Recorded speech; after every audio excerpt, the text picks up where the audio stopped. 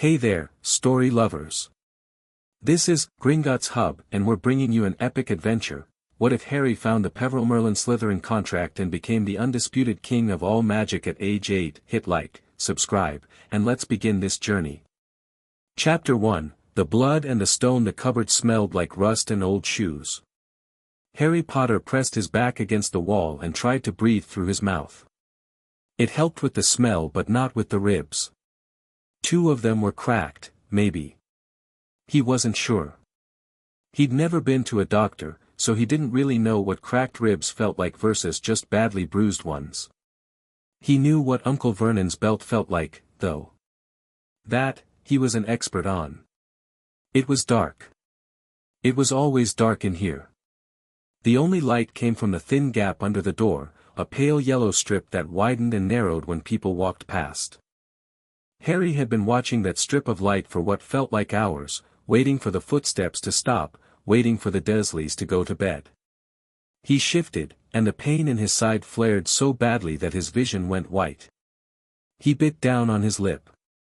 Hard. Don't make noise. That was rule number 1.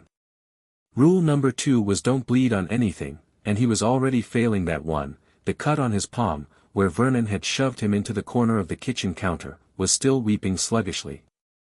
He tried to wrap it in the edge of his blanket, but the blanket was so thin and threadbare it was basically gauze. Somewhere above him, Dudley's television droned through the ceiling. Game show applause. Canned laughter. The ordinary sounds of a house where one person lived in a cupboard and everyone pretended that was fine. Harry closed his eyes. He was 8 years old, and he was so tired. Not sleepy tired. Tired in the way that went all the way down to his bones. Tired of being quiet. Tired of being small.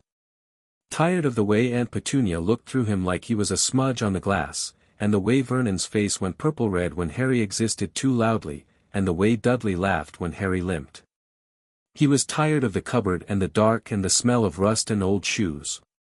He was tired of being afraid. The cut on his hand throbbed. He turned his palm over and felt something warm and wet drip off his fingers, and he hissed through his teeth because it stung, and then the blood hit the floor and the world ended. Or started. It was hard to tell which. Here is what happened in the space between one heartbeat and the next. The blood, 3 drops, maybe 4, seeped through a hairline crack in the stone floor that Harry had never noticed, because it was dark in the cupboard and he'd never had reason to examine the ground beneath his thin mattress. The blood touched something underneath that stone. Something old. Something that had been sleeping for a very long time and was now, suddenly, catastrophically, awake. Harry felt it before he understood it. A vibration. Not in the floor, not in the walls, but in him, in the marrow of his bones and the space behind his eyes and the place where his heartbeat lived. It was like someone had struck a tuning fork the size of the world and pressed it against his spine. The crack in the stone widened. Light spilled up through it, not electric light, not firelight, but something older than either. Gold and silver and a color Harry didn't have a name for, something between starlight and the feeling you got right before a thunderstorm.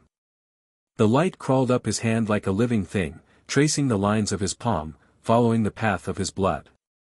Harry opened his mouth to scream and nothing came out, because the air had gone thick and strange and electric, and then the light reached his chest and, he saw. Not with his eyes. With something deeper. He saw a room made of black stone, 3 men standing around a table, their hands pressed flat against a piece of parchment that glowed like molten metal. One was tall and gaunt with a silver cloak that seemed to be made of woven moonlight. One was old, ancient, with a beard like white smoke and eyes that burned with quiet, patient fire. The third was sharp-featured and proud, with a locket gleaming green at his throat and a mouth that was almost but not quite smiling. They spoke words Harry couldn't hear, but he understood them anyway. They were making a promise. A contract. Not with each other, with magic itself. With the fundamental force that made the impossible possible and the possible magnificent. They were telling magic, when our blood meets in one vessel, that vessel shall be yours, and you shall be his, and neither shall bow to any lesser authority, not while stars burn and tides turn and the world remembers our names. The vision shattered. Harry was back in the cupboard, except the cupboard didn't exist anymore. The walls blew outward. Not violently, the wood didn't splinter, the nails didn't fly. It was more like the cupboard simply decided it was no longer capable of containing what was inside it. The walls folded back like the petals of a flower, the staircase above groaned and lifted, the door tore free of its hinges and clattered down the hallway. Harry was kneeling in the wreckage of what had been his prison for 7 years, and the light was still pouring out of the cracked stone beneath him, and it was inside him now, filling up every empty space, every bruised rib, every hungry ache. His hands stopped bleeding. His ribs stopped hurting. The scar on his forehead, the weird lightning bolt one he'd had as long as he could remember, burned white-hot for a single instant and then went ice-cold, and something inside it shrieked, a sound like a dying animal, thin and furious and terrified. Harry stood up. He'd never felt like this before. He'd never felt like anything before, not really. The Dursleys had spent 8 years making sure he felt as little as possible. But now there was something roaring through him like a river breaking through a dam, and it wasn't anger exactly, though there was anger in it, and it wasn't joy exactly, though there was joy in it too. It was power. Raw and real, and so much of it that Harry thought he might burst like a balloon if he didn't let some of it out. So he did. Every light on Privet Drive turned on. Not just in number 4, every house on the street. Every lamp, every television, every porch light. They blazed to life and then burst, one after another, a cascade of popping bulbs and crackling filaments that left the entire neighborhood in the kind of darkness that belonged to a world before electricity. Then the car alarm started. Then the dogs. Then, very faintly, someone on Magnolia Crescent started screaming. Harry stood in the ruined hallway of number 4 and breathed in, and breathed out, and felt the power settle into him like water finding its level. The wild surge faded. The roaring quieted.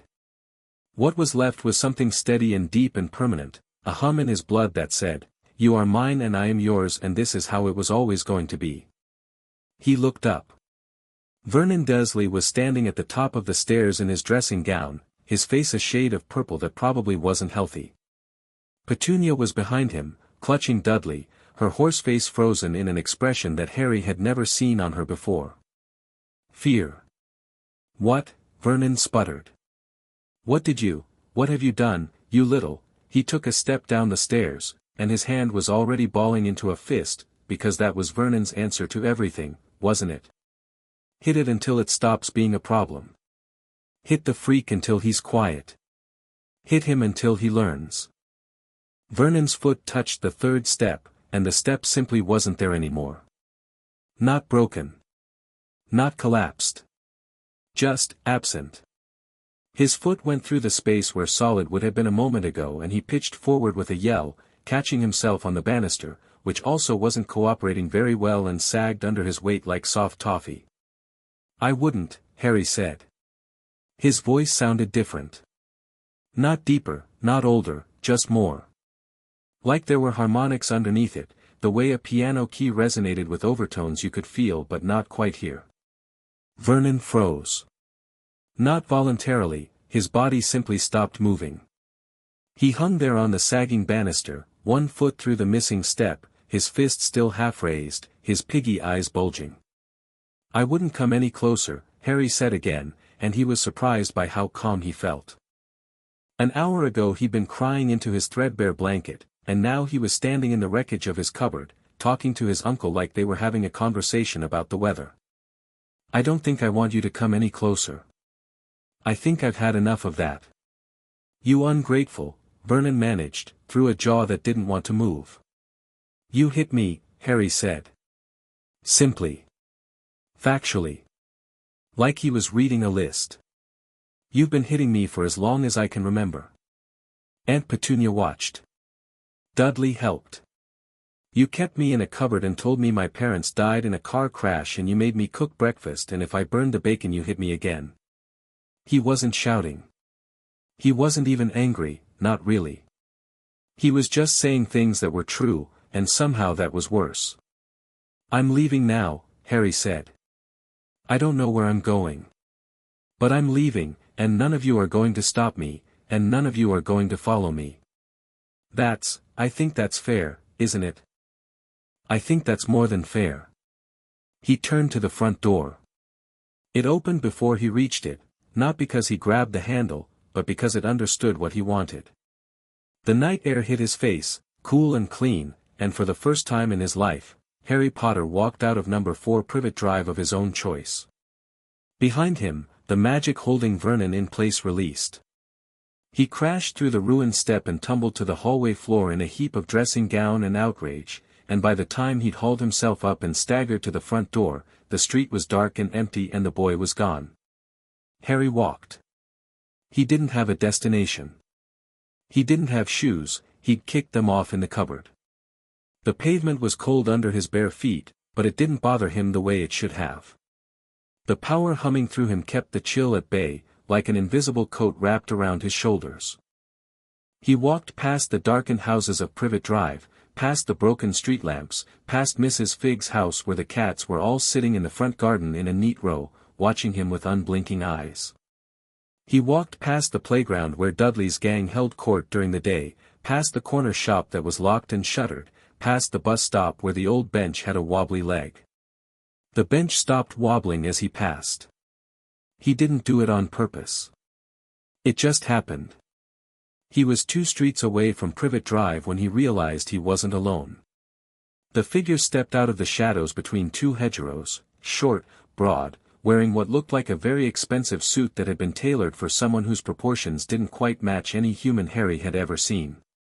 The figure's skin was the color of old leather, its ears were long and pointed, its fingers had too many joints, and its eyes were black from edge to edge, like polished obsidian. "Mr. Potter," the figure said, and bowed so deeply that its long nose nearly touched the pavement. "We felt the activation. I am Griphook. I serve the ancient and noble house of Gringotts. I have been sent to collect you." Harry looked at the creature. The creature looked at Harry. "You're not human," Harry said. "I am Goblin," Griphook said, straightening. "And you are something that hasn't existed for 700 years. We have much to discuss. Will you come?" Harry considered this. He was 8, barefoot, standing on a cold street in Surrey in the middle of the night, and a goblin in a 3-piece suit was asking him to go somewhere. His life, he was starting to realize, had taken a very sharp turn. "Will there be food?" he asked. Something that might have been surprise flickered across Griphook's angular face. Then something that was definitely amusement. "There will be a feast, Mr. Potter. Gringotts has been waiting for this night for a very long time." "All right then," Harry said. "Let's go." Griphook held out a hand. His fingers were rough and cool, and his grip was firm in the way of someone who took handshakes seriously. "Hold tight. Goblin transit is not gentle." The world folded like a piece of paper. Surrey vanished, the hedgerows, the cold pavement, the broken street lamps, all of it sucked away like water down a drain. For one lurching instant, Harry felt like he was being squeezed through a keyhole, and then the pressure released and he was standing somewhere else entirely. A cavern. That was his first thought, a cavern, deep underground, with walls of dark stone that glittered with veins of gold and crystal. But it was more than a cavern. It was a hall, vast and echoing, with pillars carved into the shapes of warriors and kings, and a ceiling so high it disappeared into shadow, and a floor of polished black marble that reflected the light of 1,000 floating lanterns. And there were goblins. Dozens of them. Hundreds, maybe. They lined the hall on both sides, standing in neat rows, wearing armor and finery and expressions of fierce, barely contained something, anticipation, maybe, or reverence, or the goblin equivalent of excitement. Every single one of them was staring at Harry. Harry said. A door at the far end of the hall opened, and through it came the oldest goblin Harry had ever seen, which, given that he'd only seen one goblin before this moment, wasn't saying much, but this one was clearly ancient. He was stooped and gnarled like an old tree, his skin creased with 1,000 wrinkles, his eyes milky but sharp. He wore robes of deep crimson trimmed with gold thread that caught the lantern light, and around his neck hung a heavy chain of office set with stones that pulsed with their own inner fire. The old goblin crossed the hall slowly, deliberately. The ranks of goblins parted for him without a word. When he reached Harry, he stopped, and looked up at the boy, because even at 8, Harry was taller than a goblin elder, and something shifted in those ancient eyes. Ragnarok, Griphook murmured beside Harry. Director of Gringotts. Leader of the Goblin Nation. Ragnarok studied Harry for a long moment. Then, slowly, with the gravity of something that clearly cost him a great deal of pride, the old goblin lowered himself to one knee. Behind him, every goblin in the hall did the same. The sound of it, hundreds of armored knees hitting marble in unison, echoed off the cavern walls like thunder. The contract is fulfilled, Ragnarok said, and his voice was rough and deep, like stones grinding together. The blood of Peverell. The blood of Slytherin. The blood of Emrys. 3 lines, 1 vessel. Magic has spoken, and we hear. He looked up at Harry, and his expression was complicated, pride and deference and something that might have been hope, the kind of hope that had been buried for centuries and was only now clawing its way back to the surface. Welcome, Your Grace. We have waited 700 years for you. Harry looked at the kneeling goblins. He looked at Ragnarok. He looked at Griphook, who was also on one knee, his expensive suit creasing against the marble. Could you all stand up, please? Harry said. I don't really understand what's happening, and I'd rather talk to people who are standing. If that's all right. Ragnarok blinked. Then he let out a sound that Harry would later learn was a goblin laugh, short, sharp, like a bark.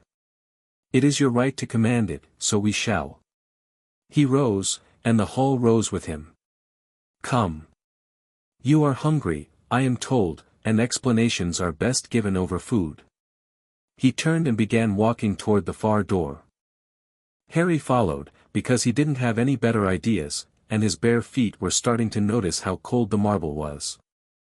As they walked, Harry felt the eyes of every goblin tracking him, felt the weight of their attention like a physical thing. It should have been terrifying. Somehow, it wasn't. Griphook fell into step beside him. You're taking this remarkably well, the goblin observed, keeping his voice low. I lived in a cupboard until about 20 minutes ago, Harry said. A goblin hall is actually a pretty big upgrade. They passed through the door at the end of the hall and into a smaller chamber, though smaller was relative, since it was still bigger than the Dursleys' entire ground floor. A long table dominated the center, set with plates and goblets of hammered gold, piled high with food that made Harry's empty stomach cramp with want. Roasted meats, dark bread, fruits he didn't recognize, steaming pies with latticed crusts, flagons of something amber that smelled like honey and spices. Ragnarok gestured to a chair at the head of the table.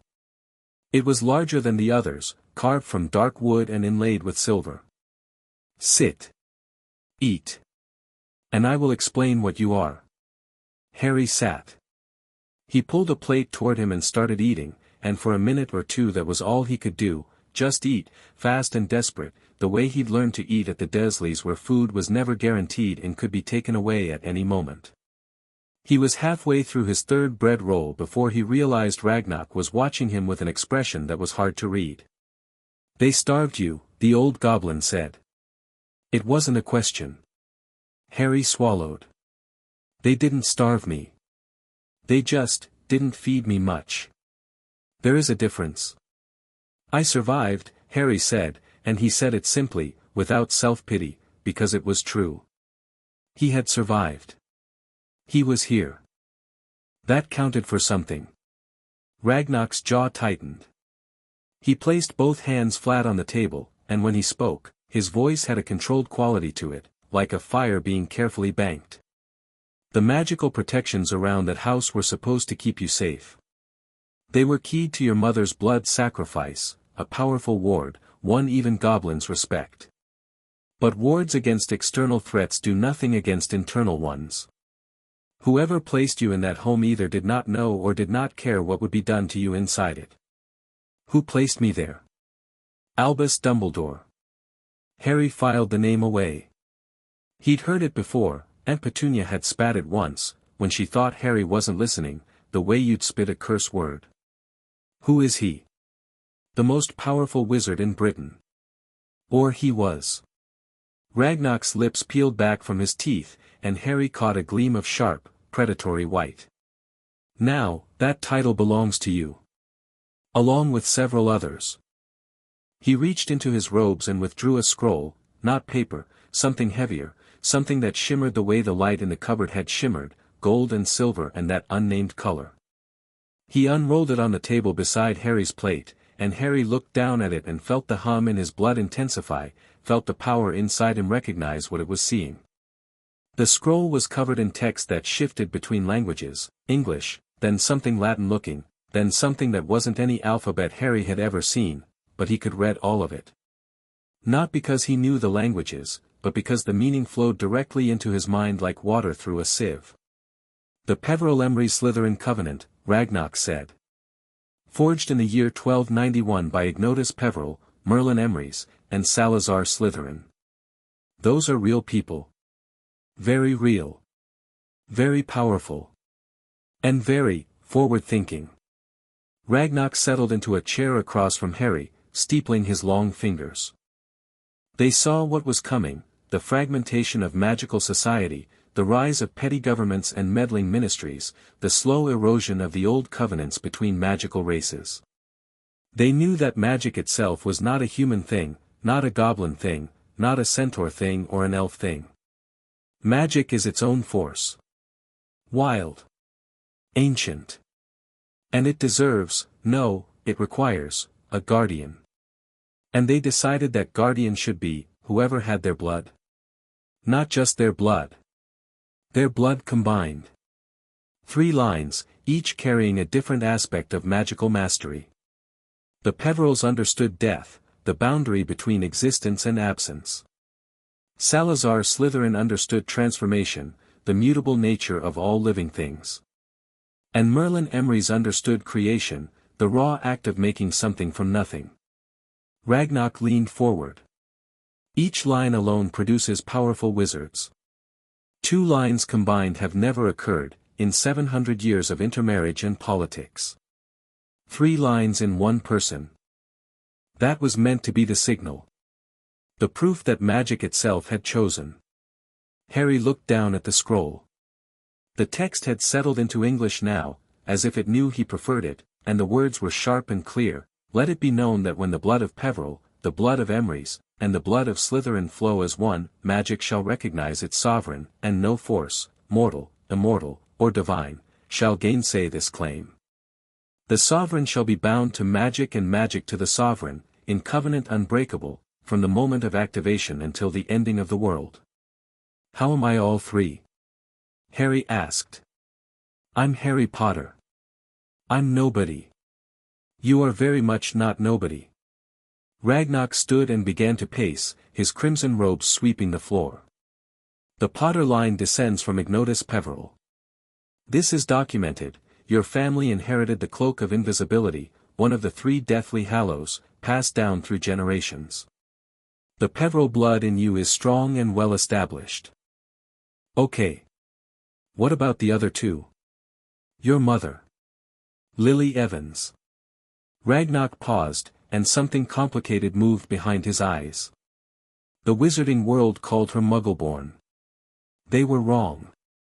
The Evans family descends from a squib line, a branch of the House of Slytherin that lost its magic 5 generations ago and vanished into the non-magical world.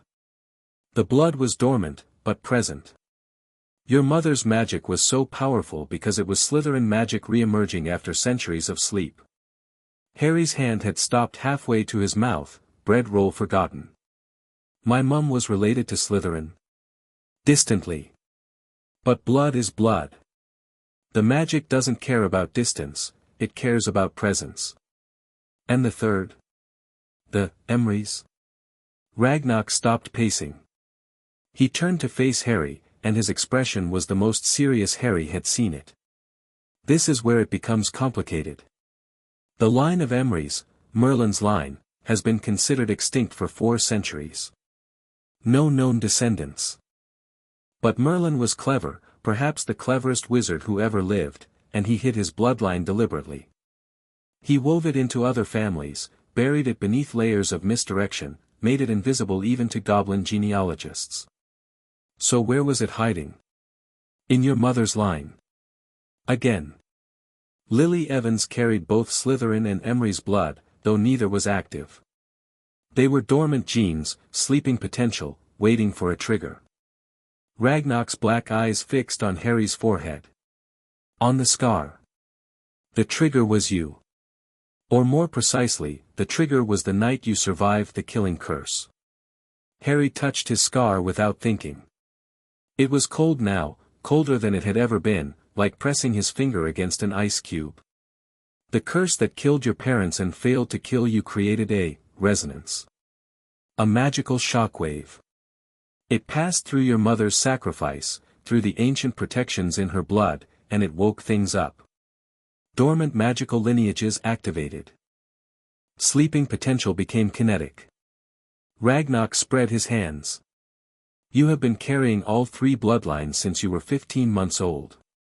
You simply needed to bleed on the right stone. The floor of my cupboard. An anchor stone, placed by Ignotus Peverell himself. He planted them across Britain, in places of significance, in homes that would one day belong to his descendants, in locations where the ley lines crossed. The one beneath your cupboard was dormant, waiting for the right blood to touch it. When your blood met the stone, the covenant activated, and magic. He paused, searching for the right word.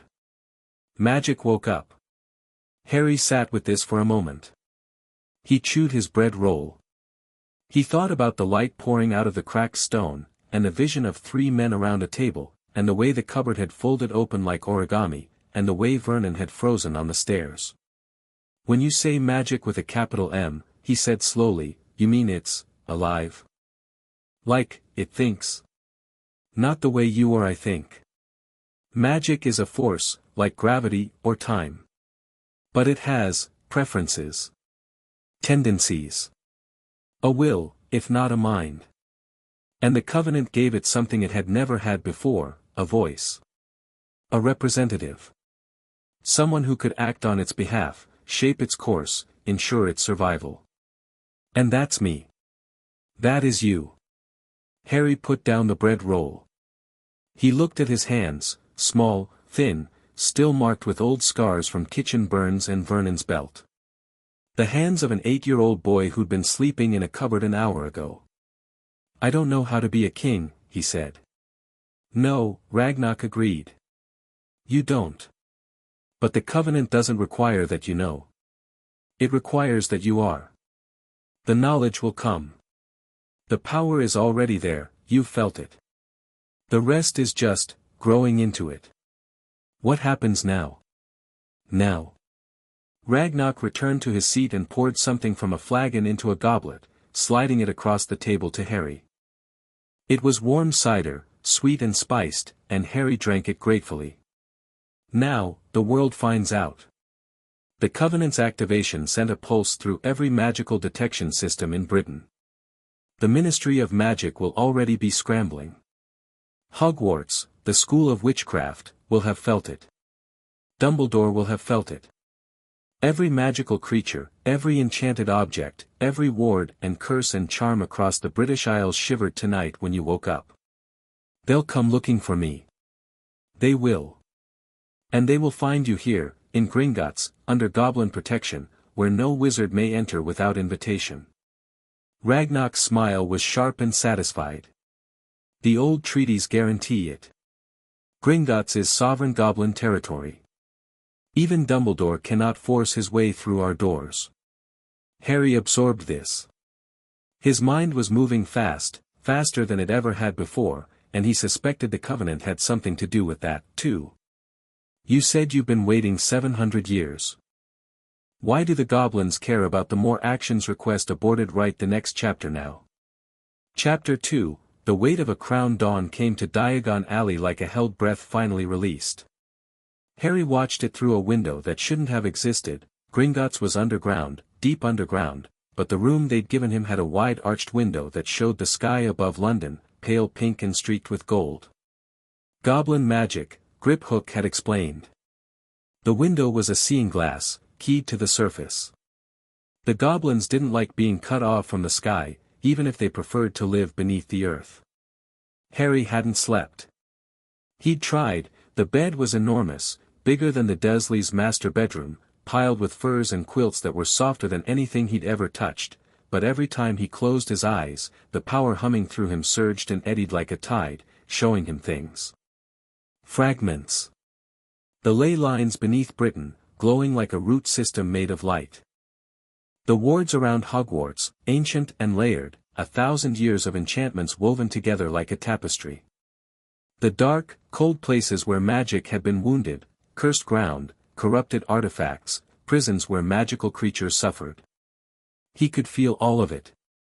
Every thread of magic in the country was connected to him now, the way nerves connected to a brain. He didn't control it, not exactly. It was more like he was aware of it, the way you were aware of your own heartbeat. Always there, always running, and if he focused on any one thread, he could feel its texture, its purpose, its health. It was overwhelming and beautiful and terrifying, and Harry was 8 years old and sitting in a goblin palace wearing borrowed clothes that were 3 sizes too big, and he wanted his mum. That thought came out of nowhere and hit him like a punch to the stomach. He curled forward on the bed, pressing his forehead against his knees, and for a few minutes he wasn't the sovereign of magic or the heir of 3 ancient bloodlines. He was just a kid who missed parents he couldn't remember. The door opened. Griphook entered carrying a tray, more food, goblin-made bread and honey and a pot of tea that smelled like blackberries. "You didn't sleep," Griphook observed, setting the tray on the bedside table. "No. The first night is the hardest. The magic is settling. It will quiet down. Does it ever go away?" "No." Griphook sat in a chair by the window, folding his hands in his lap. He was wearing a different suit today, charcoal gray, with a silver watch chain. Harry was starting to understand that Griphook's suits were a point of pride. "But you will learn to manage the awareness. Think of it like learning to ignore background noise. Right now, everything is loud because everything is new." Harry reached for the tea. His hands were steadier than he expected. "What's happening up there?" He nodded toward the window and the brightening sky. "Chaos." Griphook said it with obvious satisfaction. The Ministry's detection networks overloaded around midnight. Every monitoring device in the Department of Mysteries went haywire simultaneously. The improper use of Magic Office recorded a surge of accidental magic in Surrey that registered as a 7 on the Merswin scale. For context, the previous record was a 4, set in 1743 during a magical earthquake. Aurors were dispatched to Privet Drive, where they found a very confused and very angry Muggle family and a cupboard that had been turned inside out. "Did they hurt the Dursleys?" Griphook looked at him sideways. "You're concerned about the Dursleys?" "No. I mean, I don't want them hurt. I just don't want to go back." "You will never go back." The goblin said this with a finality that was almost physical, like a door slamming shut. "As for the Ministry, they've spent the last 6 hours trying to figure out what happened. They know it's connected to you, your magical signature was all over the site. But they don't know about the Covenant. Not yet. When will they know? When you want them to. The Covenant is your business, Mr. Potter. Goblin law recognizes your sovereignty. Wizard law." Griphook's mouth twisted. "Wizard law doesn't recognize much of anything that inconveniences wizards.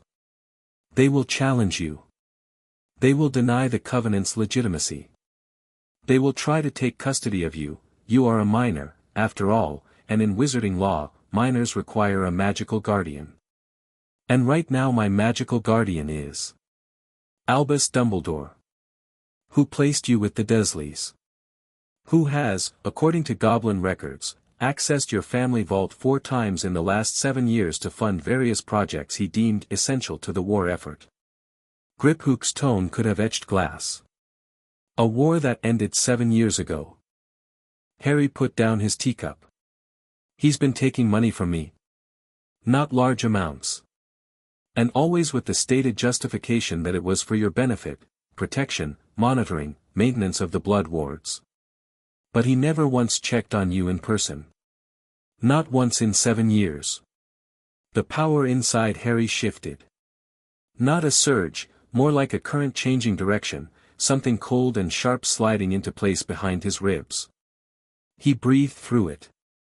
He was learning already that the magic responded to his emotions, and anger made it want to do things. I want to know everything, Harry said. Everything about my family, my vaults, my properties, my parents' will. Everything Dumbledore did and everything the Ministry knows. Can the Goblins provide that? We can and we will. But first, Griphook stood and crossed to a wardrobe Harry hadn't noticed, carved from dark wood and set with bronze fittings. He opened it and withdrew a set of clothes. You should dress. Director Ragnarok wishes to complete the formal inheritance ritual before the wizards come knocking. And they will come knocking, Mr. Potter. Very soon. Harry looked at the clothes. They were goblin-made, he could tell by the quality, the fine stitching, the way the fabric caught the light, but they were sized for a human child.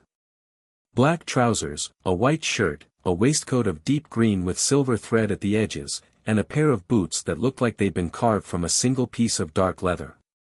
Did you make these overnight? Harry asked. Goblin artisans do not sleep when there is work to be done. You are the fulfillment of the covenant. The least we can do is make sure you're not wearing hand-me-downs. A pause. Again. Harry dressed. The clothes fit perfectly, better than anything he'd ever worn, molding to his frame without being tight, moving with him when he bent and stretched. The boots were warm and solid on his feet. He looked at himself in the mirror on the wardrobe door and barely recognized what he saw. The boy in the mirror was thin and small for his age, with messy black hair and bright green eyes behind round glasses that were slightly bent. The scar on his forehead stood out, pale and sharp. But there was something different about him now, something in the way he stood, the set of his shoulders, the way his eyes focused. The boy in the mirror looked like someone who'd stopped being afraid. Let's go, Harry said. The inheritance ritual took place in a chamber deep beneath the main hall, deeper than Harry had been before, so far underground that the air tasted of stone and ancient metal. The room was circular, with walls covered in carved runes that pulsed with a slow, rhythmic light, like a heartbeat.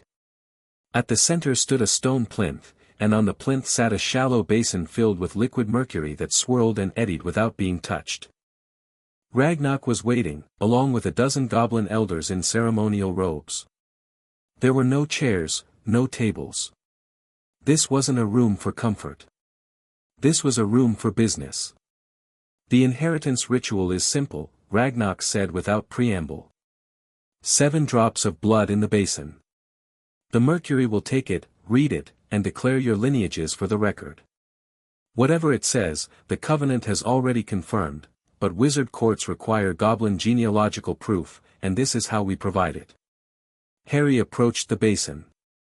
The mercury reflected his face back at him, distorted and strange, and for a moment he thought he saw other faces in it, a woman with red hair and green eyes like his, a man with messy black hair and glasses, both of them smiling at him from somewhere very far away. He blinked, and they were gone. Griphook handed him a ceremonial dagger, short-bladed, wickedly sharp, with a handle of carved bone. Harry pricked his thumb without hesitating. He'd been hurt worse by 1,000 things, a pinprick was nothing. He held his hand over the basin and let 7 drops fall. The mercury turned gold. Then silver. Then that nameless color from the cupboard, starlight and thunder and the breath before a storm, and the liquid rose from the basin like a fountain, swirling upward in a column that reached the ceiling and spread across it, forming words. Harry James Potter. Born July 31, 1980 to James Charles Potter and Lily Marie Potter née Evans. The words shifted, branched, became a tree, a family tree, spreading outward and backward in time, names and dates and connecting lines stretching back through centuries. Harry watched his father's line climb through the generations, Potter to Peverell, through Fleamont and Henry and Hardwin, back and back until the name at the top of the branch read Ignotus Peverell, 1214 to 1292. The Peverell branch glowed silver. His mother's line was more complex. It split early, the Evans family, mundane names and mundane dates, schoolteachers and shopkeepers and farmers. But Grip Hook had been right. 5 generations back, the line connected to a name that made every goblin elder in the room stiffen, Corvinus Gaunt, Squib, disowned 1847, assumed Muggle identity as Marcus Evans. From Corvinus Gaunt, the line climbed through the Gaunts to the Slytherins, and at the top of that branch, burning in green and silver, Salazar Slytherin, c. 943-1028. The Slytherin branch glowed green. And then the third branch. It emerged from his mother's line as well, but further back, much further, tangled and hidden, woven through families that had never known what they carried. The goblins tracked it with their eyes, murmuring in gobbledygook, as the line threaded through the Evans genealogy, through a dozen Muggle families, through a squib line that predated the Gaunts, all the way back to a name that made Ragnarok close his eyes and bow his head. Merlin Emrys, born circa 382, died unknown. The Emrys branch blazed with light, not gold or silver or green but white, pure white, the color of magic at its most fundamental. The entire family tree pulsed once, twice, 3 times, and then the mercury collapsed back into the basin with a sound like a bell being struck. Silence. Then Ragnarok opened his eyes and spoke in a voice that carried the weight of 7 centuries of waiting. Let it be witnessed and recorded. Harry James Potter carries the blood of the 3. The Peverell-Merlin-Slytherin covenant is fulfilled. Magic has its sovereign. The goblin elders bowed. Not reluctantly, not politically, genuinely, with the solemnity of people witnessing something sacred. Harry looked at the basin, where the mercury had stilled to a perfect mirror. His reflection stared back at him, a small boy in goblin-made clothes, with a scar on his forehead and the weight of 700 years on his thin shoulders. "I'd like to see my family's vault now," he said. "And my parents' will. And I'd like to know exactly what Albus Dumbledore has been doing with my life." Ragnarok's answering smile was all teeth. "With pleasure, Your Grace." The Potter family vault was not what Harry expected. He'd thought, if he'd thought about it at all, that it would be a room full of gold coins, like a dragon's hoard from a storybook. And there was gold, yes. Mountains of it, heaped in shining piles that caught the torchlight and threw it back in warm waves. But the gold was almost an afterthought. The vault was enormous, bigger than the great hall above, carved from the living rock of the earth, and it was filled with things. Artifacts. Heirlooms. Weapons and books and jewelry and paintings and items that hummed with so much stored magic that Harry could feel them pulling at him like magnets. "The Potter Vault," Grip Hook said, walking beside Harry through the towering stacks. "Established by Linfred of Stinchcombe in the 12th century. Continuously maintained for 800 years. Current liquid holdings, approximately 47 million galleons. Current assets including properties, investments, and artifacts, incalculable." Harry stopped walking. 47 million. Galleons, yes. The exchange rate to Muggle currency fluctuates, but at current valuations, you're looking at roughly £235 million sterling. Harry had to lean against a stack of gold bars. Not because the number meant anything to him, he was 8, and the largest amount of money he'd ever held was the 50-pence piece he'd found under the sofa cushion last year, but because the sheer absurdity of it hit him all at once. He'd been wearing Dudley's cast-offs. He'd been eating scraps. He'd been sleeping in a cupboard while 47 million galleons sat in a vault with his name on it. And Dumbledore knew about this. Dumbledore holds the key to your trust vault, a smaller vault, established by your parents for your school expenses. He has been drawing from it. The main family vault he cannot access, it's blood-sealed.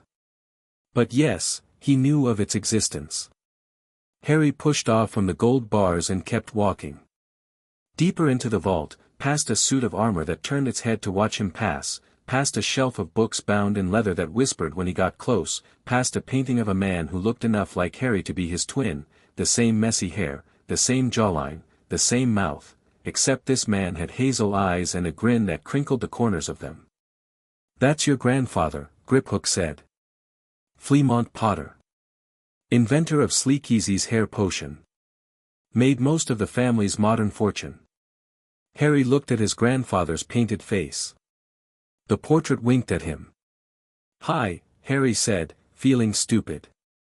Well, the portrait said, in a voice that was warm and slightly scratchy. "You look just like James. Except the eyes, Lily's eyes, those are. I only met her once, you know. Lovely girl. Fierce as a Hungarian horntail. You knew my parents? Knew your father since he was in nappies. Spoiled him rotten, too, don't let anyone tell you otherwise. Best thing I ever did." Fleamont's painted eyes softened. "You're the one, then. The Covenant heir. Apparently. Good. It's about time." The portrait leaned forward conspiratorially. "The goblins will take care of you. Trust Ragnarok, he's a hard old bastard, but he's honest. More than you can say for most wizards." A pause. "And don't let Dumbledore push you around. He pushed your father around, and James regretted it until the day he died." Harry filed that away, too. The file in his mind labeled Albus Dumbledore was getting thick. At the very back of the vault, behind a locked gate that opened at Harry's touch, he found a smaller chamber. This one was different, quieter, more personal. A wooden chest sat on a stone table, surrounded by protective runes that glowed faintly blue. Inside the chest, Harry found letters. Dozens of them. Bound with ribbon, written in two different hands, one neat and precise, the other sprawling and energetic. His mother's handwriting and his father's. Letters to him. Letters they'd written during the war, when they were in hiding, when they knew they might not survive. "Dear Harry," the first one read, in his mother's hand. "If you're reading this, then the worst has happened and your father and I aren't there to explain things in person. I'm so sorry, sweetheart. I'm so sorry we couldn't stay." Harry closed the chest. He couldn't read them. Not yet. Not here, in a vault full of gold and goblin escorts. These were private. These were his. He'd read them later, alone, when he could cry without an audience. "I'd like to take this with me," he said, his voice steady. Griphook nodded. "Of course." They returned to the surface, or what passed for it in Gringotts, the main banking hall with its marble counters and high arched ceiling. Harry carried the chest of letters under one arm. He felt different than he had an hour ago, though he couldn't quite articulate how. Heavier, maybe.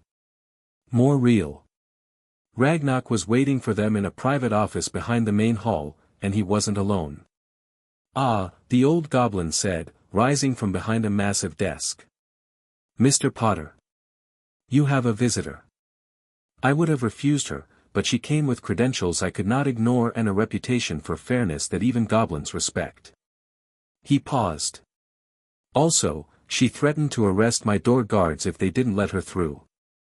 The woman sitting across from Ragnarok's desk stood and turned, and Harry got his first look at Amelia Bones. She was tall, square-jawed, with close-cropped gray hair and eyes like flint behind a monocle that gleamed in the lamplight. She wore dark robes with a badge pinned to the breast, a pair of crossed wands over a shield, and she carried herself like someone who was used to being the most formidable person in any room she entered. She looked at Harry, and something in her expression shifted. Not the awe the goblins showed. Not the calculated wariness he'd expected from a ministry official. Something simpler. Something sadder. Merlin, she said quietly. He's tiny. I'm 8, Harry said. I know how old you are, Mr. Potter. I know a great deal about you, in fact. I'm Amelia Bones, head of the Department of Magical Law Enforcement. She extended a hand, and Harry shook it. Her grip was firm and dry and businesslike. I've spent the last 6 hours trying to get ahead of a situation that is rapidly spiraling beyond anyone's control. Half the Wizengamot is in emergency session. The minister is having a nervous breakdown. And Albus Dumbledore has been standing outside this bank for 3 hours, asking very politely to be let in. And you got in instead. I got in because I asked the goblins the right question. I didn't ask to see the boy who lived or the supposed magical sovereign or whatever other title the rumor mill has assigned you. I asked to see a child who'd been removed from an abusive home in the middle of the night. Her flint-gray eyes held his. That is the part that concerns me, Mr. Potter. Whatever else you may be, you are 8 years old, and you were found to be living in a cupboard with injuries consistent with long-term abuse. That falls under my jurisdiction. Harry hadn't expected that. He'd expected politics, demands, threats, the things Griphook had warned him about. He hadn't expected someone to walk in and say you're a hurt kid and I care about that. The Dursleys, he said. My aunt and uncle. Currently being questioned by Aurors. The non-magical authorities have also been notified. We have liaison officers for situations like this. She paused. I should tell you, Mr. Potter, that I am not here on anyone's behalf but my own. The minister didn't send me. Dumbledore didn't send me. I am here because a child was hurt on my watch, and that's not something I take lightly. Harry believed her. He wasn't sure why. Maybe it was the magic, giving him some new ability to sense truth, or maybe it was just the way she spoke, direct and unadorned, without any of the verbal gymnastics adults usually used when they wanted something from you. Sit down, Madam Bones, Harry said, gesturing to the chair she'd vacated. I think we have a lot to talk about. Something flickered in her expression, surprise, maybe, at being invited to sit in a goblin director's office by an 8-year-old. But she sat. Harry sat too, across from her, with Ragnarok behind his desk and Griphook standing silently by the door. The chest of letters rested in Harry's lap. What do you know about what happened tonight? Harry asked. Less than I'd like and more than the ministry wants me to. Amelia folded her hands on her knee. I know there was an unprecedented magical event at number 4 Privet Drive. I know the wards around the house, blood wards, extremely powerful, collapsed entirely. I know every magical detection system in Britain registered a surge of power that, frankly, should not be possible from a single source. And I know that the goblins have been in a state of high alert since midnight, which tells me this is connected to something ancient and contractual, because the goblins don't get excited about anything less. Ragnarok, Harry said, without looking away from Amelia. Show her the genealogy. Ragnarok raised an eyebrow, a remarkable amount of expression for a goblin, but produced a rolled parchment from his desk and handed it across. Amelia unrolled it, and Harry watched her face as she read. She went pale. Not dramatically, not with a gasp or a stammer. Amelia Bones wasn't the gasping type. But the color drained from her cheeks steadily, like water seeping from a cracked cup, and by the time she reached the end, her lips were pressed into a thin white line. This is verified, she asked. Blood verified by Goblin genealogical ritual, Ragnarok said. Indisputable. Irrefutable. Would hold in any court on earth, magical or mundane. The Covenant, Amelia said slowly. I thought it was a myth. Myths, Ragnarok said dryly, are just history that wizards find inconvenient to remember.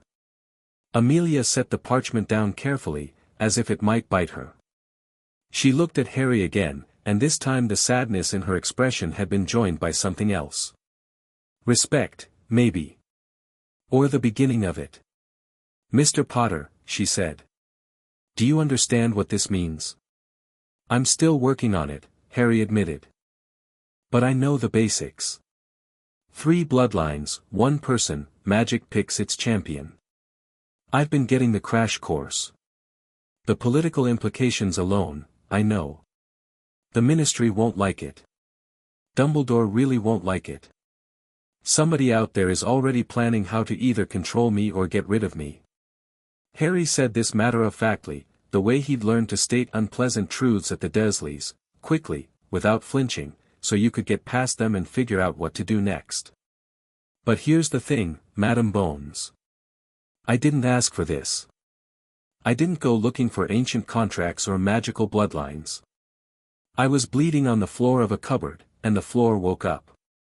So I'm not going to apologize for it, and I'm not going to pretend it didn't happen, and I'm definitely not going to let anyone put me back in a cupboard, literal or metaphorical. Silence. Amelia studied him for a long moment. Then she did something unexpected, she smiled. It was a small smile, barely there, but it transformed her severe face into something almost warm. You remind me of your mother, she said.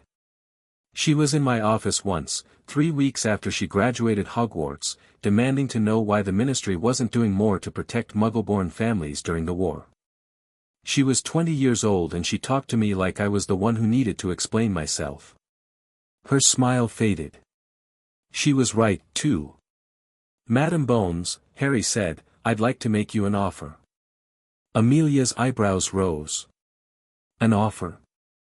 I need someone in the Ministry who'll be straight with me. No games, no politics, no for your own good rubbish. Someone who'll tell me when I'm wrong and back me up when I'm right. From what I can tell, you're the only person in that building who fits the description. You're asking me to be your ally. I'm asking you to be my friend. He shrugged. Allies are political. I don't really do politics. I'm 8. Amelia Bones looked at Harry Potter, an undersized, bespectacled, scar-bearing 8-year-old boy sitting in a goblin's office chair with his feet not quite reaching the floor, wearing goblin-tailored clothes and carrying a chest of his dead parents' letters, and something in her expression settled, like a decision being made. All right, Mr. Potter, she said. I'll be your friend. But friends give honest counsel, and here's mine, Dumbledore is outside this building right now. You're going to have to deal with him eventually. Putting it off only gives him time to plan. I know. Harry stood. The chest of letters he placed carefully on Ragnarok's desk. The goblin nodded, understanding without being asked that it was to be kept safe. But I'm not going to go to him. He can come to me. He looked at Ragnarok. Can we use the main hall? The Sovereign may use any room in Gringotts. The main hall, then. It's big enough, and I want the goblins present. He should see that I'm not alone. Griphook opened the office door. I'll prepare the hall. Griphook. The goblin paused. Let him in. But just him. Nobody else from the Ministry, no Aurors, no assistants. Just Dumbledore. Griphook's sharp-toothed grin was visible even from across the room. It will be my genuine pleasure to inform the Chief Warlock that he may enter Gringotts on the sufferance of an 8-year-old. I may frame his expression. He left. Harry turned to Amelia. Will you stay? Try to make me leave. They went to the main hall. The floating lanterns had been dimmed, giving the vast space a solemn, cathedral quality. Goblin guards lined the walls, not the ceremonial ranks from last night, but working soldiers in functional armor with axes at their hips. Ragnarok took his position behind Harry, standing rather than sitting, his presence a clear statement, the Goblin Nation stands with this child. Amelia positioned herself to Harry's right. She didn't draw her wand, but her hand rested near it. Professional habit. Harry stood in the center of the hall and waited. He didn't have to wait long. The great doors of Gringotts swung open, and Albus Dumbledore entered. Harry's first thought was that Dumbledore looked exactly like someone who'd been standing outside a bank for 3 hours in the cold, slightly rumpled, slightly irritated, and working hard to hide both. He was tall, enormously tall, taller than Vernon, with a long silver beard that reached his waist and robes of midnight blue embroidered with tiny silver stars. He wore half-moon spectacles on a long, crooked nose, and behind them, his eyes were a startling shade of blue, bright and penetrating and constantly moving. Those eyes swept the hall, the goblin guards, Ragnarok, Amelia, and landed on Harry. The old man stopped walking. Harry felt it then, a subtle pressure against his mind, like fingers pressing gently against a window. Not aggressive.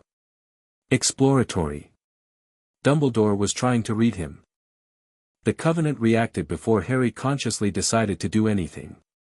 The mental pressure shattered like glass hitting stone, and Dumbledore flinched, actually, physically flinched, his head jerking back as if he'd been slapped. "I'd prefer if you didn't do that," Harry said calmly. "Whatever it was." Dumbledore recovered quickly. He straightened, adjusted his spectacles, and arranged his features into an expression of grandfatherly warmth that was very convincing if you didn't know what to look for. Harry, who had spent 8 years reading adult faces to predict whether he was about to be fed or hit, knew exactly what to look for. "Harry, my boy," Dumbledore said, spreading his arms in a welcoming gesture that was absurd given that he was the guest. "I cannot tell you how relieved I am to see you safe. When the wards at Privet Drive fell, I feared the worst." "Did you?" Harry said. "Of course. Your safety has been my primary concern since the night your parents, let me stop you there." Harry's voice was quiet, but it carried through the hall, amplified by the magic that permeated every stone. "My safety. You want to talk about my safety?" Dumbledore's warm expression flickered. "Harry, you placed me with the Dursleys. You placed me with a family that hated magic, hated my mother, and hated me. You left me on a doorstep in November, Madame Bones confirmed the date, with nothing but a letter. You made yourself my magical guardian and then you never visited. Not once. Not in 7 years." Harry's voice stayed level throughout, and somehow that was more devastating than shouting would have been. "You drew money from my trust vault. You sealed my parents' will. You didn't tell me I was a wizard. You didn't tell me my parents were murdered. You let them tell me it was a car crash." Each statement landed like a stone dropping into still water. Dumbledore's expression shifted with each one, micro-adjustments, the warm grandfather persona developing hairline cracks. "There were reasons," he began. "I'm sure there were. I'm sure every single thing you did made perfect sense inside your own head. I'm sure you had a grand plan, and I was an important piece of it, and the cupboard and the beatings and the starvation were all acceptable costs because the greater good demanded them." Harry took a step forward. He was a fraction of Dumbledore's height. He had to tilt his head back to look the old man in the eye. "It didn't matter. But here's what I need you to understand, Professor Dumbledore. I am not a piece. I am not a tool. I am not a weapon you're sharpening for some future battle. Whatever plan you had for me, it's over. The Covenant saw to that." Dumbledore's eyes sharpened.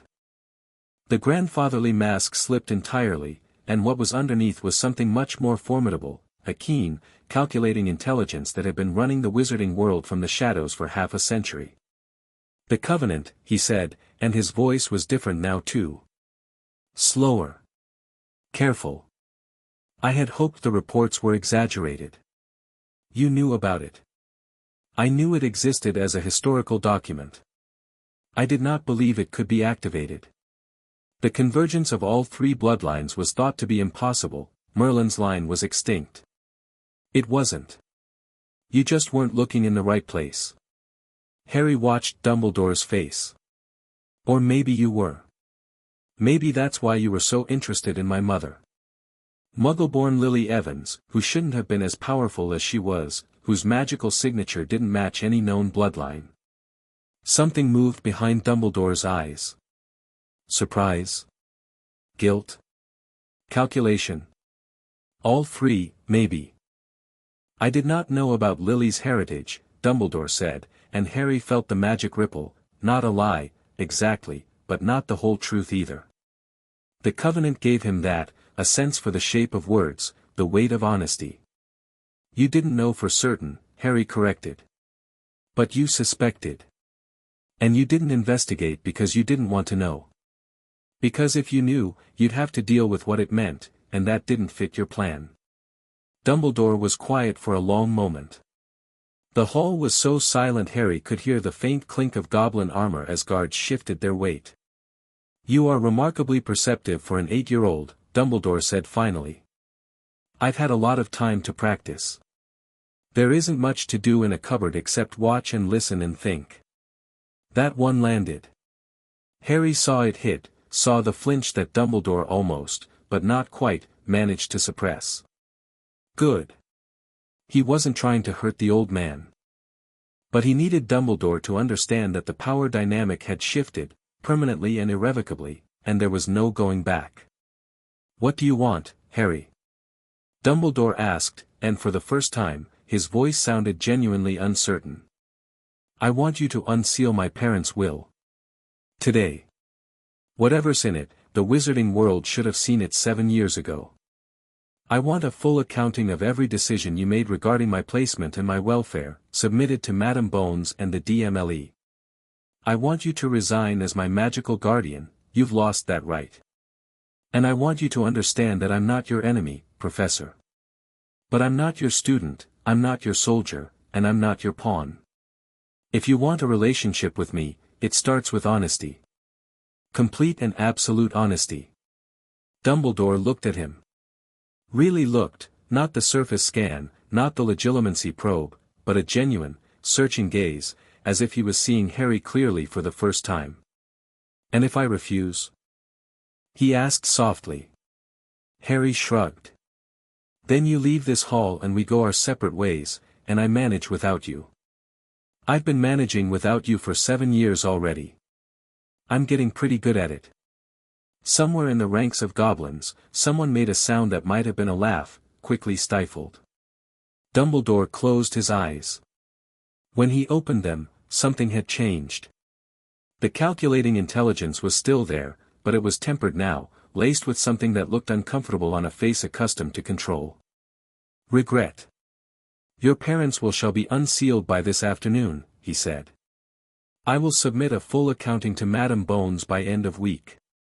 And I will resign as your magical guardian, effective immediately. He paused. For what it's worth, Harry, and I know it is worth very little at this moment, I am sorry. The choices I made with the best of intentions, but I see now that intentions are not enough. They never were. Harry wanted to accept the apology. He wanted to be gracious and forgiving and wise beyond his years. But he was 8, and the ribs that had been cracked 4 hours ago were still a fresh memory even if the magic had healed them, and the cupboard still smelled like rust and old shoes in his mind. I believe you're sorry, Harry said.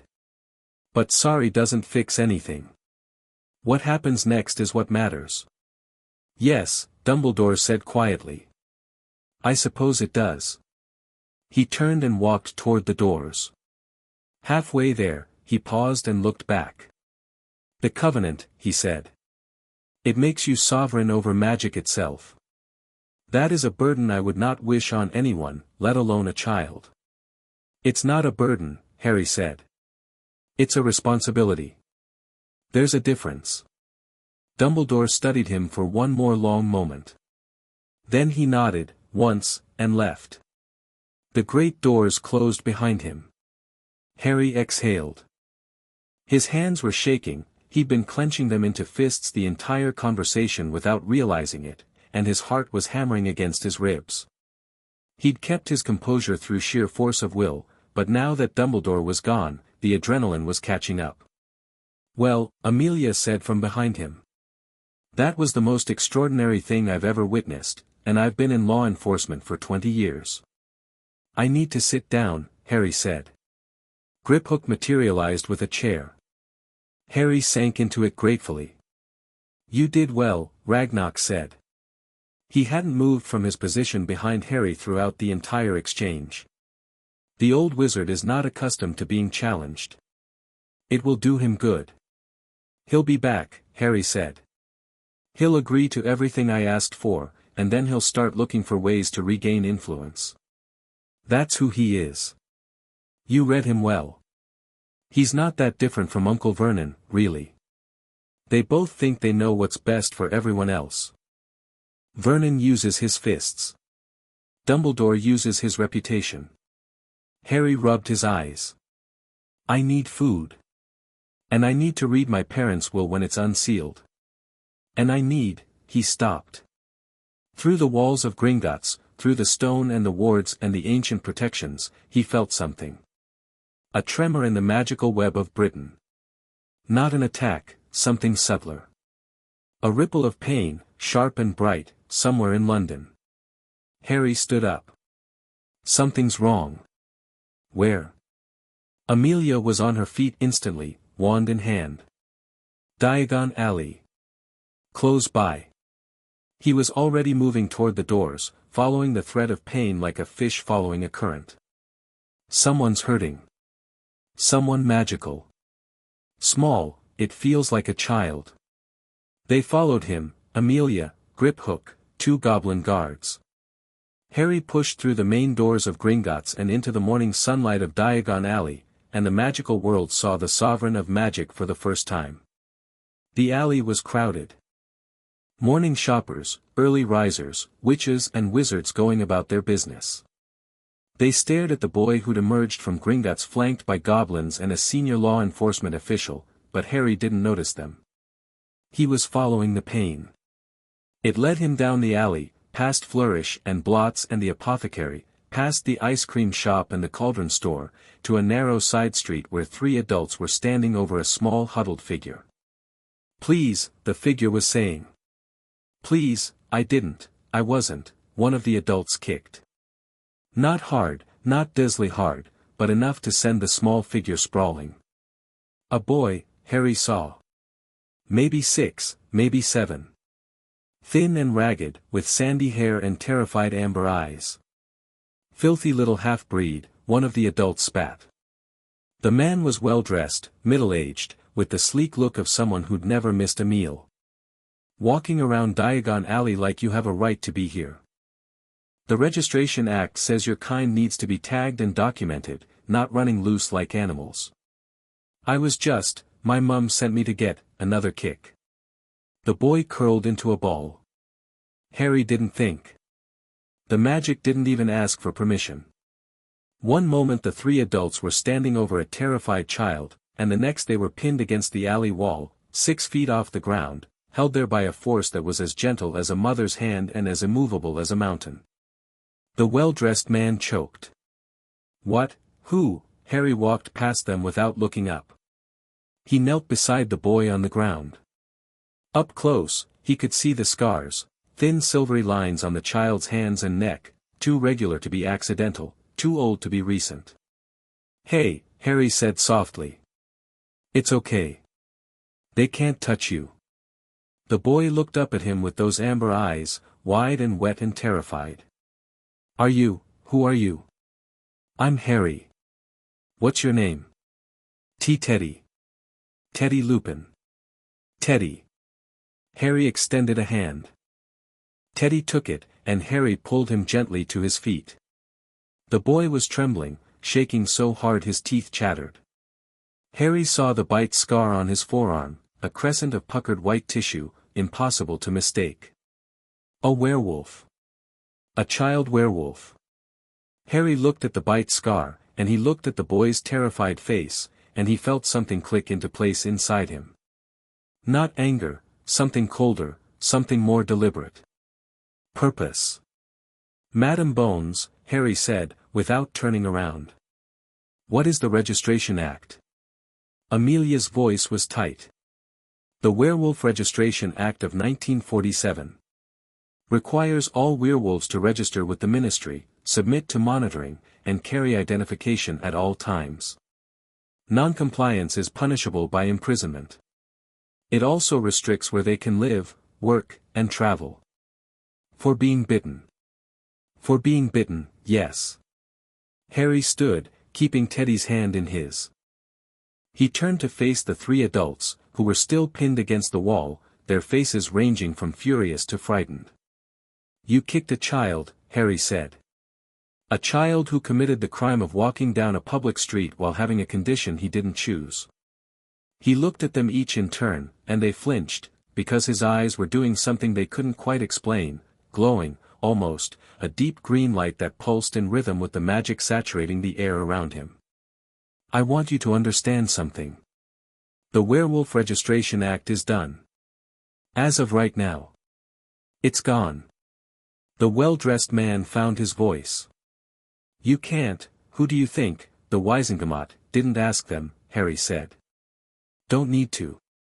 He reached for the magic, not just his magic, all of it, the web of power that connected every spell and ward and enchantment in Britain, and he pulled. It was like tugging a single thread from a tapestry, except the thread was a piece of legislation that had been woven into the fabric of magical law for almost 50 years, and when it came free, every copy of the Registration Act in every ministry office in the country caught fire simultaneously and burned to white ash. The adults dropped from the wall. They hit the ground in a heap, scrambling, tripping over each other, and fled without looking back. The alley had gone very quiet.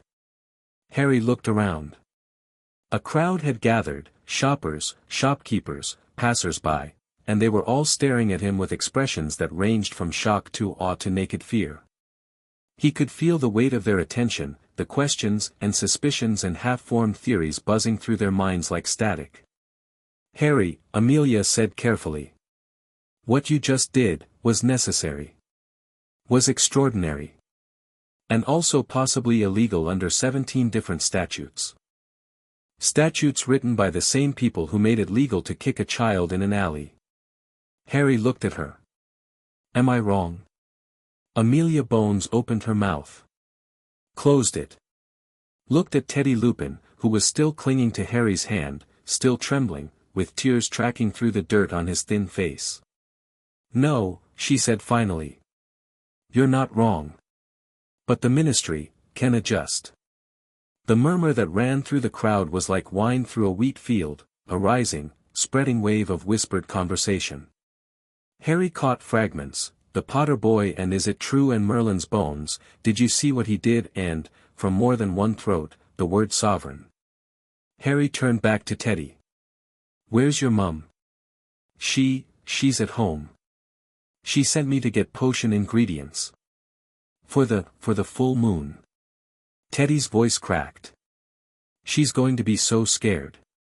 She told me to be careful, she told me not to let anyone see the scar." "You shouldn't have to hide," Harry said. "Nobody should have to hide what they are. Listen, Griphook." The goblin stepped forward. "Your Grace. Can you take Teddy home? Make sure his mum knows he's safe." And, Harry paused, thinking. The potion ingredients he came for.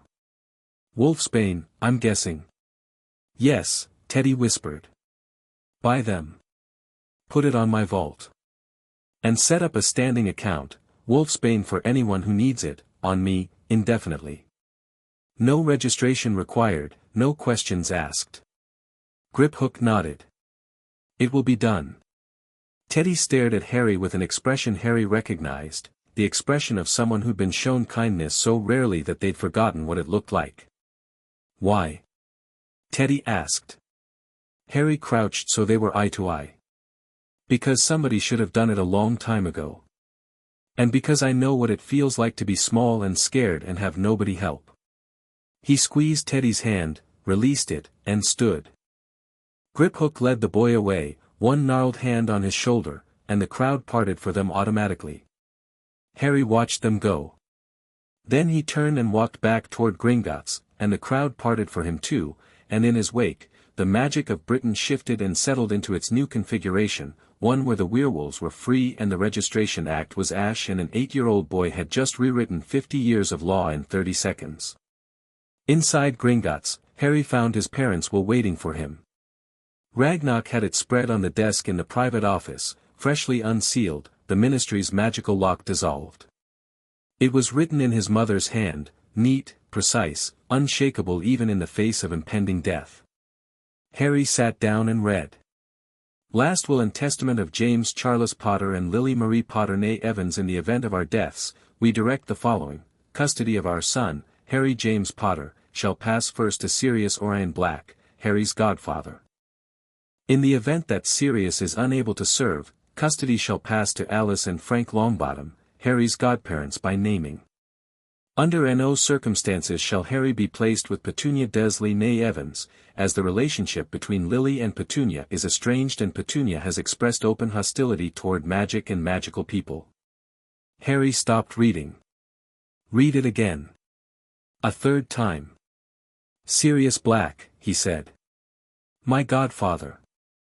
Ragnar's expression was carefully neutral. Sirius Black is currently imprisoned in Azkaban. He was convicted of betraying your parents to the Dark Lord and murdering 13 Muggles with a single curse. He was sentenced to life imprisonment. Was there a trial? No. The word hung in the air. No trial, Harry repeated. No trial, no formal hearing, no presentation of evidence. He was arrested at the scene and sent directly to Azkaban on the authority of Bartemius Crouch Sr., then head of the DMLE. The case file is sealed. Harry looked at Amelia. She'd gone very still. Madam Bones, Harry said. Did you know about this? I knew Sirius Black was imprisoned. I was a junior Auror when it happened. It was before my time as department head. I had no reason to question. She trailed off. Her jaw set. There should have been a trial. Under any circumstances, there should have been a trial. That is not how British magical law works. It is how it worked when Dumbledore and Crouch wanted it to, Ragnar said quietly. Harry sat with this for a moment. A godfather. He had a godfather, someone his parents had specifically chosen to raise him, and that person had been thrown in prison without a trial while Harry was shipped off to the Dursleys. I want Sirius Black brought to trial, Harry said. A real trial, with evidence and witnesses and the full weight of the law. If he's guilty, he stays in prison. If he's not. Then Dumbledore's decisions become considerably harder to justify, Amelia finished. I'll begin the process today. But Harry, Azkaban is guarded by Dementors, and the Ministry won't. The Ministry doesn't get a vote on this, Harry said. But I'll work with you. Proper channels, proper process. I'm not trying to break the law, Madam Bones. I'm trying to make sure it actually works. Amelia nodded slowly. I'll have the case file unsealed by tomorrow. We'll review the evidence, or the lack thereof, and go from there. Harry returned to the will. There was more: bequests, property transfers, trust arrangements, but one passage caught his eye near the end. To our son Harry, we leave everything. Every galleon, every property, every heirloom, every memory. We love you more than words on parchment can express. Be brave, be kind, and be yourself. That is all we have ever wanted for you. And Harry, if you're reading this, and things have gone wrong, and the people we trusted have let you down, don't be angry. Be better. Be the person they should have been. Harry closed the will. He pressed his hands flat against the desk and breathed. In. Out. In. Out. Your Grace. Ragnar's voice was gentle, which was unusual for a goblin. I'm fine, Harry said. His voice was steady. His eyes were not. I need a moment. They gave him one. Amelia and Ragnar and Griphook, who'd returned from escorting Teddy, all stepped back and gave an 8-year-old boy space to grieve for parents he'd never known, in a room full of gold and ancient treaties, while the magical world outside rearranged itself around the fact of his existence. Harry wiped his eyes with the back of his hand. He took one more breath. Then he straightened, and when he spoke, his voice was clear and firm. All right. Here's what we're going to do. Ragnar, I need a full inventory of all Potter and Peverell properties. I need somewhere to live that isn't a cupboard. Madam Bones, I need the Sirius Black case file and the Dursley investigation report on my desk, whatever desk I end up with, by tomorrow morning. And I need word sent to the Wizarding World. Official word. From me. Saying what? Amelia asked. Harry thought about it. He thought about the Dursleys and the cupboard and the belt. He thought about Teddy Lupin's terrified amber eyes. He thought about Sirius Black rotting in prison without a trial. He thought about Dumbledore's careful plans and the Ministry's careful laws and all the careful, systematic cruelty that powerful people called necessity. Saying that the Covenant is real. That magic has chosen a sovereign. And that things are going to change. He paused. Say it nicely. I don't want to scare anyone. But I want them to know. By noon, every owl in Britain was in the air.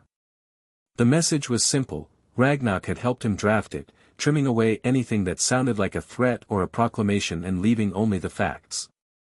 It went to every magical household, every ministry office, every shop and school and settlement where witches and wizards lived, to the magical community of Britain. The Peverell-Merlin-Slytherin covenant has been activated.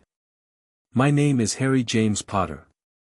I am the heir of the three lines, and magic has recognized me as sovereign. I am 8 years old. I have a lot to learn. But I want you to know 3 things. First, I am not here to rule over you. The covenant makes me sovereign over magic, not over people. You are free citizens, and your freedom is not mine to take. Second, I will use what I've been given to protect those who cannot protect themselves. Today, the Werewolf Registration Act was dissolved. It was the first of many changes. If you are suffering under unjust laws, I hear you, and I am coming. Third, I am choosing to be honest with you, because I believe you deserve honesty. I was raised by muggles who abused me. I didn't know about magic until last night. I am learning as I go. I will make mistakes. But I will make them openly, and I will fix them, and I will never lie to you about who I am or what I'm doing. Sincerely, Harry James Potter, Sovereign of Magic. Age 8. Harry added that age 8 himself. Ragnarok thought it was undignified. Harry thought it was important. People should know who they were dealing with, all of who they were dealing with, including the parts that were small and new and still figuring things out. The owls went out. The letters arrived. And the Wizarding World, already reeling from the night's events and the morning's revelations, read the words of its new sovereign and didn't know whether to cheer or scream or hide. Most of them, it turned out, did a little bit of all 3. Harry spent the rest of the afternoon in Gringotts, working through the mountain of information that Ragnarok and his staff assembled. Properties: Potter Manor in Wales, a townhouse in London, a cottage in Godric's Hollow that was still standing despite the damage from that night, a villa in the south of France that nobody had visited in 20 years. Investments: shares in Nimbus Racing Brooms, the Daily Prophet, 3 potion companies, and half of Flourish and Blots. Political seats: the Potter seat on the Wisengamot, the Peverell seat, dormant for centuries, now reactivated, and, this made even Ragnarok blink, the Slytherin seat, which hadn't been claimed since the 15th century. I can't sit in the Wisengamot, Harry pointed out. I'm 8. You can appoint a proxy, Ragnarok said. Someone to vote in your name until you come of age. Madam Bones? Would you? Absolutely not. Amelia shook her head firmly. I'm head of the DMLE. I can't also be a voting member of the body that oversees my department. It's a conflict of interest the size of Hogwarts. Harry respected that. Then who? Someone with political experience, personal integrity, and no existing alliances that would compromise their judgment. Amelia thought. Augusta Longbottom. Regent of the noble house of Longbottom. She's fierce, fair, and she loathes Dumbledore's political maneuvering almost as much as she loathes Lucius Malfoy's. She'll hold your seats honestly. My parents will mention the Longbottoms, Harry said. Alice and Frank. My godparents. Amelia's expression darkened. Frank and Alice are in St. Mungo's hospital. They were tortured into insanity by Death Eaters shortly after your parents died. Their son, Neville, is raised by Augusta. Another entry in the ledger of things that should never have happened. I want to visit them, Harry said. And I want to meet Augusta Longbottom. Tomorrow, if possible. I'll arrange it. As the day wound down and the shadows in the goblin halls grew long, Harry found himself alone for the first time since the cupboard. Ragnarok had shown him to a suite of rooms, not the guest chamber from last night, but something grander, a set of apartments that had apparently been maintained in perpetual readiness for 700 years, waiting for the Covenant's heir. The rooms were warm and well lit, with fires burning in stone hearths and tapestries on the walls depicting scenes from goblin history.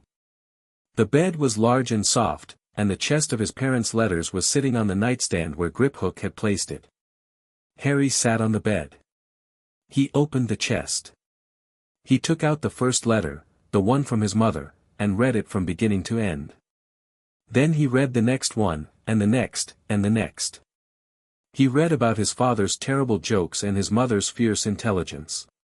He read about the war, and the fear, and the desperate hope that somehow things would be all right. He read about Sirius, your godfather, Harry, the bravest and most loyal man your father has ever known, and about Remus Lupin, a gentle soul who the world has treated cruelly, and who loves you like his own, and about Peter Pettigrew, a friend since school, nervous but devoted, we trust him with our lives. He read the last letter, written the day before his parents died. Dear Harry, tomorrow is Halloween. Your father is making a terrible pumpkin costume for you. It's orange and lumpy and you'll look like a vegetable, but he's so proud of it I don't have the heart to tell him. You're crawling everywhere now, we can't turn our backs for a second without you getting into something. Yesterday you crawled into the fireplace and tried to eat the flo powder. Your father nearly had a heart attack. I'm scared, Harry. I won't lie to you, I'm scared all the time now. But when I look at you, when I see your eyes, my eyes, your father says, and he's right, I remember why we're fighting. We're fighting for a world where you can grow up safe. Where you can be whoever you want to be. Where nobody tells you what you're worth based on who your parents are or what blood runs in your veins. Whatever happens, remember, you are loved. You have always been loved. And love, real love, the kind that costs something, the kind that hurts, is the only magic that matters. All my love, forever and always, Mum. Harry set the letter down. He lay back on the bed and stared at the ceiling, where the stone was carved with constellations that shifted slowly, mapping the sky above. He was the sovereign of magic. He was the heir of Peverell-Merlin-Slytherin and Merlin himself. He had 47 million galleons and 3 political seats and the power to rewrite the laws of the wizarding world with a thought. And he was 8 years old, and he was alone, and his mum had loved him, and she was gone. Harry closed his eyes. The magic hummed through him, steady and warm, and if he focused, he could almost feel something in it, a presence, not a person, but an awareness, vast and ancient and patient. Magic itself, cradling him, the way a mother cradles a child. He slept. He didn't dream of cupboards. He dreamed of a woman with red hair and green eyes, laughing in a sunlit room, and a man with messy black hair tossing a baby into the air and catching him, and the baby was laughing too, and somewhere in the distance, a dog was barking. When he woke, the sky in the seeing-glass window was dark and full of stars, and Harry James Potter, sovereign of magic, orphan, survivor, 8 years old and already ancient, wiped his eyes, squared his thin shoulders, and began to plan. There was a world out there that needed fixing. His parents had fought for it and died for it. The least he could do was live for it. Morning came, and with it, the consequences. Harry was halfway through breakfast, goblin bread, sharp cheese, and a pot of tea that Griphook insisted was a goblin blend that would fortify the constitution, when the Daily Prophet arrived. A goblin courier brought it in on a silver tray, and Harry unfolded the newspaper to find his own face staring back at him. It wasn't a real photograph, nobody had taken his picture. It was an artist's rendering, a dark-haired boy with a lightning bolt scar and enormous green eyes, looking much more heroic and much less scrawny than the actual article. The headline screamed, "Boy who lived declared sovereign of magic, ministry in crisis." The article beneath it was a masterwork of barely controlled hysteria.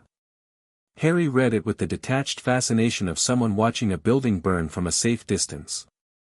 In what experts are calling the most significant magical event since the fall of He Who Must Not Be Named, the wizarding world woke this morning to the extraordinary claim that Harry Potter, the boy who lived, has been recognized by an ancient covenant as the sovereign of magic itself.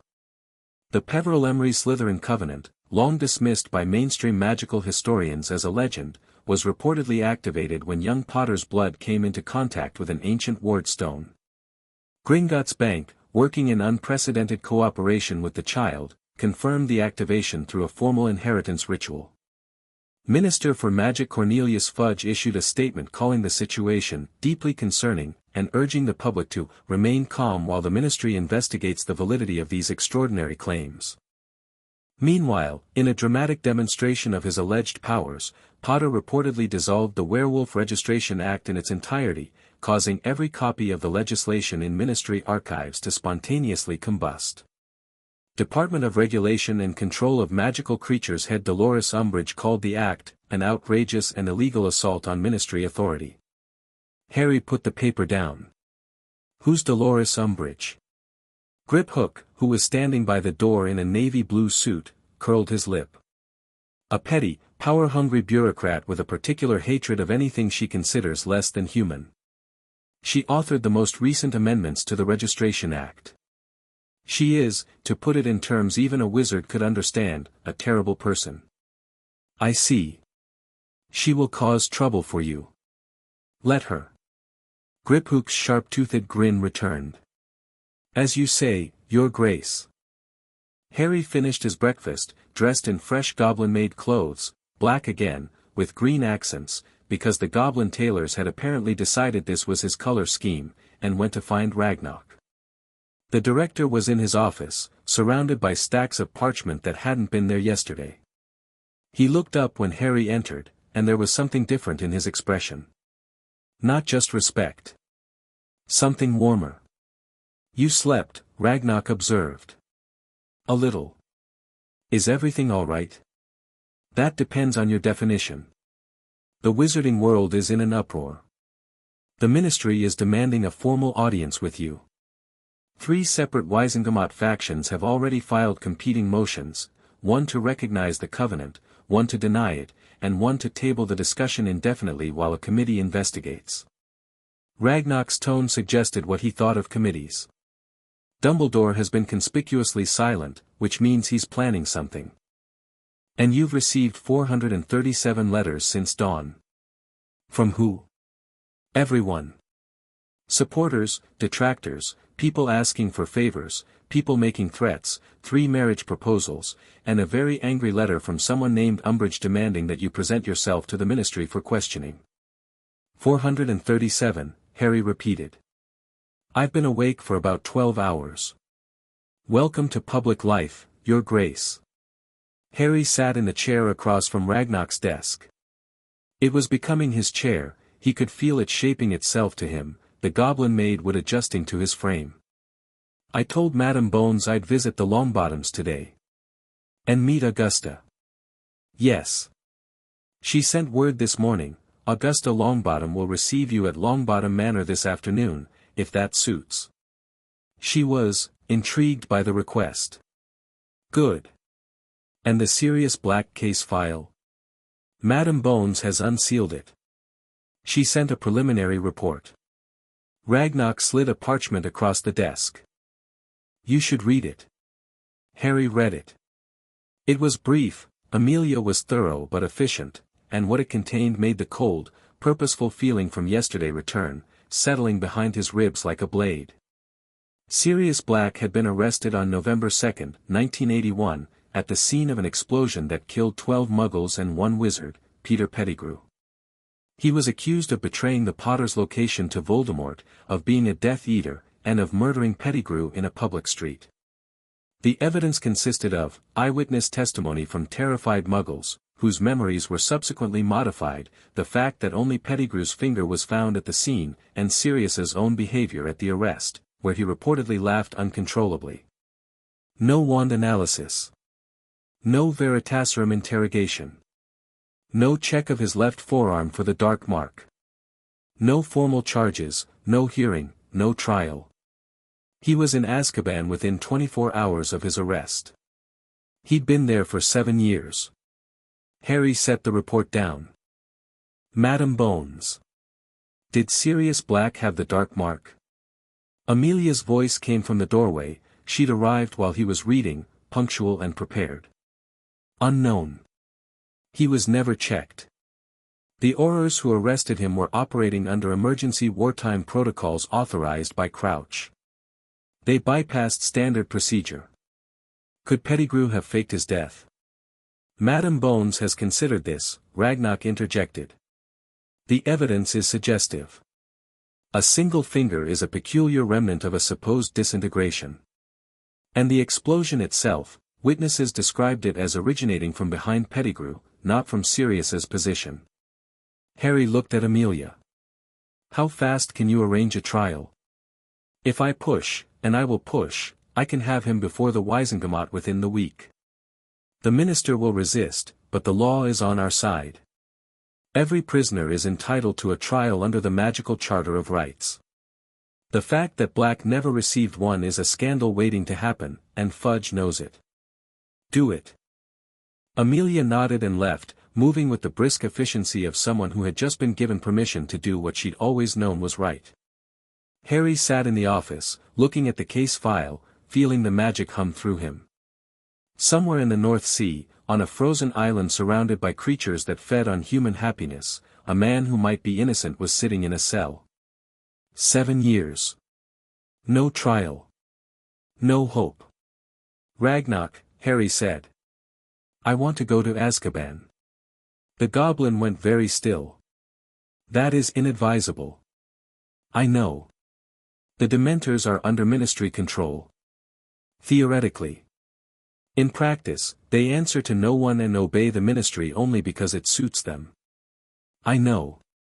You are 8 years old. I know that too. Harry looked at him steadily.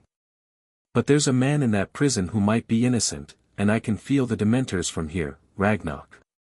I can feel what they are, holes in the magical web, dead spots where magic has been corrupted into something parasitic. They shouldn't exist. Not like that. Ragnarok studied him for a long time. Then he sighed, a deep, rattling sound, like rocks settling. The goblins cannot accompany you. Azkaban is outside our jurisdiction. I'm not asking for an army. I'm asking for a boat. Harry arrived at the dock an hour later. It was a miserable place, a stone jetty jutting into grey water, somewhere on the northeast coast of Scotland. The sky was the color of old bruises, and the wind cut through even goblin-made clothing. A single boat was moored to the jetty, flat-bottomed and ugly, with ministry markings on the hull. Amelia was waiting for him. She'd brought 2 Aurors, a tall black woman with close-cropped hair and a stocky red-haired man who looked like he'd rather be anywhere else. Auror Shacklebolt, Amelia said, gesturing to the woman. And Auror Dawlish. They'll accompany us. Ma'am, Shacklebolt said, nodding to Harry with professional courtesy. Dawlish just stared, clearly uncomfortable with the entire situation. Let's go, Harry said. The crossing took 20 minutes. The water was rough and grey and cold, and as they drew closer to the island, Harry felt it, the Dementor's presence, pressing against his awareness like a migraine. The magic around the island was wrong. Twisted, corrupted, turned in on itself. Where the rest of Britain's magical web hummed with life and purpose, the web around Azkaban was a dead zone, a black hole that consumed everything good and left only despair. The other occupants of the boat felt it too. Amelia's jaw tightened. Dawlish went pale. Shacklebolt gripped the gunwale and breathed steadily through her nose. Harry stood at the prow and watched the island grow larger.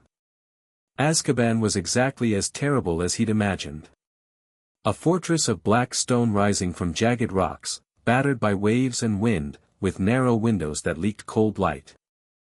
The air around it was thick with the Dementor's influence, a crushing, suffocating despair that pressed down on the soul like a physical weight. The boat docked. They climbed out onto the rocks. And the Dementors came. Harry felt them before he saw them, a rush of cold so intense it burned, a sound like 1,000 people sobbing, a darkness that had nothing to do with the absence of light. Then they appeared, gliding out of the fortress and over the rocks, dozens of them, their ragged cloaks streaming in the wind, their hooded faces turning toward the visitors with blind, hungry attention. Dawlish stumbled backward. Shacklebolt raised her wand, silvery light gathering at its tip. Amelia drew her wand but didn't cast, watching Harry. Harry stood on the rocks and looked at the Dementors. They were terrible. Terrible and sad and broken, corrupted fragments of magic that had forgotten what they were supposed to be, turned into parasites by centuries of misuse and neglect. He could see their structure, the way you could see the framework of a ruined house. They'd been something else once. Something that served a purpose. Now they were just hunger in the shape of shadows. The lead Dementor glided toward Harry. Its breath rattled like a death rattle, and the cold intensified until Harry could see frost forming on the rocks at his feet. He looked up at it. Into the hood, where there was no face, just a gaping absence, a void that wanted to consume everything. No, Harry said. The word wasn't loud. It wasn't dramatic. It was simply a statement of fact, delivered with the calm certainty of someone who knew, not believed, not hoped, but knew, that they had the authority to say it. The Dementor stopped. It hung there, motionless, its cloak billowing, its rattling breath suspended. And then it did something that no Dementor in recorded history had ever done. It recoiled. It pulled back, shrinking away from Harry like a shadow retreating from light, and as it retreated, the others followed, peeling away, withdrawing, fleeing, not slowly, not grudgingly, but with the desperate speed of creatures in the presence of something that terrified them. Harry watched them go. He could feel the magic shifting, the dead zone around Azkaban contracting, healthy magic rushing in to fill the void. The crushing despair lifted. The air warmed. Somewhere inside the fortress, a prisoner who hadn't felt anything but misery in years suddenly burst into tears, and didn't know why. Amelia let out a breath she'd been holding for what seemed like a very long time. They're afraid of you. They should be. Harry looked at the fortress. Which cell is Sirius Black's? Top floor. Maximum security. Harry walked toward the fortress. The doors opened before he reached them, not because he willed them to, but because the wards on Azkaban were magical, and magical things recognized the sovereign. The wards peeled back like curtains, granting him passage. Inside, Azkaban was every nightmare Harry had ever had about the cupboard, magnified 1,000-fold. Narrow corridors. Low ceilings. Cells with iron doors and tiny windows. The sounds of suffering, moans, mutters, the occasional scream, echoing off the stone. Harry climbed the stairs. Each floor was worse than the last, the cells smaller, the prisoners more broken. He didn't look away. He made himself see it, the cost of a system that put people in cages and fed them to Dementors and called it justice. The top floor. A single corridor. A single door. Harry opened it. The cell was small, smaller than his cupboard, which he wouldn't have thought possible. The man inside was sitting against the far wall, knees drawn to his chest, staring at nothing. He was gaunt, skeletal, with matted dark hair that hung past his shoulders and a face that was all sharp angles and hollow shadows. His prison robes hung off him like rags on a scarecrow. But his eyes, when they focused on Harry, when they actually saw the boy standing in his doorway, were alive.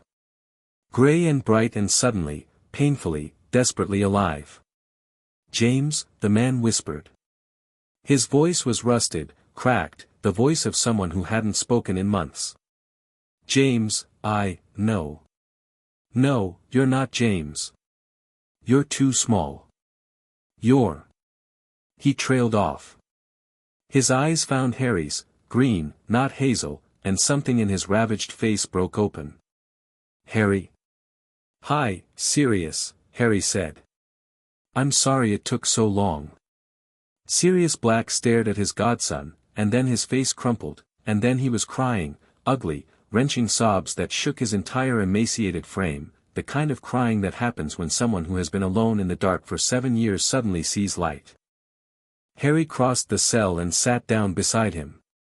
He didn't hug him. Sirius flinched when Harry got close, and Harry recognized that flinch, knew it in his bones, the flinch of someone who'd learned to expect pain from proximity. So he just sat there, shoulder to shoulder, and waited. I didn't do it, Sirius said, when the sobs had subsided enough for words. Harry, I didn't, I wasn't the secret keeper. We switched. Peter. Peter was the secret keeper. He betrayed them, not me. I went after him and he blew up the street and cut off his own finger and transformed and ran. He's a rat, an animagus, he's a rat and he's alive and I didn't. I believe you, Harry said. Sirius went still. Perfectly, completely still, like someone who'd been punched and was waiting for the pain to arrive. You, what? I believe you. No trial, no evidence, no dark mark check. The whole thing stinks. And my parents will name you as my guardian, which means they trusted you, and I trust them. You've seen the will. It was unsealed this morning. You were supposed to have me, Sirius. You were supposed to raise me. Instead, Dumbledore put me with the Dursleys and let you rot in here. Sirius's expression went through about 6 emotions in 3 seconds. Grief. Rage. Guilt. More grief. Then something that might have been wonder. You sound like Lily, he said hoarsely. You look like James, but you sound like Lily. She always cut right to the heart of things. I'm getting you out of here, Harry said. There's going to be a trial. A real one, with Veritaserum and evidence and everything they should have done 7 years ago. Madam Bones is handling it. Amelia? She's head of the DMLE now. And she's furious about what happened to you. Sirius let out a sound that was half laugh, half sob. She always was a terror. He looked at Harry, really looked, taking in the goblin-made clothes and the steady green eyes and the quiet authority that radiated from this tiny, too thin child. Harry. What happened to you? Something's different. Something's, a lot has happened, Harry said. I'll explain everything. But first, let's get you out of this cell. He stood and offered his hand. Sirius took it. Chapter 3, The Gathering Storm. The trial of Sirius Orion Black was set for Thursday. Amelia Bones had pulled every string, called in every favor, and threatened every bureaucrat between her office and the Wisengamot chambers to make it happen in 4 days. Cornelius Fudge had resisted, of course he had, because a wrongful imprisonment on this scale was the kind of scandal that ended political careers, but Amelia had walked into his office with the case file in one hand and a copy of the Magical Charter of Rights in the other and informed him, in a voice that could have frozen the Thames, that he could either authorize the trial willingly or she would go to the press, and wouldn't the Daily Prophet love to know that the Minister for Magic had personally argued against giving an untried prisoner his legal right to a hearing. Fudge authorized the trial. Harry spent the 3 days before it at Potter Manor. The manor was in Wales, tucked into a valley between 2 hills that the Muggles couldn't see and the magical world had mostly forgotten about. The Goblins had maintained it, a skeleton crew of house elves, paid and employed through a trust Harry's great-grandmother had established, and when Harry arrived by Goblin Transit on his 2nd morning as the Sovereign of Magic, the front doors opened for him like they'd been waiting. The house was enormous. Not castle enormous, but sprawling country estate enormous, with stone walls covered in ivy and tall windows that caught the Welsh sunlight and rooms that went on, each one full of furniture draped in dust covers and portraits that stirred and murmured as Harry passed. The air smelled like old wood and dried lavender and something underneath it all that was purely magical, a warm, electric hum that resonated with the power in Harry's blood.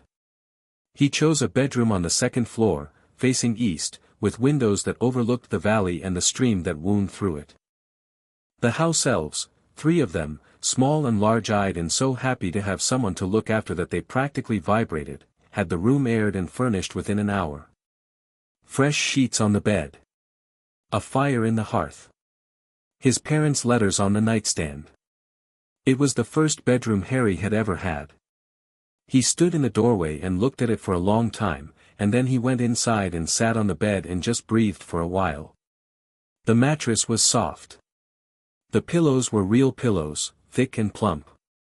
There was a wardrobe for his clothes and a desk by the window and a bookshelf that was already filling itself with volumes from the Potter library, the books floating in one by one and arranging themselves neatly on the shelves, as if the house knew what he needed to read.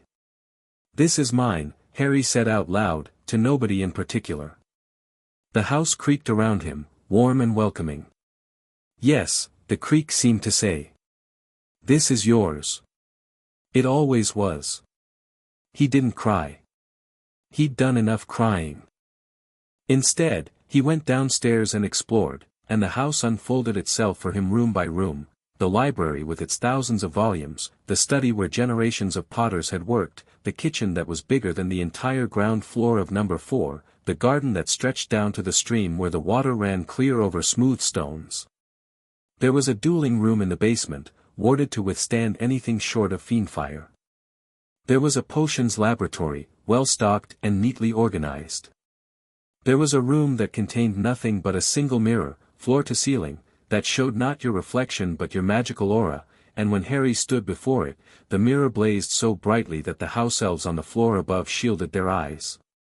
He was home. The first visitor arrived that afternoon. Harry was in the library, working through a stack of books the shelves had selected for him, Introductory Magical Theory, Wizarding History, a primer on magical law that was dry as dust but important, when Griphook appeared in the doorway. "You have a guest, Your Grace. Augusta Longbottom." She arrived at the front gate and requested an audience. Harry closed his book. "Send her in." "And Griphook, it's just Harry." "It is never just anything with you, Your Grace."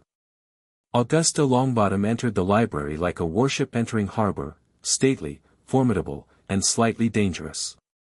She was a tall, thin woman in her 70s, with sharp cheekbones and sharper eyes, wearing dark green robes and a hat that featured what appeared to be a stuffed vulture. She carried a handbag the size of a small suitcase, and behind her, trying very hard not to trip over anything, was a round-faced boy about Harry's age with nervous eyes and dirt on his knees. "Mr. Potter," Augusta said, sweeping into the room and somehow making Harry feel like he should stand even though he was technically the one receiving visitors. "I am Augusta Longbottom, regent of the noble and most ancient house of Longbottom. This is my grandson, Neville." "Hello," Harry said. He looked at Neville. "Hi." Hi," Neville managed. He was staring at Harry with an expression of pure, undiluted terror, which Harry found confusing until he remembered that, oh right, the entire wizarding world currently thought he was some kind of magical demigod. "Sit down, please," Harry said, gesturing to the chairs by the fireplace. "Both of you. There's tea, Mipsy." One of the house elves appeared with a crack, bearing a tray loaded with tea and biscuits. Augusta settled into a chair with the practiced ease of a woman who'd been attending formal meetings since before Harry's parents were born. Neville perched on the edge of his seat like a bird that might take flight at any moment. "I'll be direct, Mr. Potter," Augusta said, stirring her tea with a silver spoon. "I received your letter, and I've read the public announcement, and I've spoken with Amelia Bones. I know what you're asking of me. Before I agree to anything, I have questions." "Ask them." "Why me? There are dozens of witches and wizards with more political experience, better connections, and less complicated histories. The Longbottom name carries weight, but it also carries baggage. My son and daughter-in-law are in St. Mungo's. My family is a reminder of everything the last war cost. Some would say that makes me a poor choice for a proxy. Some would be wrong. Harry set down his teacup. I don't want a proxy with clean hands and a spotless reputation. I want someone who knows what injustice looks like because she's lived it.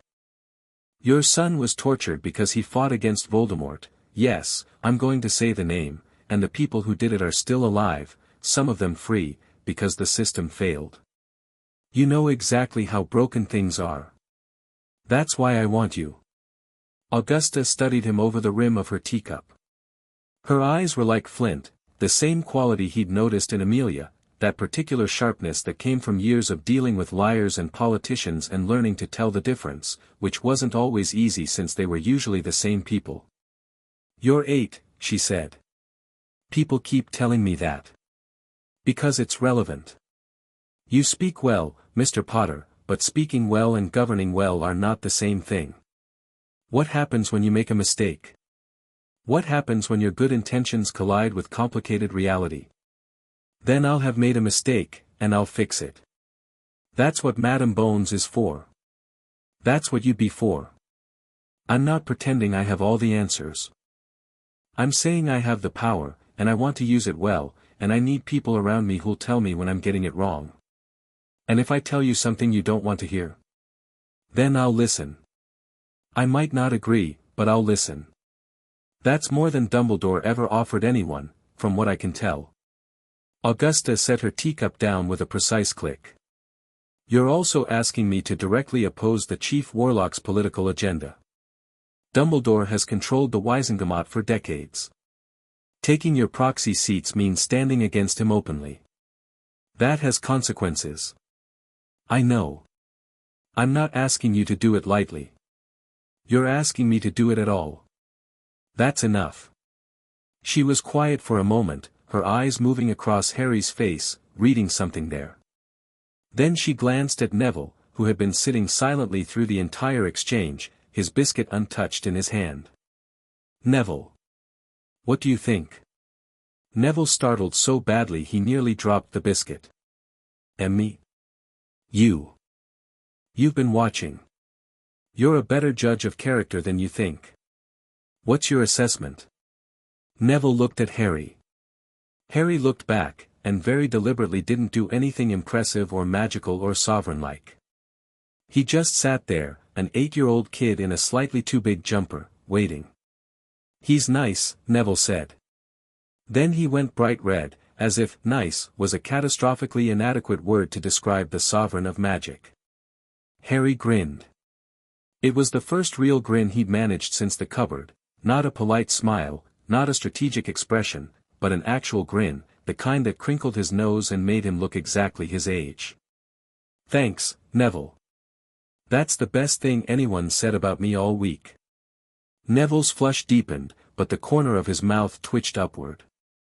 Augusta watched this exchange with an expression that softened, just slightly, around the edges. Very well, Mr. Potter. I'll serve as your proxy. On one condition. Name it. Neville comes with me to Wizengamot sessions. It's time he learned how the political world works. And frankly, she fixed Harry with a look that brooked no argument, it's time you had a friend your own age. Goblin bankers and law enforcement officers are fine allies, but you're a child, and children need other children. Harry looked at Neville.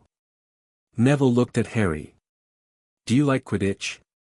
Harry asked, because the books the library had given him included Quidditch through the ages and he'd been fascinated. I like plants, actually, Neville said. Gran says I'm hopeless on a broom. I've never been on a broom. Really? Neville's eyes went wide. Everyone says your dad was supposed to be brilliant at flying. I've never flown. I've never done a lot of things. We could learn together, if you want. Neville looked at his grandmother. Augusta nodded, once, the barest inclination of her chin. Neville turned back to Harry, and this time his smile was real. Okay, he said. Yeah. I'd like that. Augusta Longbottom departed an hour later, having consumed 3 cups of tea and agreed to formally take up the Potter, Peverell, and Slytherin seats at the next Gringotts session. She left Neville behind. This was so unprecedented, Augusta did not leave Neville anywhere, that Neville himself seemed stunned by it. "She must really trust you," Neville said, as they watched Augusta's carriage disappear down the drive. "She never lets me out of her sight. She's scared something will happen to me. Like what happened to my parents." Harry leaned against the doorframe. "What do you know about what happened to them?" "Death Eaters. The Lestranges and Barty Crouch Jr. They used the Cruciatus curse." Neville's voice was steady, but his hands weren't. "They wanted information about where you-know-who had gone. Mum and Dad didn't know, but the Death Eaters didn't believe them. So they kept going. And going." He stopped. Harry didn't push. "They're alive," Neville said after a moment. "But they don't know me. Mum gives me gum wrappers sometimes. I keep them." Harry thought about his own parents' letters, sitting on his nightstand upstairs. Letters from the dead. Gum wrappers from the living. "I'd like to visit them," Harry said. "Would that be all right?" "You want to visit my parents?" "If you'll let me. I don't know if I can help. But I'd like to try." Neville stared at him. There was something raw in his expression, hope, the dangerous kind, the kind that hurt worse than despair because it gave you something to lose. "People have tried," Neville whispered. "The healers. Dumbledore, once. Nobody could." "I'm not nobody, Neville. Not anymore." They went the next day. St. Mungo's Hospital for Magical Maladies and Injuries occupied what appeared to be an abandoned department store on a busy London street. The entrance was disguised. You spoke to a particularly ugly mannequin in the window and it let you through, and the interior was a maze of wards and corridors and magical treatment rooms that smelled like potions and antiseptic. Harry walked through the lobby and every healer in the building stopped what they were doing to stare. He was getting used to the staring. It was annoying, but manageable. What he couldn't get used to was the way people's eyes went to his scar first and his face second, as if the scar was the interesting part and the person underneath it was an afterthought. Amelia had arranged the visit. She met them in the lobby with a senior healer named Augustus Pye, a young man with earnest eyes and ink stains on his cuffs. "The Longbottom ward is on the 4th floor, Pye said, leading them to the stairs. "Permanent spell damage. I should warn you, Mr. Potter, the patients on this ward are, I know what the Cruciatus curse does," Harry said quietly. "You don't need to prepare me." Pye nodded, chastened, and led them up. The 4th floor was quieter than the rest of the hospital. The corridors were carpeted, the lighting soft. It felt less like a hospital ward and more like a place where people had been put to be forgotten. The doors were closed, the nameplate small. Discreet. Out of sight, out of mind. Frank and Alice Longbottom's room was at the end of the corridor. Pye opened the door, and Neville walked in first, his chin up, his shoulders set, the posture of a child who'd done this 100 times and never gotten used to it. The room was small and clean and utterly heartbreaking. 2 beds, side by side. 2 people, alive but absent.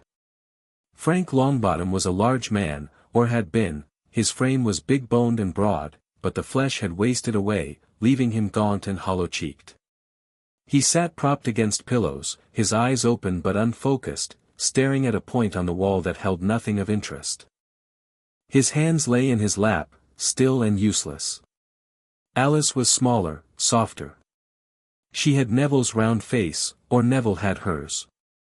She was sitting up in bed, turning something over and over in her fingers, a gum wrapper, bright and crinkled. When Neville approached, she looked up, and something shifted in her vacant expression. Not recognition. Something more instinctive. She held out the gum wrapper. Neville took it. "Hi, Mum," he said. His voice didn't crack. That was the worst part. He'd learned not to let it. Harry stood in the doorway and felt the magic map of Britain pulse around him, and within that map, he felt the Longbottoms, 2 damaged points, 2 places where magic had been twisted and broken by sustained, deliberate cruelty. The Cruciatus curse didn't just cause pain. It shredded the neural pathways that connected the magical core to the conscious mind, leaving the body alive but the person trapped inside, buried beneath layers of magical scar tissue so dense and tangled that no healer had ever found a way through. But Harry wasn't a healer. He crossed the room and knelt beside Alice's bed. She looked at him, through him, past him. Up close, he could see the damage, not physically, but magically. Her aura was a tangle, a snarl of knotted threads where there should have been flowing channels. It was like looking at a river that had been dammed with rubble. The water was still there, still flowing, but it had nowhere to go. "Mr. Potter," Pi said nervously, "the damage is extensive. Years of the finest magical therapy haven't, shoo." Harry placed his hand on Alice's forearm. Gently. Carefully. The way you touch something precious and broken. He reached for the magic. Not his magic, the Covenant magic, the deep stuff, the force that predated wizards and goblins and humanity itself. He felt it respond, rising through him like a tide, warm and vast and patient, and he directed it into Alice Longbottom's shattered magical pathways. This wasn't like dissolving a law or driving away dementors. Those were blunt actions, force applied to obstacle. This was surgery. This was threading a needle in the dark while the needle moved and the thread was made of lightning. Harry had to find each knotted, tangled pathway and undo it, carefully, one strand at a time, untangling 7 years of damage without tearing the delicate tissue of her magical core. He lost track of time. The room fell away. Neville's anxious breathing, Pi's nervous hovering, the soft sounds of the hospital, all of it faded until there was only Harry and Alice and the intricate, agonizing work of repair. Thread by thread. Knot by knot. He worked through the damage, smoothing broken channels, reconnecting severed pathways, rebuilding the bridges between Alice's magical core and her conscious mind. Some of the damage was so old, so deeply embedded, that it had become part of her, scar tissue grown into the architecture of her being. He couldn't remove it without removing her. So he worked around it, building new pathways where the old ones were unsalvageable, rerouting the flow of magic through channels that hadn't existed before. It took 2 hours. Or 10 minutes. Or an eternity. Harry had no idea. When he pulled back, his hands were shaking and his vision was blurry and there was sweat running down his temples. He felt hollowed out, wrung dry, like he'd run a marathon at a sprint. The Covenant's power was still there, it was always there, but he'd used so much of it, so precisely, that his body needed time to catch up. He blinked. Focused. Looked at Alice Longbottom. She was looking back at him. Not through him. Not past him. At him. Her eyes were clear, cloudy still, and confused, and frightened, but present in a way they hadn't been in 7 years. Where? Her voice was a croak, rusty from disuse. Where am I? Who, Neville? Where's Neville? The sound that Neville made was not a word. It was something beyond words, a raw, primal cry that came from the deepest part of him, the part that had been waiting and hoping and grieving for 7 years. He lunged forward and grabbed his mother's hand, and Alice's fingers closed around his, and her eyes found his face, and something in them recognized. "Neville," she whispered. "Oh. Oh, you're so big. You've gotten so big." Neville was crying too hard to answer. He pressed his face against his mother's hand and sobbed, and Alice's other hand came up, trembling and weak, and touched his hair. Pi had gone white. He was pressed against the far wall, his mouth open, his medical training at war with the evidence of his own eyes. That's not, the damage was permanent. Every diagnostic, every consultation, they all said, they were wrong, Harry said. His voice was rough with exhaustion. He turned to Frank's bed. "Give me a minute." "Harry," Neville's tear-streaked face turned toward him. "Harry, You don't have to, yeah, Harry said. I do. Frank took longer. The damage was older somehow, more deeply embedded, and Frank had been a powerful wizard before the attack, which meant his magical core was larger and more complex. Harry worked through it with dogged, painstaking care, his fingers resting on Frank's wrist, his eyes closed, the covenant magic flowing through him like a river of light. When he finished, he had to sit on the floor because his legs wouldn't hold him. Frank Longbottom opened his eyes and said, in a voice like sandpaper, "Alice?" "I'm here," Alice said, from the next bed. "Frank." "I'm here." Frank turned his head. Saw his wife. Saw his son. Saw an 8-year-old boy sitting on the floor between their beds, pale and shaking and grinning like an idiot. "Who's the kid?" Frank asked. Neville let out a laugh that was still mostly a sob. "That's Harry Potter. He just did the impossible," Pi finished, his voice faint. Harry leaned his head back against Alice's bed and closed his eyes. The magic hummed through him, quieter now, settled, like a river that had found its banks after a flood.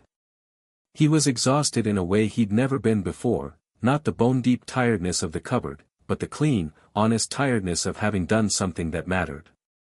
"I could really use a biscuit," he said. Neville produced one from his pocket. It was slightly squashed and covered in lint. "Perfect," Harry said, and ate it. They left the Longbottoms in the care of a medical team that Pi assembled at a near sprint, a team whose professional composure lasted approximately 30 seconds before dissolving into tears and disbelief and frantic note-taking. Alice and Frank were awake, aware, and responsive. Their motor functions were impaired, years of inactivity had taken a toll on their muscles and coordination, but their minds were back. The lights were on and someone was home. Neville didn't speak during the walk back through the hospital. He didn't need to. His face said everything, the red eyes, the blotchy cheeks, the smile that kept breaking through like sunlight through clouds. When they reached the lobby, he stopped walking, turned to Harry, and hugged him. It was the first hug Harry had ever received. He stood there, rigid with surprise, for about 2 seconds.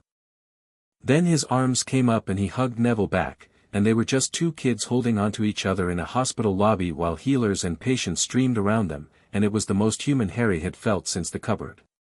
"Thank you," Neville said, into Harry's shoulder. "Thank you, thank you, thank you." "You're welcome," Harry said, and meant it with every atom of his being. They pulled apart. Neville wiped his eyes, squared his shoulders in that way he had, the way that said I'm brave, I can be brave, and nodded. "What do you need?" Neville asked. "For the trial. For whatever comes next." "What do you need me to do?"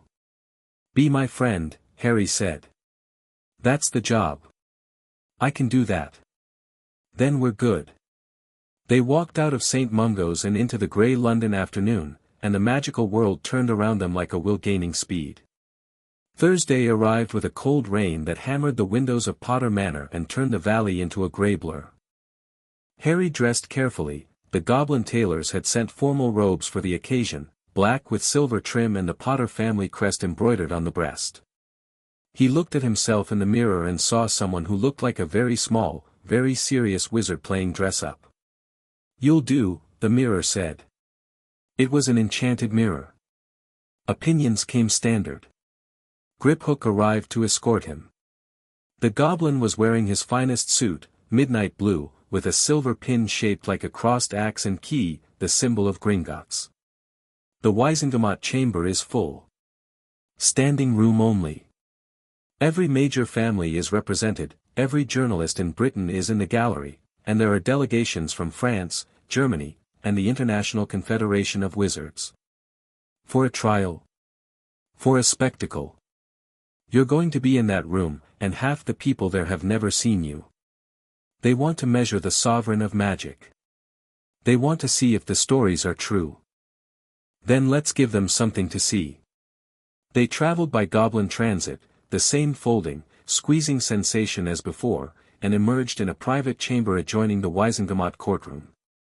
Amelia was waiting, dressed in her formal DMLE robes, her monocle gleaming. "The prisoner has been brought up from the holding cells," she said without preamble. "He's been given clean clothes and a meal," I insisted. "The prosecution will be led by Cornelius Fudge's office, because the minister has decided to make this personal." "The defense?" She paused. "There is no formal defense counsel. Black has been in Azkaban for 7 years without legal representation." "He has representation now," Harry said. "Me?" Amelia's eyebrow rose. "You're 8.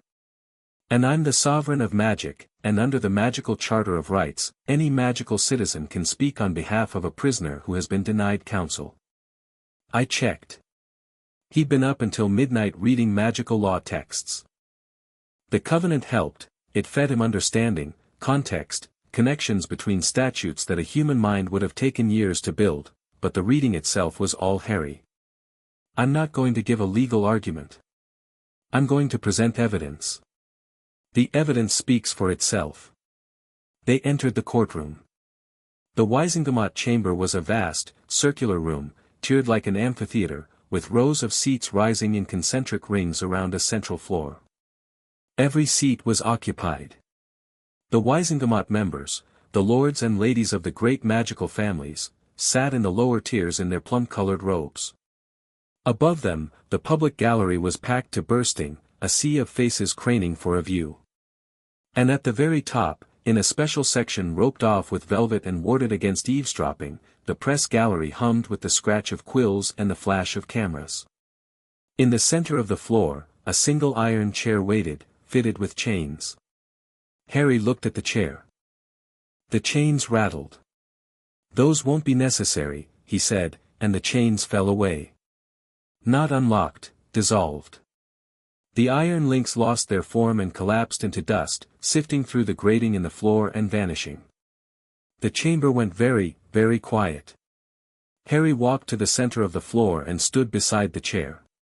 Behind him, the great doors opened, and Sirius Black was led in by 2 Aurors.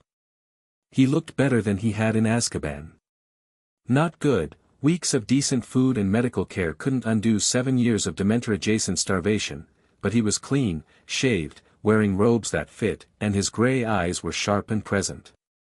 He walked under his own power, though his hands trembled and his gait was unsteady. When he saw Harry standing at the center of the Wisengamot floor, something in his expression shifted. His spine straightened. His chin came up. Harry nodded to him. Sirius sat in the chair. "This session of the Wisengamot is called to order," boomed a voice from the highest tier. Dumbledore. He was seated in the Chief Warlock's chair, resplendent in purple robes, his expression carefully neutral. "The matter before us, the trial of Sirius Orion Black, accused of the betrayal of James and Lily Potter and the murder of 12 Muggles and 1 wizard, Peter Pettigrew. The prosecution may begin." A small, toad-like woman rose from the prosecution's bench. She wore a pink cardigan over her ministry robes, and her broad, flat face was arranged in an expression of simpering pleasantness that didn't reach her eyes. Dolores Umbridge, Griphook murmured from the gallery, where he was sitting with Ragnarok and a contingent of goblin observers. His voice carried to Harry's ears through a discreet communication charm. "Senior Undersecretary." She volunteered to prosecute. "Be careful, she's stupid but she's vicious." "Members of the Wisengamot," Umbridge said, in a high, girlish voice that grated like nails on a chalkboard, "the facts of this case are simple and well established. Sirius Black was the secret keeper for James and Lily Potter. He betrayed their location to he who must not be named. He then murdered Peter Pettigrew and 12 innocent Muggles in a public street. He was caught at the scene, laughing. The evidence is overwhelming, and this trial, if one can call it that, is nothing more than a publicity stunt orchestrated by a child who has no legal standing in this court." She sat down, looking satisfied. Harry waited a beat. Then he stood.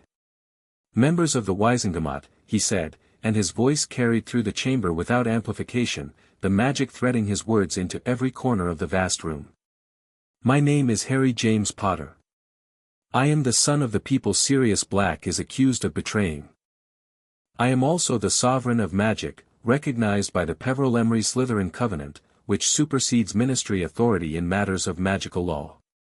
Madame Umbridge is correct that I am a child. She is incorrect about everything else. He reached into the pocket of his robes and withdrew a sheaf of parchments, the case file Amelia had compiled, augmented by Goblin research and Harry's own investigations. Point 1. Sirius Black was never identified as the Potter's secret keeper. My parents' will, sealed by Albus Dumbledore for 7 years, unsealed 4 days ago, makes no mention of the secret keeper's identity. The assumption that it was Sirius was based on the fact that he was my parents' best friend. That's not evidence. That's gossip. He laid the first parchment on the evidence table. Point 2. Sirius Black was never checked for the dark mark. Every confirmed Death Eater bears the mark on their left forearm. Sirius was arrested, transported, and imprisoned without this basic verification. I would like to conduct it now. He turned to Sirius. Roll up your left sleeve, please. Sirius did. His forearm was thin, pale, scarred from years of rough prison conditions, and bare. No dark mark. No trace of one. The murmur that ran through the chamber was like a wave crashing. Point 3, Harry continued, over the noise. The wand analysis. When two wands duel, the spells they cast can be recovered through a procedure called priori incantatem. Sirius Black's wand was confiscated at the time of his arrest.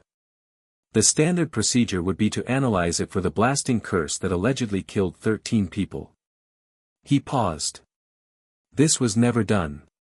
The wand was entered into evidence storage without analysis. Madam Bones. Amelia stood. I had the wand retrieved and analyzed yesterday. The results. She held up a parchment. The last spell cast by Sirius Black's wand was a shield charm. Not a blasting curse. A shield charm. Consistent with someone defending themselves against an attack, not launching one. The murmur became a roar. Fudge was on his feet, his face purple. Umbridge was sputtering. In the Chief Warlock's chair, Dumbledore sat very, very still. Point 4, Harry said, and the chamber quieted, because his voice had taken on that quality again, the harmonics, the resonance, the sense that the words carried weight beyond their meaning. Peter Pettigrew was a rat animagus. Silence. Absolute, ringing silence. He was unregistered. He achieved the transformation while a student at Hogwarts, along with Sirius Black and my father, who were a dog and a stag respectively. The transformation was illegal, but it's relevant because it explains how Pettigrew survived. He didn't die in that explosion. He cut off his own finger, providing the only remains ever found, and transformed into a rat, escaping in the chaos. He's been living in his animagus form for 7 years. Umbridge recovered first. Preposterous. Where is the evidence for this absurd? I'm glad you asked. Harry looked at Dumbledore. Professor Dumbledore. You were aware that my father was an animagus. Every eye in the chamber turned to the Chief Warlock. Dumbledore was quiet for a long moment. Harry could see the calculations happening behind those blue eyes, the weighing of options, the assessment of risks, the search for an answer that would protect him without being an outright lie. The Covenant pressed against Dumbledore's magic, and Harry felt the old wizard's discomfort, the awareness that the usual evasions wouldn't work here. I became aware of it after their deaths, Dumbledore said carefully. I found reference to it in papers recovered from the Potter's home. And you knew Pettigrew was part of the same group? Another long pause. I suspected. You suspected that Peter Pettigrew was an illegal animagus, a rat, and you didn't think that was relevant when a man was sent to prison for his murder, and the only evidence was a finger? The silence that followed was the loudest thing Harry had ever heard. Point 5, Harry said quietly. I move that Sirius Black be administered Veritaserum and allowed to give his account of the events of November 1, 1981. Under the magical Charter of Rights, no prisoner can be denied the opportunity to speak in their own defense under truth serum. This is not optional. This is the law. Umbridge was on her feet again. The minister's office objects. The minister's office doesn't get to object to the Charter of Rights, Harry said, without looking at her. Administer the Veritaserum. A healer came forward with a small crystal vial. 3 drops on Sirius's tongue. His eyes glazed, then sharpened into the unfocused clarity of someone under magical compulsion. Harry turned to face him. Sirius. Were you the secret keeper for James and Lily Potter? No. The word dropped into the chamber like a stone into a well. We switched. At the last minute. James and I decided it was too obvious, everyone would come after me. So we switched to Peter. Nobody knew. Not Dumbledore, not Remus, nobody. Peter was the secret keeper. Did you betray my parents? Never. I would have died for them. I would have died 1,000 times. What happened on the street? With Pettigrew and the Muggles? Sirius's jaw worked. Even under Veritaserum, the memory was clearly painful. I figured it out. After James and Lily. I knew Peter had betrayed them. I tracked him down. He was in a Muggle street. I confronted him and he started screaming that I'd done it, that I'd betrayed them, and then he had his wand behind his back. He cast the blasting curse behind himself and cut off his own finger and transformed. I saw the rat. I watched him run into the sewer. And then the Aurors arrived, and the Muggles were dead, and I laughed. Because it was so absurd. Peter had beaten us all. Weak, sniveling Peter. He'd killed my best friends and framed me for it, and I'd watched him run away as a rat, and all I could do was laugh. His voice broke on the last word. Harry placed his hand on Sirius's shoulder. The Veritaserum was already fading, and Sirius blinked, his eyes refocusing, tears tracking down his gaunt cheeks. Harry turned to the Wizengamot. You've heard the testimony. You've seen the evidence. Sirius Black is innocent. He's been innocent for 7 years, while the real traitor, Peter Pettigrew, lives free. I move for immediate exoneration and full reparations. The vote took 4 minutes. It wasn't close. Sirius Black was declared innocent by a margin of 237 to 12. The 12 holdouts were political allies of Fudge who would spend the next several weeks trying to distance themselves from their vote. Umbridge left the chamber without speaking to anyone, her toad face mottled with fury. Fudge sat in his seat and stared at nothing, the way a man stares when he's watching his political career disintegrate in real time. Dumbledore left quietly. Harry watched him go, a tall, silver-bearded figure slipping through the crowd toward the exit, his purple robes a fading splash of color. They'd make eye contact briefly, and Dumbledore's expression had been unreadable, which for a man who usually projected exactly the emotion he wanted others to see was telling. And Sirius stood up from the iron chair on legs that barely held him, and Harry was there to catch his arm, and they walked out of the Wizengamot chamber together, godfather and godson, into a world that had just become a very different place. The press caught them outside. Of course they did, the reporters descended like a flock of very well-dressed vultures, cameras flashing, quills scribbling, voices shouting. Mr. Potter. Mr. Potter, is it true you've dissolved the werewolf? Mr. Black, how does it feel to be, Your Grace, the minister's office has issued a statement calling your actions, is it true you healed the Longbottoms? Sources at St. Mungo's are saying. Harry stopped walking. The reporters jostled closer, eager, hungry. Sirius's grip on his arm tightened. I'll give a brief statement, Harry said, and the crowd went quiet with a speed that spoke to the weight of his presence. The magic didn't amplify his voice this time, he didn't need it to. They were listening because they wanted to hear. Sirius Black is innocent. He was always innocent. He spent 7 years in Azkaban because the system that was supposed to protect him failed, not by accident, but by choice. People who had the power to prevent this didn't. People who should have asked questions didn't ask them. That changes now. He looked directly into the nearest camera. I'm not going to pretend I have all the answers. I'm 8 years old and I've been part of the wizarding world for less than a week.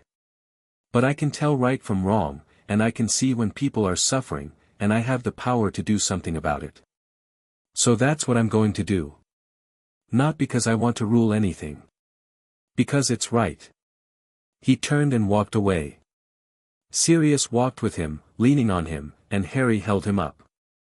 They made it around a corner and out of sight of the cameras before Sirius's legs gave out entirely. Harry caught him, or the magic caught him, lifting Sirius gently and setting him down on a stone bench in a quiet alcove off the main corridor. 7 years, Sirius said. His voice was wrecked. 7 years, Harry. I know. I should have been there. I should have raised you. Instead I was rotting in a cell and you were in a bloody cupboard and Peter, his hands clenched. Peter is alive. Peter is out there somewhere. We'll find him. You don't understand. He was our friend. We trusted him. James loved him like a brother, and Sirius's face contorted. I want to kill him. I want to find him and I want to kill him. I know, Harry said again. But you're not going to. Because you're better than that, and because I need you here. I need you present and sane and not in prison for actually committing murder this time. Sirius stared at him. Then the anger broke, like a wave breaking against rocks, and what was left underneath was something quieter. Sadder. More human. When did you get so wise? Sirius asked. I've had a weird week. That surprised a laugh out of him, a real laugh, rough and scratchy but genuine. You really are Lily's son. Everyone keeps telling me that. I think I'd like to be Harry's son, if that's all right. Figure out who I am on my own terms. Sirius looked at him for a long time. Then he reached out and pulled Harry into a hug, the second hug Harry had ever received, and this one was fiercer, more desperate, the embrace of a man who'd been given back something he'd thought was lost forever. You're Harry, Sirius said, into his godson's messy black hair. You're Harry, and you're mine, and nobody is ever going to take you away from me again. Harry hugged him back and didn't say anything, because sometimes silence said more than words, and because his throat was too tight for speech. They stayed like that for a while, in the quiet alcove, while the wizarding world buzzed and spun around them. Eventually, Griphook appeared at the entrance to the alcove, discreet as always. Your Grace. Mr. Black. There is a situation. Of course there is, Harry said, releasing Sirius. What kind? The kind with blonde hair and an extremely expensive walking stick. Lucius Malfoy is in the Gringotts lobby, requesting an audience. He's brought his son. Harry and Sirius exchanged a look. Sirius's expression hardened. Malfoy. He was a Death Eater, Harry. He bought his way out after the war, claimed he was under the Imperius curse. Nobody believed it, but he had enough gold to make the right people pretend. I know who he is. The Goblins gave me the file. Harry stood. But he's here, and he's asking, not demanding. That's interesting. It's a trap. Probably. Let's go spring it. They returned to Gringotts by flu. Sirius was too weak for Goblin transit, and Harry wasn't about to leave him behind. The Flu network deposited them in Ragnarok's office, where the director was waiting with the expression of a man who had a headache and a very sharp axe and was considering using one to solve the other. Malfoy is in the reception chamber, Ragnarok said. He arrived 20 minutes ago with his son, a house elf, and what I can only describe as an unreasonable amount of self-importance. He's requesting a meeting under the old protocols, host and guest, with all the protections that implies. Which means. He can't attack you. You can't attack him. It's a neutral meeting, bound by magical contract. Very old, very formal. The fact that he invoked it means he's either genuinely interested in talking or he's extremely clever and playing a long game. Both, Sirius said flatly. It's always both with Lucius. Harry thought about it. The magic inside him stirred, offering impressions, not thoughts, exactly, but intuitions. A sense of opportunity. A sense of risk. A sense that this meeting mattered in ways that wouldn't become clear for a while. I'll see him, Harry said. Sirius, you should rest. I'm coming with you. You can barely stand. I'll sit. But I'm coming with you. I know Lucius Malfoy. I know how he operates. You need someone in that room who can read his moves. Sirius's gray eyes were fierce despite the exhaustion carved into every line of his face. I failed your parents.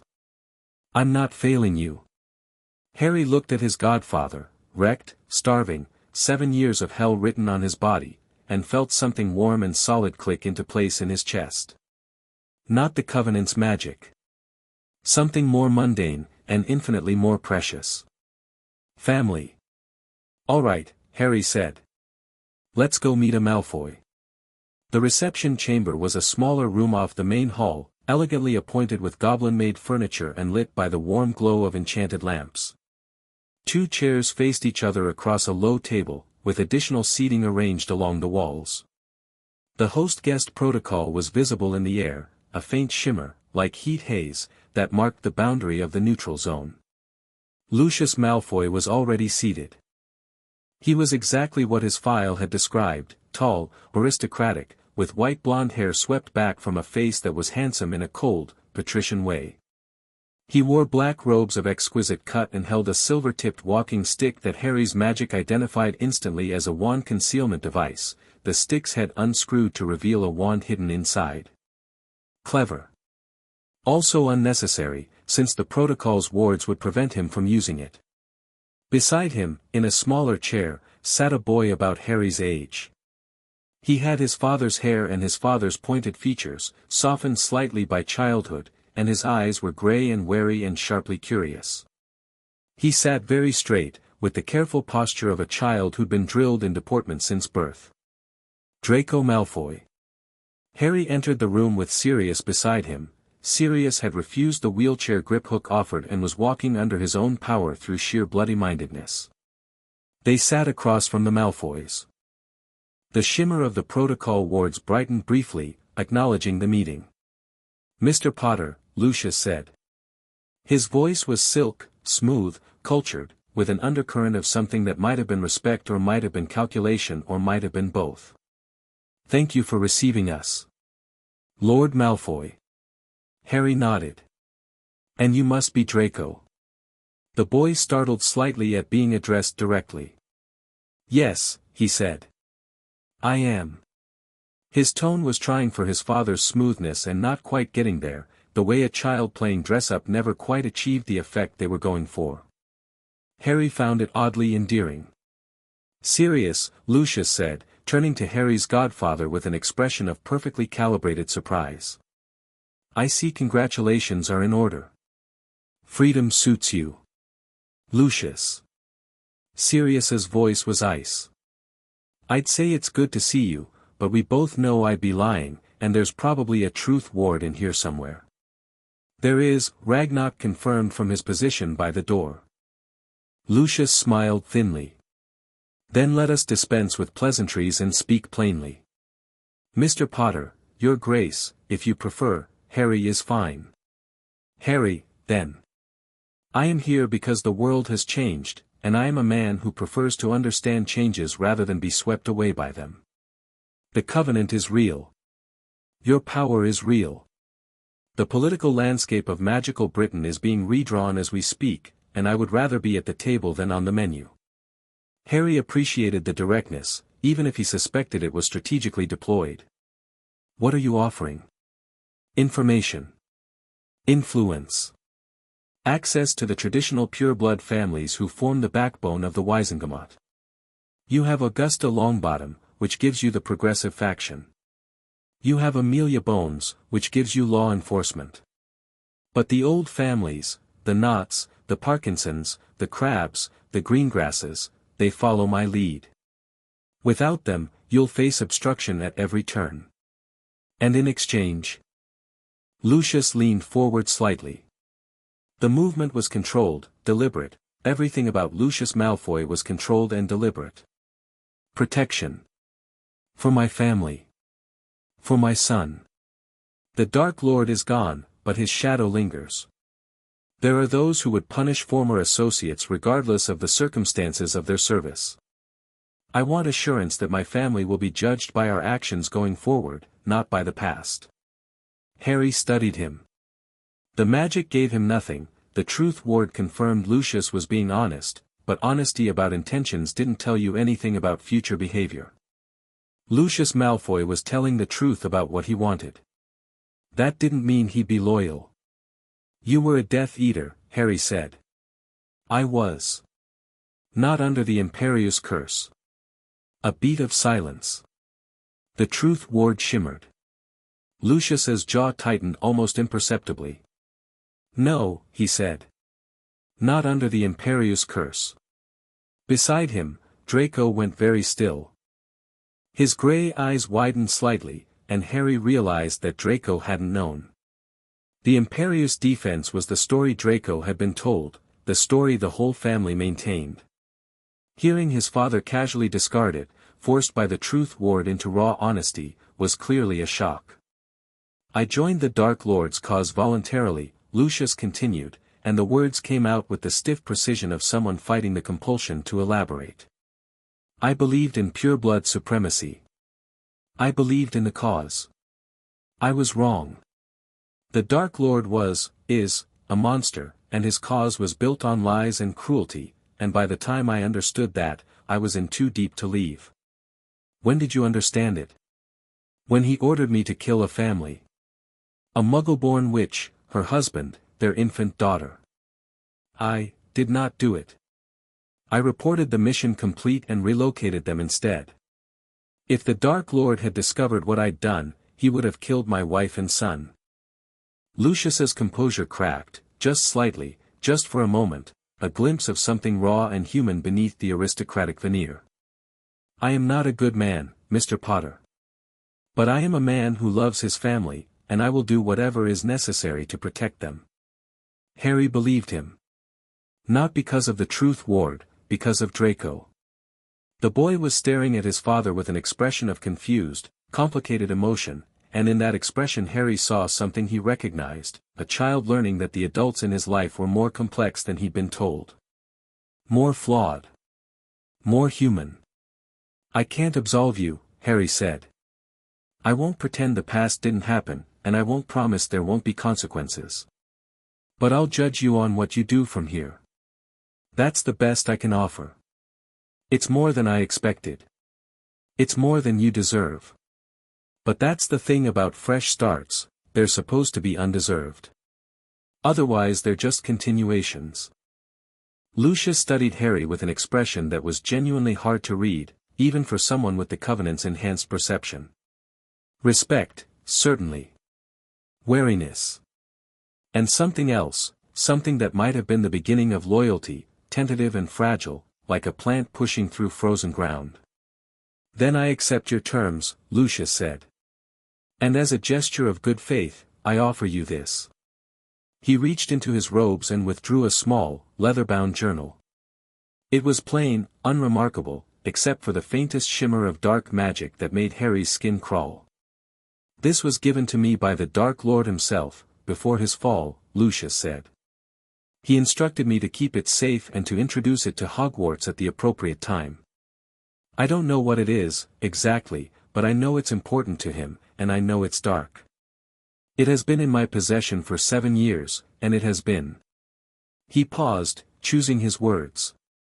Whispering. Harry reached for the journal. The moment his fingers touched the leather, the Covenant surged, not with recognition, exactly, but with revulsion. The magic inside him recoiled from the object and then surged back, wrapping around it, analyzing it, disassembling its magical signature the way a jeweler disassembles a watch. He knew what it was instantly. A Horcrux. A piece of a soul, torn free by murder and bound to a physical vessel. The same kind of thing that had been in his scar. He recognized the magical signature, the oily wrongness of it, the parasitic hunger. This was a fragment of Voldemort's soul. The scar on his forehead went cold. Not painfully, the Covenant had purged the fragment from his scar days ago, but sympathetically, the way a healed wound ached before rain. "I know what this is," Harry said quietly. Everyone in the room tensed. Sirius straightened in his chair. Ragnar's hand moved to the axe at his hip.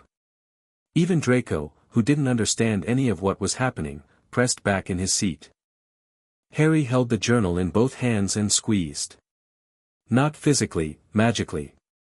The Covenant's power wrapped around the Horcrux and contracted, crushing the dark enchantment from every direction simultaneously, collapsing the soul fragment's defenses, stripping away the protections Voldemort had woven around it. The journal shrieked, a high, thin, inhuman sound, like steam escaping from a cracked pipe, and then the dark magic shattered, and the fragment dissolved, and what was left was just a book. An ordinary diary, blank pages, no magic at all. Harry set it on the table. It sat there, inert, harmless. That, he said, was a piece of Voldemort's soul. The silence that followed was total. He made more than one, Harry continued, because the Covenant was feeding him information now, connections and intuitions cascading through his awareness like a waterfall. He could feel them, distant, scattered, but present. Dark spots on the magical web, each one anchoring a fragment of a shattered soul to the physical world. He split his soul into pieces and hid them in objects. That's how he survived the night he killed my parents.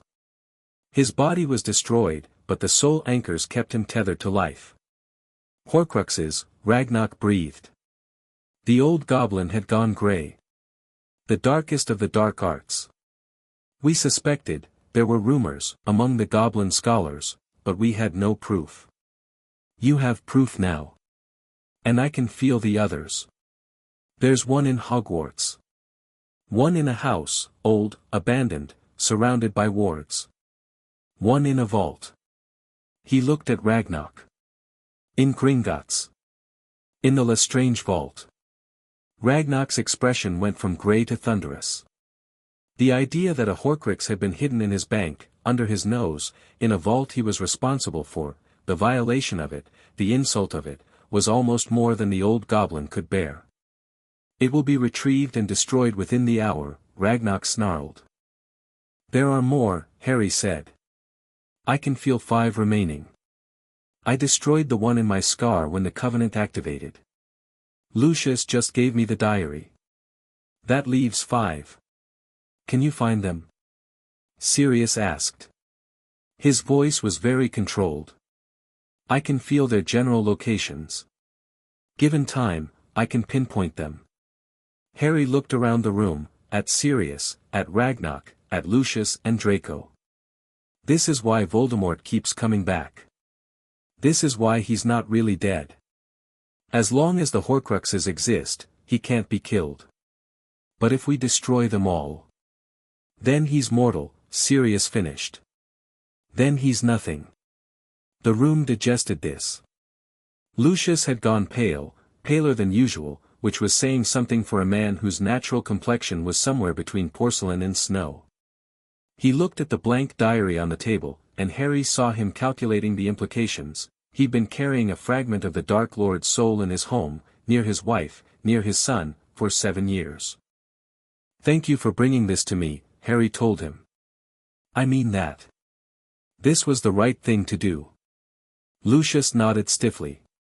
His aristocratic composure was back, but Harry had seen what was underneath it, and he suspected Lucius knew that. Draco, meanwhile, was staring at Harry with an expression that had evolved from wary curiosity into something more complex. Something that looked like the beginning of admiration, mixed with the kind of bewildered fascination that happened when you met someone your age who was so far outside your frame of reference that your brain didn't quite know what to do with them. You just destroyed a piece of the Dark Lord's soul, Draco said. With your hands. With magic, Harry corrected. My hands were just holding it. That's. Draco trailed off, apparently unable to find an adjective sufficient to the occasion. Yeah, Harry agreed. It's a lot. Their eyes met, and something passed between them, not magic, not anything grand or mystical, just the simple, unexpected click of two kids recognizing something in each other. Draco had grown up in a mansion with servants and tutors and a father who carried darkness in his desk drawer. Harry had grown up in a cupboard with spiders and hand-me-downs and an uncle who carried rage in his fists. They were about as different as two children could be, and yet. Do you play chess? Draco asked suddenly. Harry blinked. No. I never learned. I'll teach you. If you want.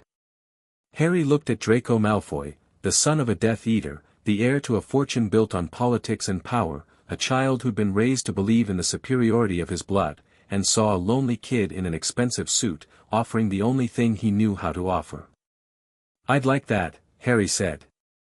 Lucius watched this exchange and said nothing, but something in his grey eyes shifted, and Harry thought it might have been relief. The meeting ended shortly after. Lucius departed with Draco, promising to return with a list of the traditional families who would be open to dialogue. Ragnar vanished into the depths of Gringotts, barking orders in gobbledygook, mobilizing teams to retrieve the Horcrux from the Lestrange vault. Griphook set about arranging Harry's schedule for the next several days, which was already overflowing. Sirius sat in his chair and didn't move. Harry sat across from him. You okay? No. Sirius ran his hands through his hair, a gesture that Harry would come to recognize as habitual, a remnant from before Azkaban when his hair had been his pride. Harry. The Horcruxes. If Voldemort made that many, he's, the level of evil required to split your soul, not once but multiple times, I know. And you're going to go after them. I'm going to destroy them. There's a difference. Sirius looked at him. You're 8. People keep, I know. People keep telling you that. Sirius leaned forward, and his grey eyes were burning with an intensity that had nothing to do with madness and everything to do with love. But Harry, listen to me. You're powerful. You might be the most powerful magical being who's ever lived. But power doesn't make you invincible, and it doesn't make you grown up. You're allowed to be a kid. You're allowed to be scared. You're allowed to need help. I'm not scared, Harry said. Maybe you should be. Harry considered this. He thought about the Horcruxes, dark, corrupt, scattered across Britain like landmines. He thought about Voldemort's wraith, still out there somewhere, diminished but not gone. He thought about the Ministry and Dumbledore and the pureblood factions and the 1,000 moving pieces of a political landscape he was only beginning to understand. I'm not scared, he said again. But I'm glad you're here. Sirius's expression crumbled. He pulled Harry into a hug for the 3rd time, and Harry was keeping count, because hugs were new and precious and he wanted to remember every single one, and held on tight. I'm here, Sirius said. I'm not going anywhere. Not ever again. They stayed like that, in the quiet of the Gringotts reception room, while the world outside continued to spin and the storm continued to gather, and somewhere in the darkness, a wraith that had once been the most feared wizard in the world felt another piece of itself die, and screamed in silence, and began, for the first time in its wretched existence, to feel afraid. Chapter 4, Old Enemies, New Blood. The Horcrux in Gringotts died at 3:30 in the morning. Harry was asleep when it happened, actually, properly asleep, in his bed at Potter Manor, with Sirius in the room down the hall and the house elf standing guard and the ancient wards of the estate humming softly around him like a lullaby. The Covenant woke him anyway. It slid through his dreams like a cold hand on his shoulder, pulling him up from sleep into sharp, crystalline awareness, and he felt it, a distant snap, like a string being cut, followed by a howl that existed somewhere outside of sound. He lay in the dark and breathed. Ragnar had done it.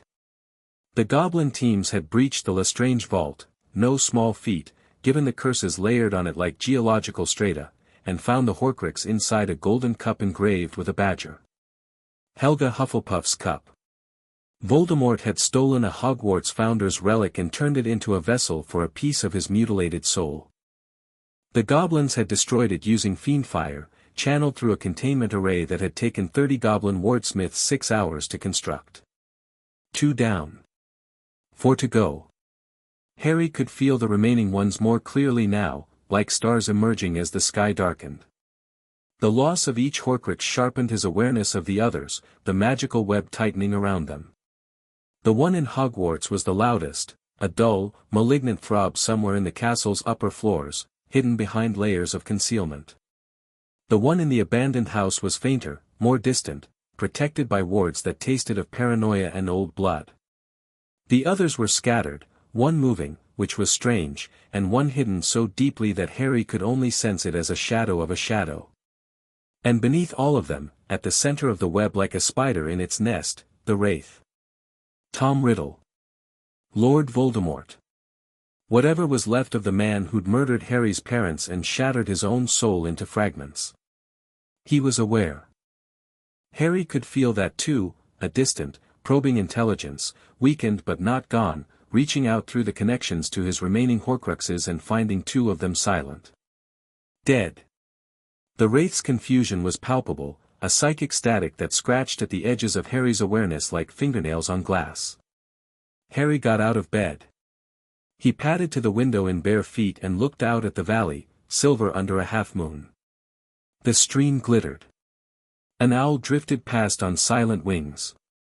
The world was peaceful and quiet and completely unaware that the most dangerous dark wizard in history was somewhere out there, waking up to the fact that someone was hunting him.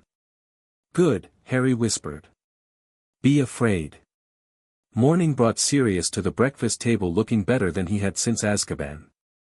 The house elves had been feeding him steadily, 6 small meals a day, carefully calibrated to rebuild a body that had been running on prison rations for 7 years, and the results were starting to show. His cheeks had filled out slightly. The haunted, hollowed look was fading. He still moved carefully, and he still flinched at sudden noises, and he still woke screaming some nights, but the man underneath the damage was emerging, day by day, like a photograph developing. He was also, Harry was discovering, funny. So let me get this straight, Sirius said, buttering toast with the concentration of a man who hadn't had butter in 7 years and wanted to do it properly. You've been a wizard for less than a week, and you've already freed the werewolves, overturned my conviction, healed the Longbottoms, destroyed 2 Horcruxes, made the goblins kneel, told Dumbledore to stuff it, and befriended a Malfoy. When you list it like that, it sounds like a lot. It is a lot, Harry. Normal 8-year-olds are worried about their spelling tests and whether they'll get a bicycle for Christmas. I never had a bicycle. I know. We're fixing that. Sirius pointed his butter knife at him. Today. After the Horcrux business. We're going to Diagon Alley and I'm buying you a bicycle and an ice cream and whatever else normal kids have. A kite. Do kids still fly kites? I don't know. I lived in a cupboard. Right. Kites on the list. Harry grinned. Having Sirius around was like having a window opened in a stuffy room, everything felt lighter, more breathable. Sirius treated him like a kid who happened to be extraordinary, rather than an extraordinary being who happened to be a kid, and that distinction mattered more than Harry could articulate. They were halfway through breakfast when Griphook arrived. The goblin appeared in the fireplace with a whoosh of green flame and stepped out onto the hearth rug, brushing soot from the lapels of a dove-gray suit. Your Grace. Mr. Black. I have news. The cup? Harry asked. Destroyed. Director Ragnarok sends his compliments and a bill for the Fiendfire containment array, which he assures me is entirely nominal, by Goblin standards and which I assure you is approximately 4,000 galleons. Pay it. Already done. Griphook settled into a chair with the ease of someone who was becoming comfortable in Potter Manor. The more pressing news is this, the Hogwarts Horcrux. Our researchers have narrowed its location based on your description of its magical signature. We believe it's hidden in the Room of Requirement, a legendary chamber on the 7th floor that manifests according to the needs of whoever opens it. The room is unplottable, unwarded by the standard Hogwarts protections, and exists in a semi-dimensional space that makes it effectively invisible to magical detection. But I can feel it. Because you're the sovereign of magic. The room can't hide from you any more than a shadow can hide from the sun. However, accessing Hogwarts presents complications. The castle is Dumbledore's domain. The wards recognize him as headmaster and respond to his authority. Walking in uninvited would be provocative. Sirius snorted. Since when do you care about being provocative? Since it's Dumbledore's house and I'd rather not start a fight I don't need to have. Harry thought for a moment. Can we ask? Griphook blinked. Ask? Ask Dumbledore. Send him an owl. Tell him I'd like to visit Hogwarts to retrieve a dangerous dark artifact that's been hidden in his school. Let him be part of the solution instead of an obstacle. Sirius and Griphook exchanged a look. That's surprisingly diplomatic for you, Sirius said. I'm trying something new. It's called not making enemies when I don't have to. The owl went out. Dumbledore's response came within the hour, a brief, courteous note on cream-colored parchment, written in a flowing hand, Dear Harry, you are welcome at Hogwarts at your earliest convenience. I confess I am both alarmed and intrigued by the mention of a dark artifact, and I would appreciate the opportunity to discuss the matter in person. I will meet you at the main gate at noon. With respect, Albus Dumbledore, it's a start, Harry said. They arrived at Hogwarts at noon. Harry had seen the castle in fragments, flashes from the Covenant's magical web, impressions of ancient stone and layered enchantments, but seeing it with his own eyes was something else entirely.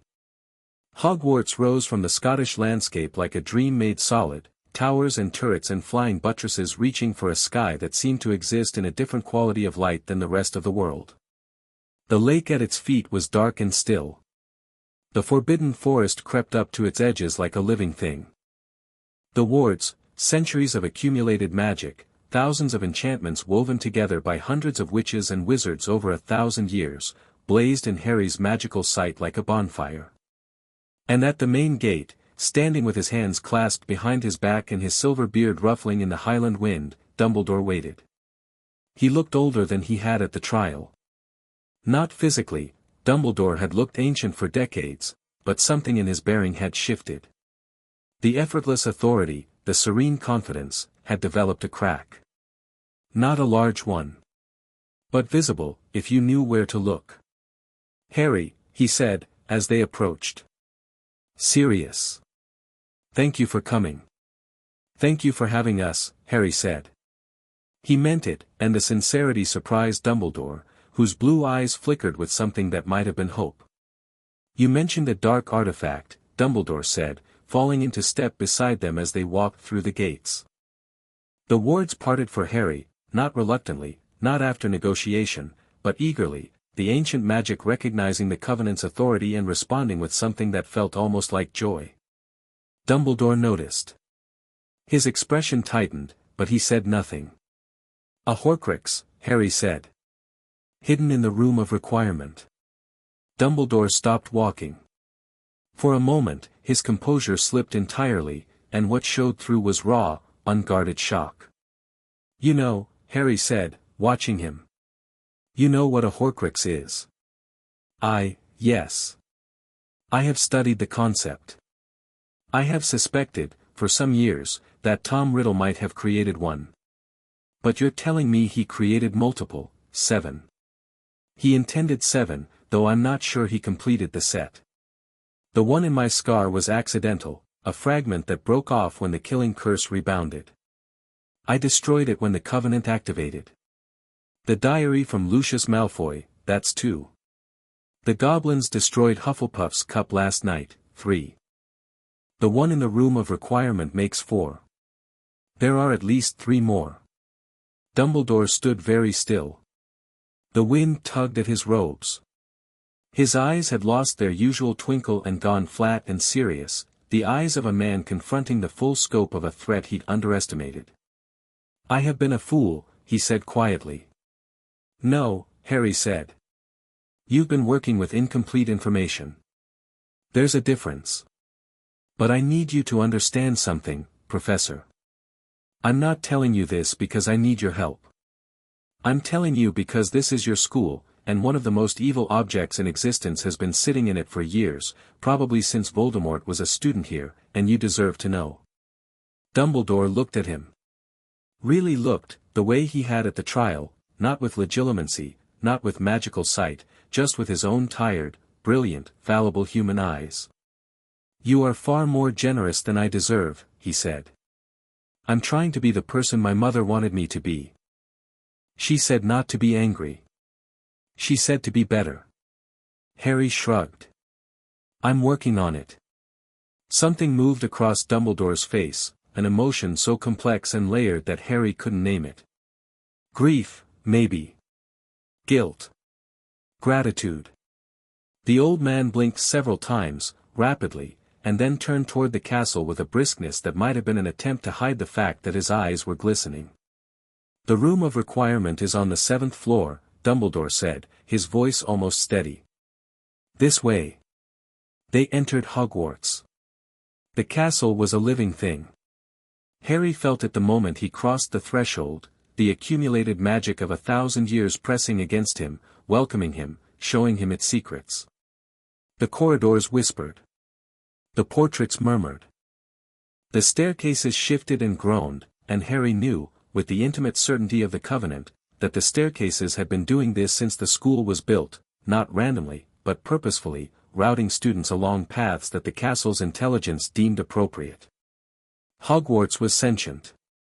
Not in the way a person was sentient, but in the way a very old forest was sentient, a slow, deep, patient awareness that permeated every stone and every ward and every inch of enchanted air. And it knew Harry. It had been waiting for him, the way the ward stone in the cupboard had been waiting, the way the goblins had been waiting. The castle sang to him as they walked. A subsonic vibration, felt in the bones rather than heard, a melody that was ancient and wild and heartbreakingly beautiful. "You feel it," Dumbledore said, watching Harry's face. "The castle's welcome. It's glad I'm here." "Yes. Hogwarts has always had a will of its own, but I've never known it to react this strongly to anyone. Not even me." They climbed stairs, regular stairs, which behaved themselves in Harry's presence, and walked through corridors lined with suits of armor that saluted as Harry passed, their metal gauntlets clanking against their breastplates. Portraits bowed. Doors opened. "The staff will wonder," Dumbledore murmured, as a particularly enthusiastic portrait of a medieval wizard burst into applause. "Let them. I'm not hiding." The 7th floor. A blank stretch of wall opposite a tapestry of Barnabas the Barmy attempting to teach trolls ballet. Dumbledore stopped. The room of requirement manifests when someone walks past this wall 3 times, concentrating on what they need. The room adapts to the request. "I believe what you need to find is hidden in the room's storage configuration, a version of the room that contains centuries of discarded objects." Harry stepped up to the wall. He didn't pace 3 times. He didn't need to. He placed his palm flat against the stone, and the Covenant's magic flowed through him and into the wall, and the castle responded. A door appeared. Not gradually, not with theatrical shimmer, it simply was, as if it had always been there and they'd simply failed to notice. It was enormous, twice Harry's height, made of dark wood banded with iron, and it swung open at his touch. The room of hidden things was staggering. It stretched as far as Harry could see, a labyrinth of towering stacks, mountains of objects piled floor to ceiling, the accumulated detritus of 1,000 years of magical education. Broken wands, old textbooks, rusted cauldrons, furniture draped in dusty sheets, cages with things still moving inside them, bottles of potions that had congealed into substances that defied description. It was a graveyard and a treasure trove and a junk shop all in one, and somewhere in its depths, a piece of Voldemort's soul was hiding. Harry didn't need to search. He could feel it, a dark pulse, like a diseased heartbeat, somewhere to the left and deep inside the maze. He walked toward it, weaving through the stacks with the certainty of someone following a compass. Dumbledore and Sirius followed, picking their way more carefully through the narrow paths between the towering piles. The Horcrux was sitting on a dusty shelf, half hidden behind a pile of broken sneakoscopes. A diadem. Silver, delicate, set with a single sapphire that gleamed with an oily blue light. The inscription on it read, "Wit beyond measure is man's greatest treasure." Rowena Ravenclaw's diadem, Dumbledore breathed. Lost for centuries. Tom found it and corrupted it. Harry reached for it. The Horcrux felt his approach and lashed out, a whip of dark magic, fast and vicious, aimed at his mind. Visions slammed into him, his parents dying, screaming, the cupboard, dark and small and suffocating, Vernon's belt, the Dementor's cold, every terrible thing he'd ever experienced, concentrated and weaponized and hurled at him like a battering ram. Harry blinked. The visions shattered. Not dramatically, they just stopped, the way a television stops when you pull the plug. The Horcrux's dark magic hit the Covenant and dissolved, the way a match dissolves in a hurricane. It simply wasn't enough. Not even close. He picked up the diadem. It screamed in his hands, that thin, inhuman shriek, the death cry of a corrupted soul fragment, and Harry squeezed, the same way he'd squeezed the diary, and the dark magic shattered, and the soul fragment burned away, and what was left was a diadem. Beautiful, ancient, purified. He could feel Ravenclaw's original enchantments emerging from beneath the corruption like flowers emerging from beneath snow, intelligence, clarity, wisdom. He held it up. The sapphire blazed with clean blue light. "It's free," Harry said. "The Horcrux is gone. The diadem's original enchantments are intact." Dumbledore stared at the diadem. His expression was, for once, completely unguarded, wonder and relief and a scholar's hungry fascination all layered together. "You didn't just destroy the Horcrux. You healed the artifact. I separated them. The diadem was the victim, not the weapon. That distinction would not occur to most people. It occurred to me." Harry turned the diadem over in his hands. It was beautiful, the metalwork alone was extraordinary, 1,000 years of magical craftsmanship that put modern goblin work to shame. It belonged here, in this castle, with the students and teachers who carried on Ravenclaw's legacy. He held it out to Dumbledore. "This belongs to Hogwarts." Dumbledore hesitated. His hand reached for the diadem, then stopped, hovering an inch away. "Harry, the enchantments on this, the intelligence enhancement alone, belongs to Hogwarts," Harry repeated. "I don't need it. And Ravenclaw would have wanted it here, with her students. Put it somewhere safe. Let the school benefit from it." Dumbledore took the diadem. His fingers trembled as they closed around it, and Harry realized, with a jolt of surprise, that this meant something to the old man, not just historically, not just magically, but personally. Dumbledore the scholar, the seeker of knowledge, the man who had spent a lifetime pursuing understanding, of course a relic dedicated to wisdom would move him. "Thank you," Dumbledore said, and for the second time since Harry had known him, the words sounded entirely genuine. They left the room of requirement. The castle sang its farewell, that deep, resonant vibration, thrumming through the stones, and Harry carried with him a mental map of every secret passage, every hidden room, every ward and enchantment in the entire structure. Hogwarts had given him its blueprints. A gift from an old friend to a new one. At the main gate, they paused. 3 down, Harry said. 4 to go. I know where the next one is, a house, abandoned, heavy wards. Somewhere in northern England, I think. I'll find it. I may be able to help with that, Dumbledore said slowly. The house you describe, if it's where I think it is, belongs to the Gaunt family. Tom Riddle's maternal line. I've been investigating it for years, but the wards have resisted every approach I've made. They won't resist me. No. I imagine they won't. Dumbledore paused. The wind blew his beard sideways. He looked, for a moment, very old and very tired and very human. Harry. I know you have no reason to trust me, and I have given you every reason not to. But I would like to help. Not as your guardian or your commander or your chess master.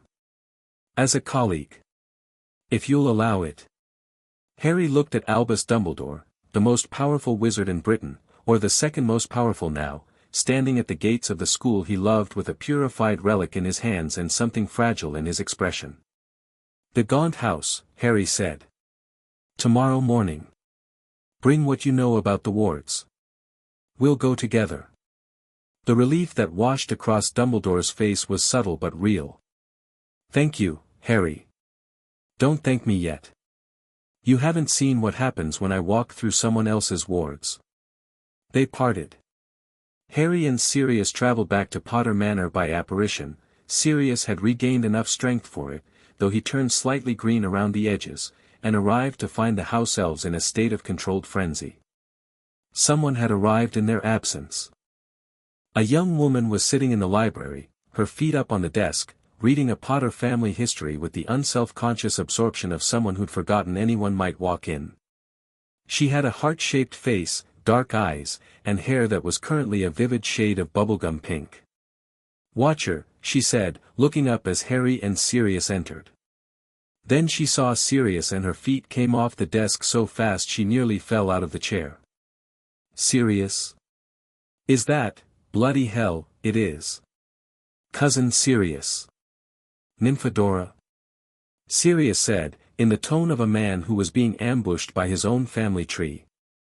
Don't call me Nymphadora. She bounded across the library and wrapped Sirius in a hug that was approximately 60% enthusiasm and 40% physical assault. It's Tonks. Just Tonks. Mum's been going spare since the trial. She wanted to come herself but Dad's got the flu and she didn't want to. Oh, never mind, you're here, you're alive, you're out, and I'm going to cry and it's going to be embarrassing, so just, hold still. She cried. Sirius held her awkwardly, his expression a complicated mix of joy and bewilderment. Harry stood in the doorway and watched, and something in his chest went warm. Who are you? He asked, when the tears had subsided. Tonks extracted herself from Sirius and turned to Harry. She was tall and lanky, maybe 15, with the kind of face that was built for grinning. She wiped her eyes with the back of her hand. Nymphadora Tonks. But seriously, just Tonks, or I'll hex you. I'm Sirius's second cousin, my mum is Andromeda Black. She married a Muggle-born, Ted Tonks, and the family disowned her for it. I'm a 5th year at Hogwarts. And I'm a Metamorphmagus. To demonstrate, her pink hair cycled through blue, green, purple, and a shocking shade of orange before settling back to pink. That's brilliant, Harry said. Isn't it? Dead useful for sneaking into the kitchens. She looked at him, really looked, the way people did when they were trying to reconcile the legend with the reality. So you're Harry Potter. The Sovereign of Magic. The kid who told Dumbledore where to stick it. I didn't tell him where to stick anything. I asked him to be honest. Same thing, for Dumbledore. She grinned. I like you. Mum sent me to check on Sirius, but also, honestly, I was curious.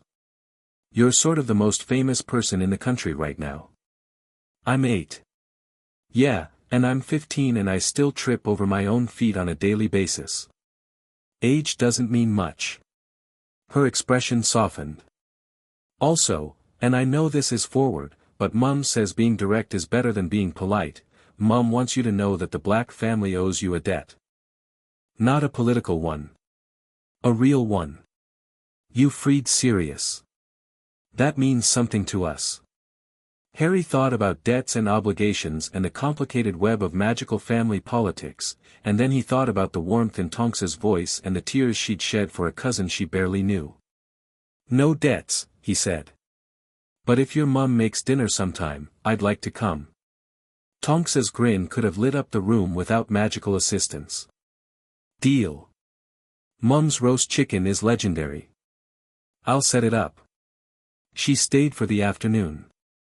Harry found himself relaxing around her in a way he hadn't with anyone except Neville. She was irreverent, funny, cheerfully clumsy. She knocked over a vase, 2 stacks of books, and a suit of armor in the span of an hour, and she treated Harry with the casual ease of an older cousin rather than the careful deference of someone addressing a sovereign.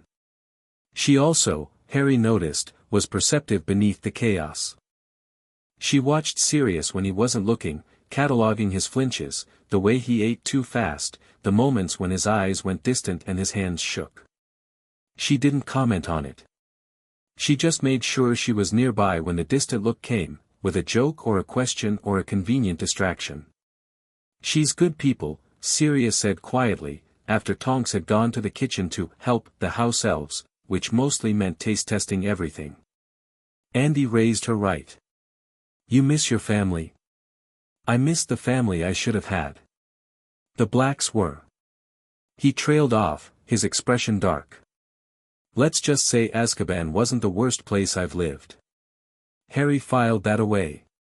Another piece of the puzzle. Another person shaped by damage, learning to grow around the scars. That evening, after Tonks had gone home with promises to return and a standing invitation to dinner at the Tonks household, Harry sat in the library and worked. The remaining Horcruxes.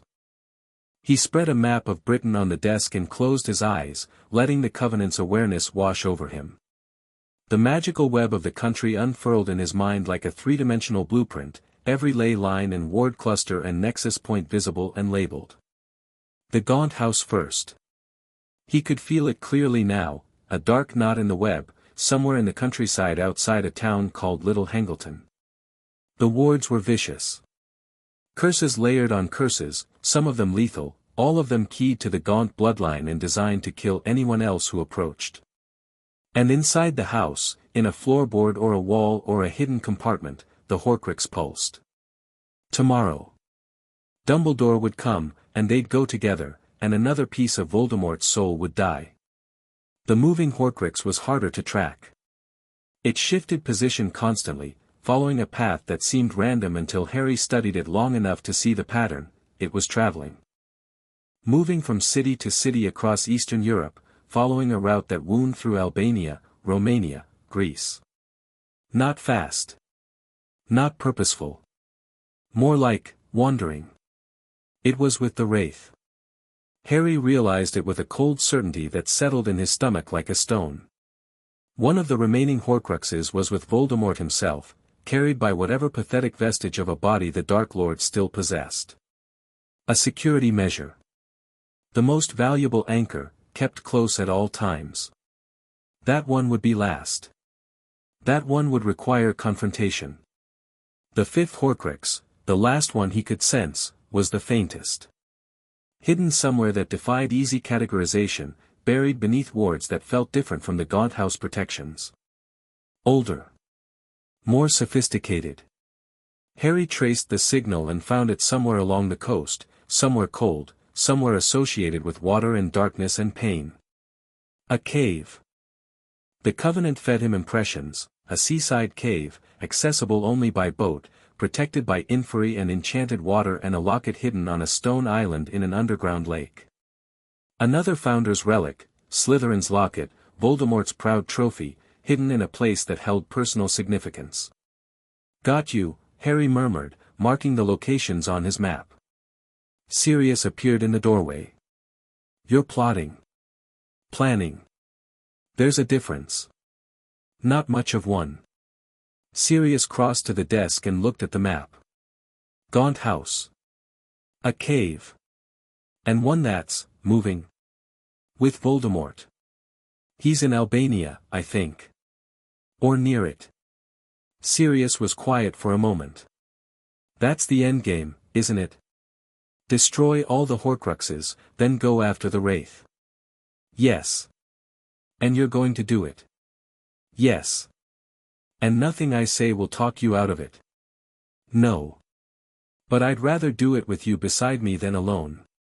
Sirius looked at the map. He looked at Harry. And then he pulled up a chair and sat down. "Show me what we're working with," he said. They planned until midnight. Sirius, it turned out, was a brilliant tactical mind. Years of Auror training before the war, combined with the Black family's innate gift for cunning, made him an ideal strategist. He studied the map, asked sharp questions about each Horcrux's defenses, and proposed approach plans that were creative, practical, and only slightly reckless. "The cave is the tricky one," Sirius said, tracing the coastal markings with his finger. "Inferi are nasty, fire's the best counter, but in an enclosed space with water, fire gets complicated. And enchanted water that has to be drunk, that's the kind of trap Voldemort would set. Make your enemies destroy themselves to reach the prize. I don't need to drink anything. The Covenant gives me direct access to the magical structure of the protections. I can dismantle them. And the Inferi? Fire. I can generate enough fire to clear a cave. The magic isn't an issue, it's the control. I need to burn the Inferi without boiling the lake and cooking us. That's reassuring. I'm 8. My reassurance skills are still developing." Sirius laughed. It was easier, now. The laughter came more readily, the shadow of Azkaban retreating a little further each day. Not gone. Maybe never entirely gone. But manageable. They went to bed. Harry slept deeply, dreamlessly, the Covenant standing guard over his rest. When morning came, the sky was clear and the air was sharp, and the day ahead held the promise of destruction in the best possible sense. Dumbledore arrived at 9. He came alone, as requested, wearing traveling robes of muted grey that were the most understated thing Harry had ever seen him in. He carried his wand openly, the Elder Wand, Harry realized with a jolt of recognition, one of the 3 Deathly Hallows, and the Covenant resonated with it, a deep harmonic that vibrated in Harry's bones. "The Gaunt House," Dumbledore said, without preamble. "I've visited the area 3 times. The wards turned me back each time. They're keyed to Slytherin blood, which I don't possess." "I do." Harry looked at Sirius, who was standing in the hallway in a heavy cloak, looking determined and only slightly undernourished. "Ready? Born ready. Or reborn ready. Something ready. They operat." Little Hangleton was a village that looked like it had been designed by someone who thought charm was suspicious. Neat houses, neatly trimmed hedges, a church with a square tower. The Gaunt property was on the outskirts, down a rutted lane that ran between overgrown fields, and the first sign that something was wrong was the silence. No birds. No insects. No wind in the trees. The wards had created a dead zone, a bubble of magical suppression that killed every living thing smaller than a mouse. The house was a ruin. Stone walls, partially collapsed. A sagging roof. Windows that were just holes now, dark and empty. The magic around it was a snarl of curses and protections, a lethal tangle that Harry could see as clearly as razor wire. "Charming," Sirius muttered. "The outer ward is a death curse," Dumbledore said, his wand raised, blue eyes scanning the perimeter. "Anyone who crosses the property line without Gaunt blood dies instantly. Beyond that, there are compulsion wards, designed to drive intruders mad, and a final layer of protections around the hiding place itself." Harry walked forward. The death curse recognized his blood, Slytherin's blood, diluted but genuine, and parted like a curtain. The compulsion wards pressed against his mind. "Turn back, leave, forget, this place is empty, nothing here, go away." The Covenant batted them aside like cobwebs. Behind him, Sirius and Dumbledore followed in his wake, shielded by the path Harry's magic carved through the defenses. The Horcrux was under the floorboards. Harry could feel it as they entered the ruin, a dark, pulsing knot in the magical substrate, hidden beneath rotten wood and cursed stone. He knelt, placed his palm flat on the floor, and pushed. The wood disintegrated. Beneath it, in a hollow dug into the earth, sat a small gold box, and inside the box, a ring. A heavy gold ring set with a cracked black stone, and the stone was not just a stone. The Covenant screamed with recognition, and Harry rocked back on his heels. "That's a hallow," he said. "The resurrection stone." Dumbledore went rigid. His entire body locked up, every muscle tensing, and his eyes, those famous, twinkling blue eyes, went wide and dark and hungry. Harry watched the old man's face and saw something he recognized: desperate, aching want. Not for the Horcrux. For the stone. For the power to speak to the dead. "Ariana," Harry said softly. Dumbledore flinched as if struck. "I know about your sister," Harry continued, keeping his voice gentle.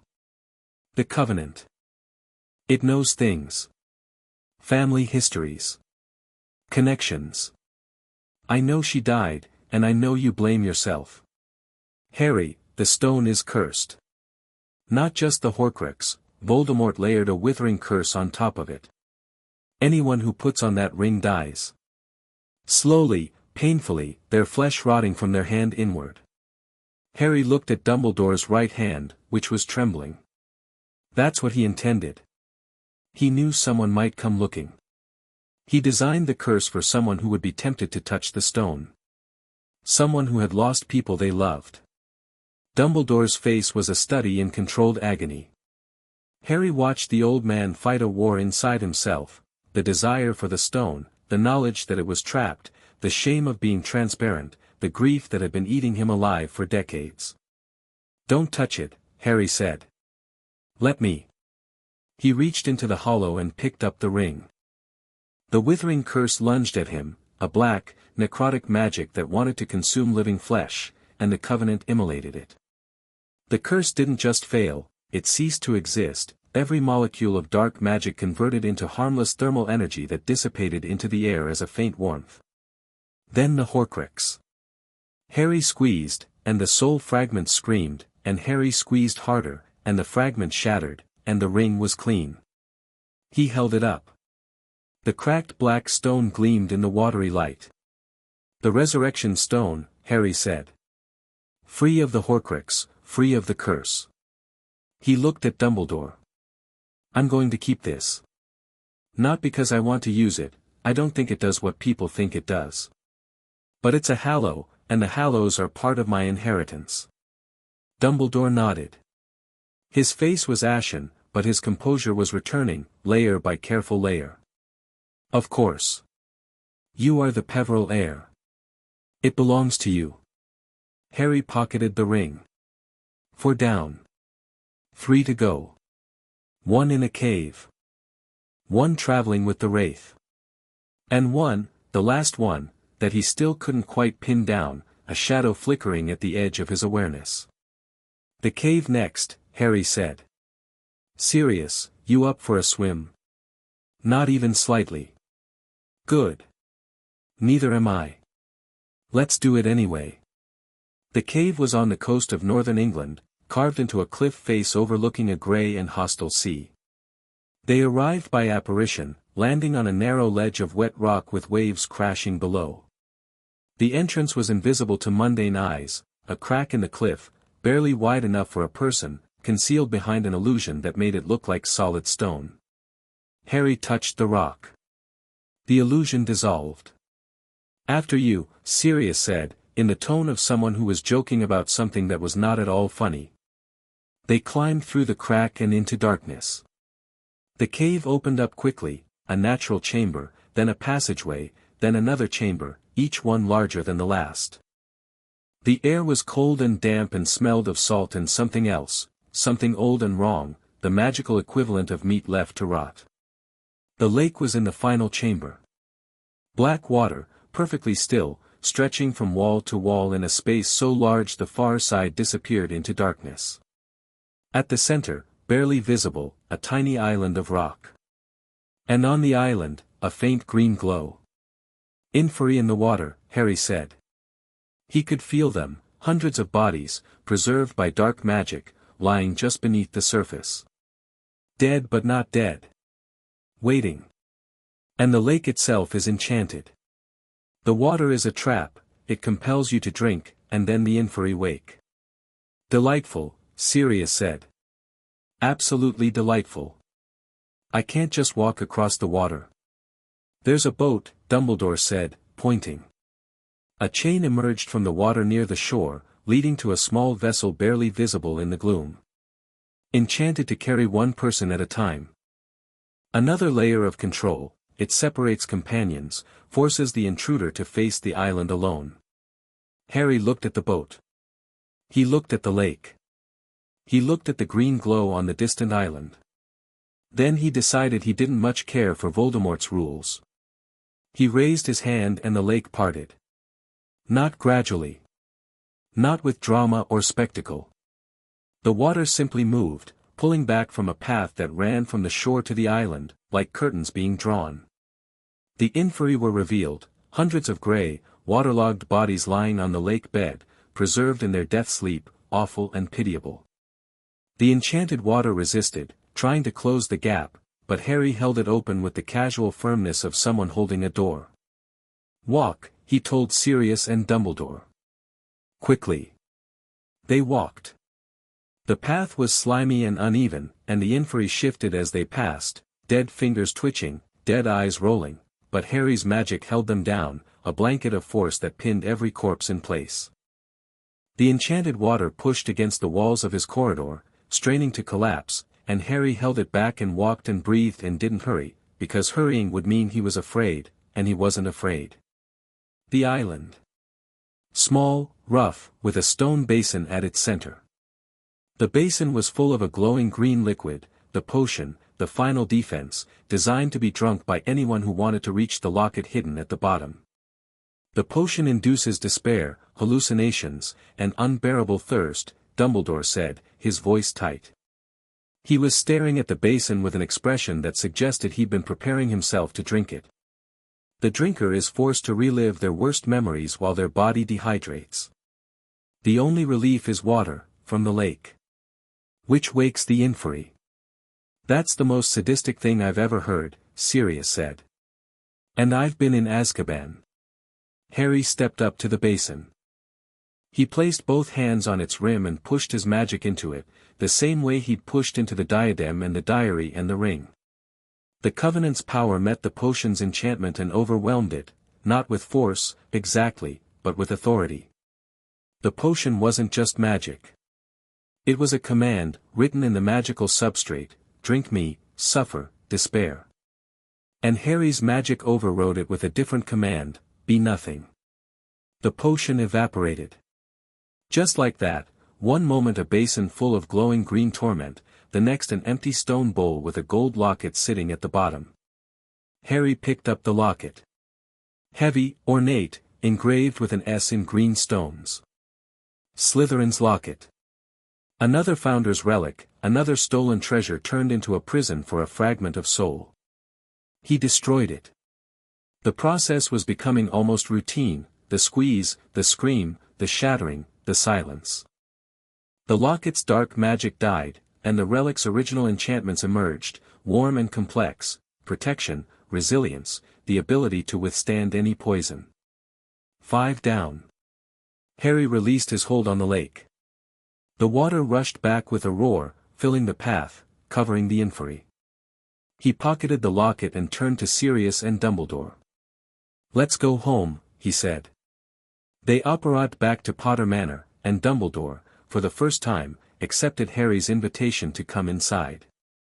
They sat in the library, Harry in his chair by the fire, Sirius on the sofa, Dumbledore in an armchair that the house had conjured specifically for him, slightly less comfortable than the others in a way that might have been the house's opinion of its guest. 5 Horcruxes destroyed in less than a week, Dumbledore said.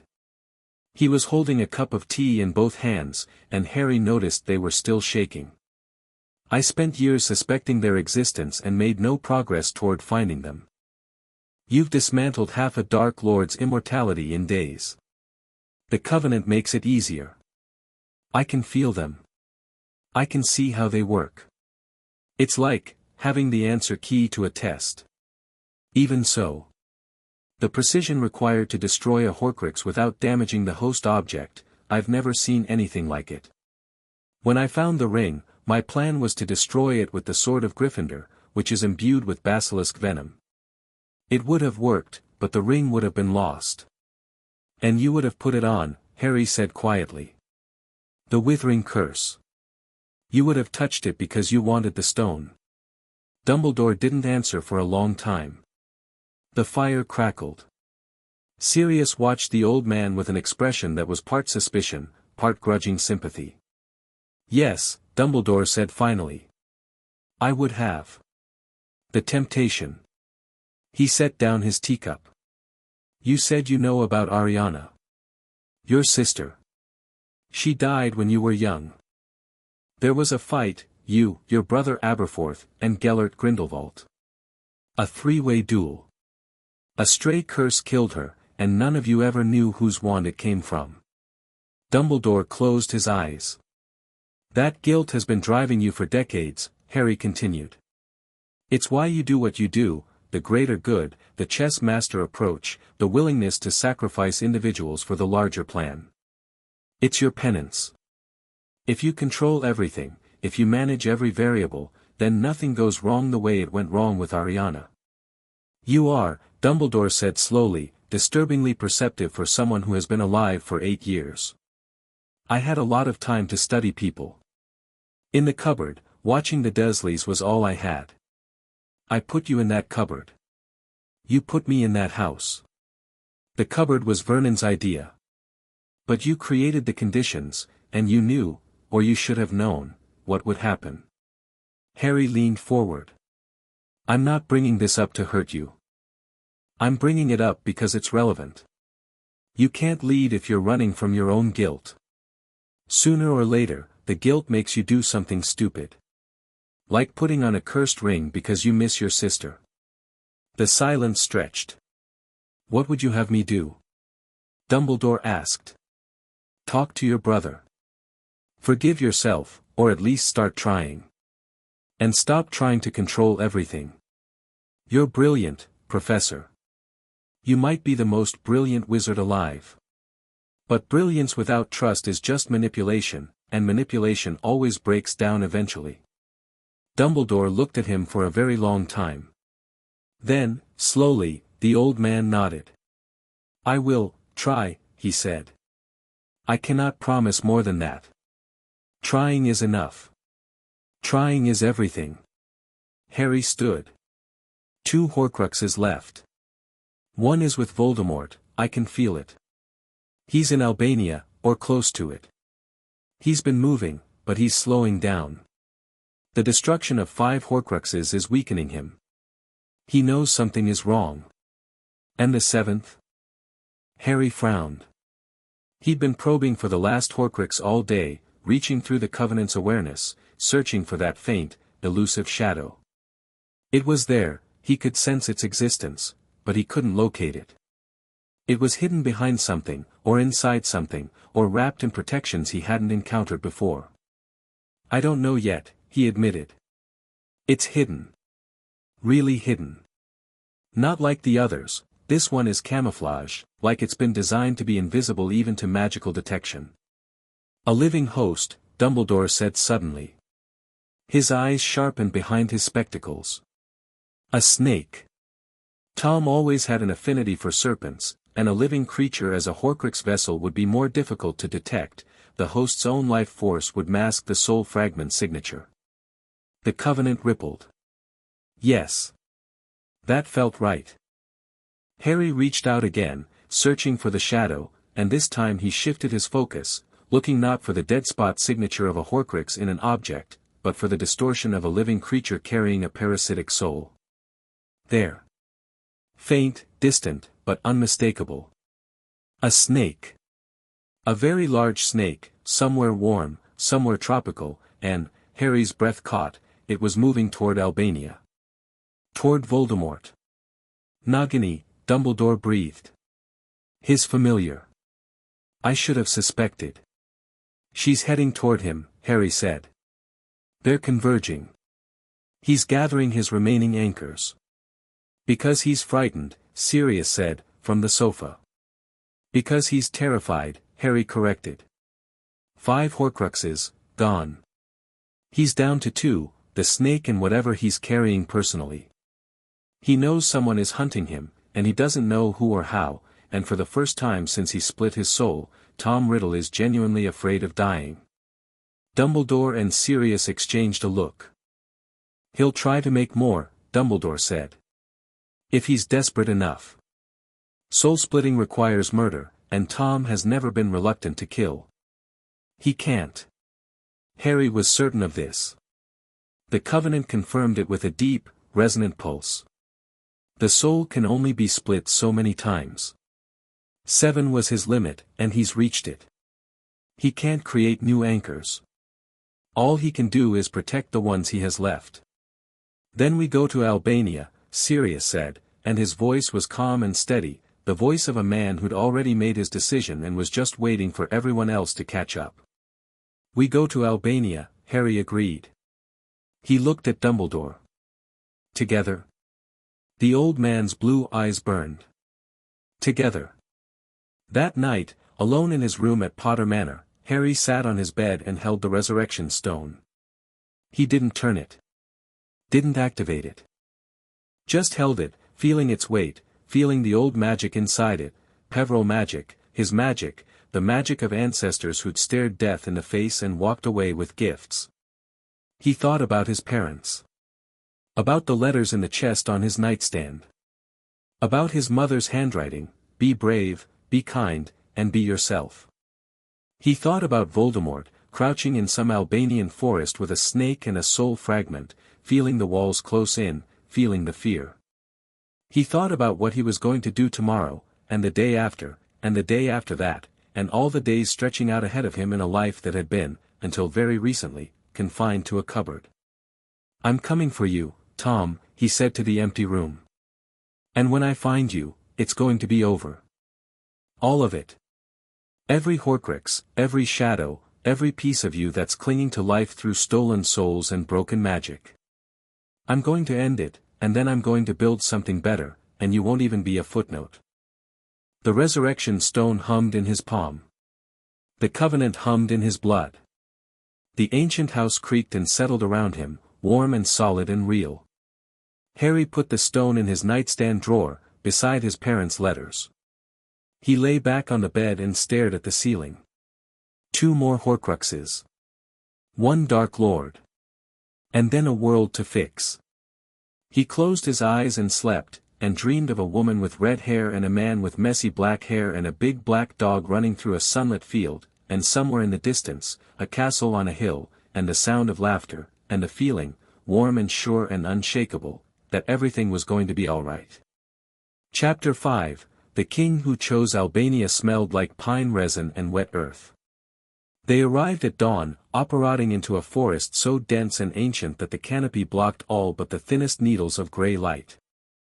Harry landed on a carpet of dead needles and moss, the air cool and fragrant against his face, and for a moment he just stood there, feeling the magic of the place. It was wild here. Not like Britain, where magic had been shaped and channeled and domesticated by 1,000 years of wizard civilization. Albanian magic was untamed, raw threads of power running through the earth like underground rivers, connecting to nothing, serving no purpose, simply existing.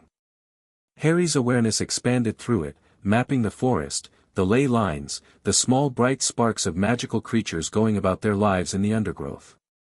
And there, maybe 3 miles to the northeast, 2 dark stains on the magical web. Close together now. Converging, just as he'd predicted. He's there, Harry said, pointing. Sirius landed beside him, steadied himself against a tree, and drew his wand. He'd been eating and resting and taking strengthening potions for a week, and while he was still too thin and his hands still trembled when he was tired, the gauntness had retreated and his magic was flowing freely again. He moved like an aura now, controlled, aware, ready. Dumbledore arrived last, appearing without sound, his grey travelling robes blending into the pre-dawn forest. The Elder Wand was in his hand, its power a low thrum that Harry could feel through the Covenant. The 3 Hallows were close together for the first time in centuries, the wand, the stone in Harry's pocket, and the cloak, which Harry had found in his family vault and wore now as a scarf, its silvery fabric pooled around his neck. The Hallows sang to each other, a resonance that ran beneath the normal spectrum of magical perception, and Harry felt it strengthen him, layer upon layer of ancestral power stacking up like geological strata. 3 miles northeast, Harry repeated. The Wraith and the Snake. Together.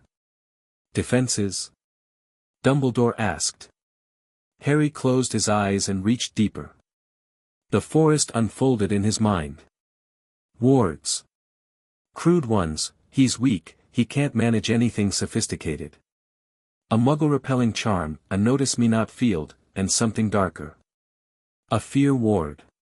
It broadcasts dread in a radius of about a quarter mile. Enough to keep animals and casual travelers away. Can you dismantle them from here? Already done.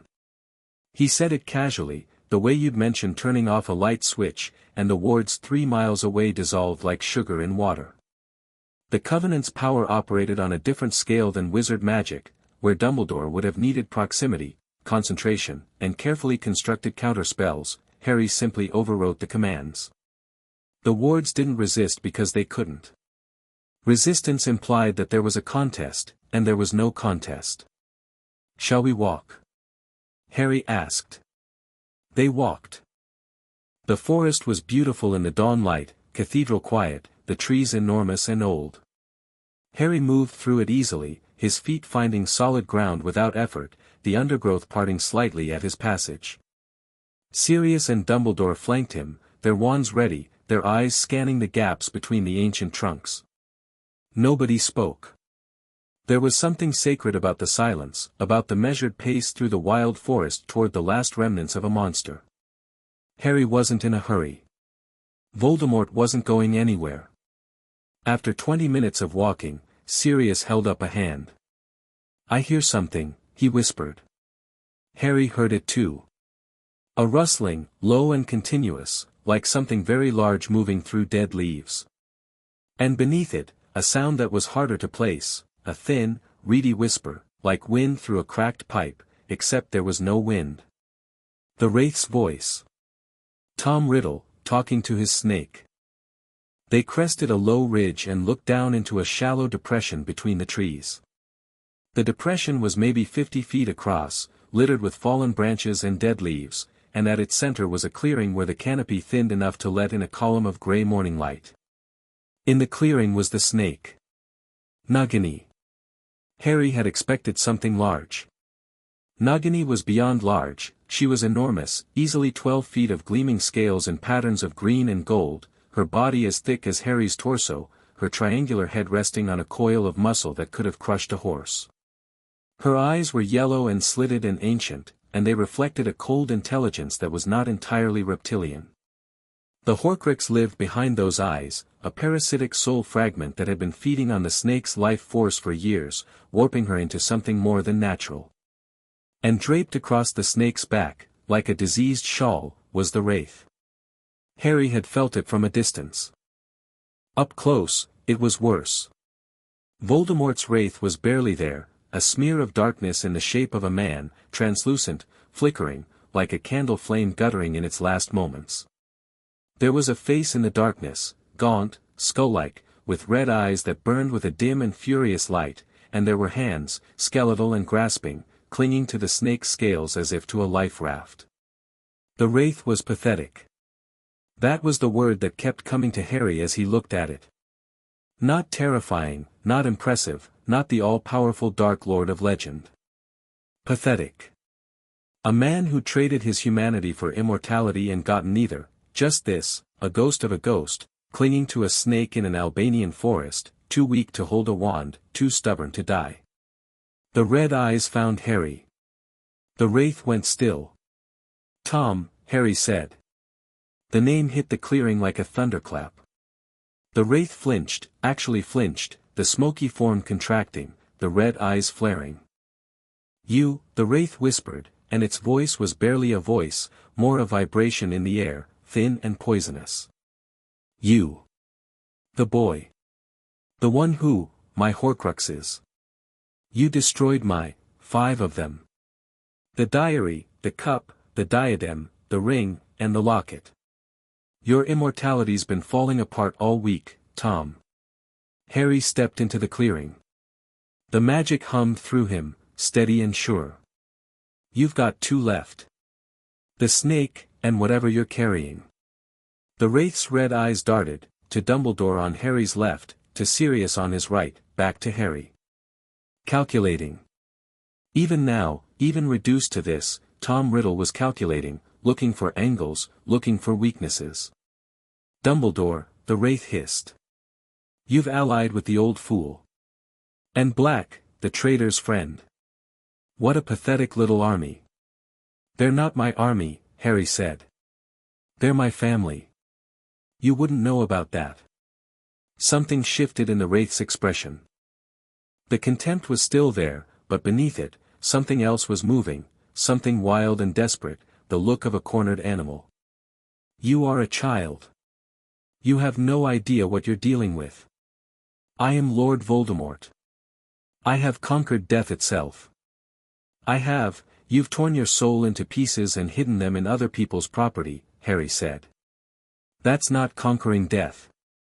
That's running from it. And you're not very good at running, because I found every single piece. Nagini moved. The snake uncoiled with terrifying speed, her massive body whipping around to face Harry, her mouth opening to reveal fangs as long as his forearm, dripping with venom that hissed where it hit the forest floor. The wraith surged with her, riding the snake's movement, the red eyes blazing. Kill him! Voldemort shrieked, and the voice was louder now, fueled by desperate rage. Kill the boy! The snake struck. 12 feet of muscle and venom launched at Harry like a battering ram. Fast. Incredibly fast. A blur of scales and fangs aimed at his chest, powered by a body that had been enhanced by dark magic and driven by a soul fragment that wanted very badly to survive. Harry raised his hand. Nagini stopped. Mid-strike. Her fangs were 6 inches from Harry's face, close enough that he could see the individual scales around her mouth, close enough that a drop of venom fell from one curved fang and hit the ground at his feet with a quiet sizzle. Her massive body hung in the air, frozen, every coil locked in place by a force that didn't negotiate with physics. Shoo, Harry said to the snake. This isn't your fault. He reached out. Not to the snake's body, to the Horcrux inside her. He could see it clearly now, a black tumor wrapped around Nagini's life force, feeding on her, twisting her, using her as armor and anchor and weapon. The snake herself was in there somewhere, a real creature, an animal that had been enslaved and corrupted, her natural instincts overwritten by a parasitic intelligence. Harry's magic slid into Nagini like a surgeon's scalpel. Delicate. Precise. He found the boundary between snake and Horcrux, the thin membrane where enslaved animal ended and corrupted soul began, and he cut. The Horcrux screamed. It was louder this time, more desperate. This fragment had been connected to a living host, integrated into Nagini's nervous system, and separating them was like pulling a tapeworm from living tissue. The snake convulsed in Harry's magical grip, her body thrashing, and Harry held her gently, firmly, the way you'd hold a frightened animal at the vet. Easy, he murmured. Almost there. Easy. The Horcrux came free. It tore loose from Nagini's life force with a wet, awful sound, a black mass of corrupted magic that writhed in the air like a dying eel. Harry caught it, wrapped it in the Covenant's power, and crushed it. The fragment shrieked and shattered and was gone. 6 down. Nagini collapsed. Harry caught her, all 12 feet of her, a feat that would have been impossible without magic, and lowered her gently to the forest floor. The snake lay still, breathing in long, slow hisses, her yellow eyes blinking with a dazed, confused expression. Without the Horcrux, she was just a snake. A very large snake, an old snake, but just a snake. The unnatural intelligence had faded from her eyes, replaced by the simple, uncomplicated awareness of a reptile. She looked up at Harry. Her forked tongue flickered. You're free, Harry told her, in Parseltongue, the language of snakes, another gift of the Slytherin blood, words that came out as a soft, sibilant hiss. Go. Live. Hunt mice. Whatever snakes do. You're free. Nagini stared at him for a long moment. Then she turned, slowly, painfully, and slithered into the undergrowth. The forest swallowed her up, and she was gone. Harry turned to face the wraith. Voldemort was alone now. No snake. No Horcrux. Nothing between him and the vast, empty void of his own approaching death except one final soul fragment, the piece he carried himself, the original, the core, diminished and mutilated by 6 acts of self-destruction but still clinging to existence with the desperate tenacity of a man who had spent his entire life refusing to accept mortality. The wraith hung in the clearing, its smoky form trembling, its red eyes wide. The calculating intelligence was gone. The contempt was gone. The dark charisma and the cold authority and the theatrical menace, all gone. What was left was just fear. Pure, uncut, overwhelming fear. Tom Riddle was afraid of dying. He'd always been afraid of dying. It was the only thing he'd ever been afraid of, the only fear that drove him, the only motivation underneath all the ideology and all the cruelty and all the grand plans for magical domination. The pure-blood supremacy was a mask. The Death Eaters were tools. The quest for power was a means to an end, and the end was always the same: don't die. Never die. Find a way to beat death, and nothing else matters. Harry looked at the wraith and felt something unexpected. Not hatred. Not triumph. Not even pity, exactly. Sadness. You were a kid once, Harry said quietly. Weren't you? The wraith stared at him. The red eyes flickered. What? You were a kid. Tom Riddle. Grew up in an orphanage. Nobody wanted you. Nobody loved you. You were scared and alone and you didn't understand why the world was so cruel, and then you found out you had magic, and you thought, this is it. This is how I survive. This is how I make sure nobody can ever hurt me again. The wraith was silent. Its form flickered. I get it, Harry said. I do. I grew up in a cupboard. I know what it feels like to be small and scared and powerless. I know what it feels like to want something, anything, that puts you in control. When the Covenant activated, when all that power hit me, there was a moment where I thought, nobody can touch me now. Nobody can hurt me. I'm safe. He took a step forward. The wraith drifted backward.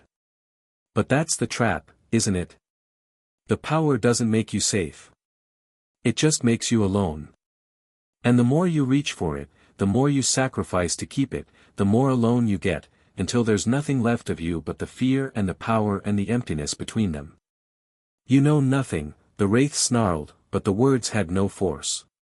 They were defensive, reflexive, the response of someone who was being seen clearly for the first time and couldn't stand it. I know enough. Harry stopped walking. He was close now, close enough to feel the wraith's magic, or what was left of it. A cold, thin trickle where there had once been a torrent. I know you're down to your last soul fragment. I know you can feel it, the weakness, the fading. Every Horcrux I destroyed took something from you. You're barely here, Tom. You're barely anything. I am Lord Voldemort. I am the greatest sorcerer, you're a ghost in a forest, clinging to a life that isn't worth living. And I'm going to give you a choice. The wraith went still. Even Sirius and Dumbledore, standing at the edge of the clearing, went still. A choice, the wraith repeated, and there was something new in its voice. Disbelief, maybe. Or the very faintest, very last remnant of curiosity. I can destroy you, Harry said. Right now. The Covenant gives me the power. I can strip the magic from your last soul fragment and let you dissolve into nothing. It would be quick. It would be painless. And it would be over. He paused. The forest was silent around them. Or, Harry said, you can choose to let go. Not because I'm forcing you, but because you're choosing it. You can stop running from death. You can stop fighting, stop scheming, stop clinging to something that was never worth clinging to. You can just rest. The Wraith stared at him. There's no third option, Tom. You're not coming back from this. There are no more Horcruxes to make, no more bodies to possess, no more schemes to run. It's over. The only question is whether you end it with some scrap of dignity, or whether I end it for you. Silence. The wind stirred the pine branches above them. Somewhere in the forest, a bird sang, tentative, uncertain, as if testing whether it was safe. You're a child, Voldemort whispered. A child. Telling me, Lord Voldemort, to accept death. I'm not telling you anything. I'm asking. The Wraith's red eyes fixed on Harry's green ones. For a long, terrible moment, something moved in those red depths, something that might have been the last shred of Tom Riddle, the orphan boy, the child who'd been scared and alone, buried so deep beneath decades of cruelty and corruption that it had almost ceased to exist. Almost. I don't know how, the Wraith said, and its voice cracked, and the crack was the most human sound it had made in decades. Harry reached out. Not with the Covenant's power. Not with authority or force or magical dominance. He reached out with something simpler and infinitely more dangerous. Compassion. The resurrection stone was in his pocket. He didn't use it. He didn't need to. He simply opened a channel, a path, a door, between the Wraith and whatever lay beyond. He couldn't see what was on the other side.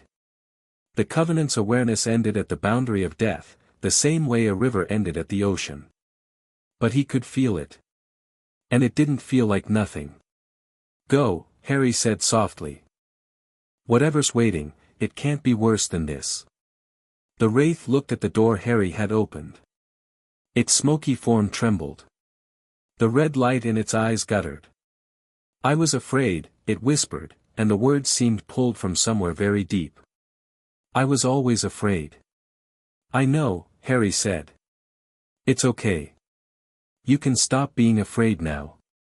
Tom Riddle, the orphan, the prodigy, the monster, the Wraith, looked at the 8-year-old boy standing before him in an Albanian forest, offering mercy to someone who had never offered it to anyone. And something in the Wraith's expression shifted.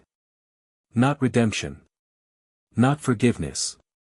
Nothing so clean or simple. But something. An acknowledgement, maybe. A surrender. The red eyes closed. The Wraith's form shuddered, contracted, and began to dissolve. Not violently, gently, like smoke dissipating in a breeze.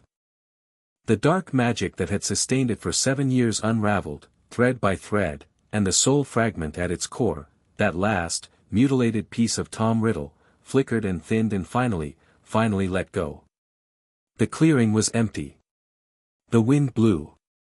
The bird sang again, louder now, joined by others. The forest breathed. The magical web of the world shivered once, the dark spots where the Horcruxes had been filling in with clean, bright magic, the corruption dissolving, the wounds healing. Harry stood in the empty clearing and breathed, and the Covenant settled around him like a cloak, warm and calm and complete. It was done. Dumbledore was the first to move. He crossed the clearing to Harry's side, his face white, his eyes bright, his breathing unsteady. Harry. What you just did, what you offered him, a choice, Harry said. Everyone deserves a choice. Even him. He was a monster. He was a monster who was once a scared kid in an orphanage. Doesn't excuse what he did. Doesn't change what he became. But it's true, and I wasn't going to pretend it wasn't. Dumbledore looked at him, and the old man's eyes were full, overfull, spilling over, tears tracking down the weathered cheeks into the silver beard. He didn't wipe them away. He didn't try to hide them. You are, Dumbledore said, in a voice that shook, the best of us. The very best of us. I'm 8, Harry said, and this time when he said it, it wasn't a deflection. It was a fact, stated with wonder, because he was only now fully appreciating how strange and extraordinary and improbable his life had become. "I'm 8, and I just ended a war that's been going on since before I was born." "Yes, you did." Sirius crossed the clearing and put his hand on Harry's shoulder. His grip was warm and steady, and Harry leaned into it. "Let's go home," Sirius said. "Yeah." Harry looked around the clearing one last time. The dawn light was filtering through the canopy now, turning the pine needles gold. The air smelled clean. The magical web hummed with health and vitality, the last traces of Voldemort's corruption fading like frost in sunlight. "Let's go home." They left the forest. They left Albania. They went home. The news traveled fast. Harry didn't make an announcement. He didn't hold a press conference or send owls or issue a formal declaration. He went home to Potter Manor and slept for 14 hours, and when he woke up, the wizarding world already knew. Magic itself told them. The Covenant's activation had connected every magical being in Britain to the web of power that Harry now anchored, and when the last Horcrux was destroyed, when the last fragment of Voldemort's soul dissolved into whatever lay beyond, the web shivered, and every witch and wizard in the country felt it. A weight lifting. A darkness receding. The vague, persistent unease that had lingered since 1981, the sense that something terrible was still out there, still waiting, gone. Simply gone, like waking from a nightmare into a sunlit room. People wept. They wept in Diagon Alley and Hogsmeade and the Ministry Atrium and the corridors of Hogwarts. They wept in their kitchens and their gardens and their offices, not always knowing why, just feeling the release of a tension they'd carried for so long that they'd forgotten it was there. Remus Lupin, a man Harry had never met, collapsed in his small, shabby flat and sobbed into his hands, because something inside him that had been tight and knotted since the night James and Lily died suddenly came undone, and he didn't know what it meant but he knew it was over, whatever it was finally over. Augusta Longbottom sat in her parlor and cried with a dignity and restraint that was still unmistakably grief transformed into relief, and then she straightened her hat and went to visit her son and daughter-in-law, who were awake and aware and learning to walk again.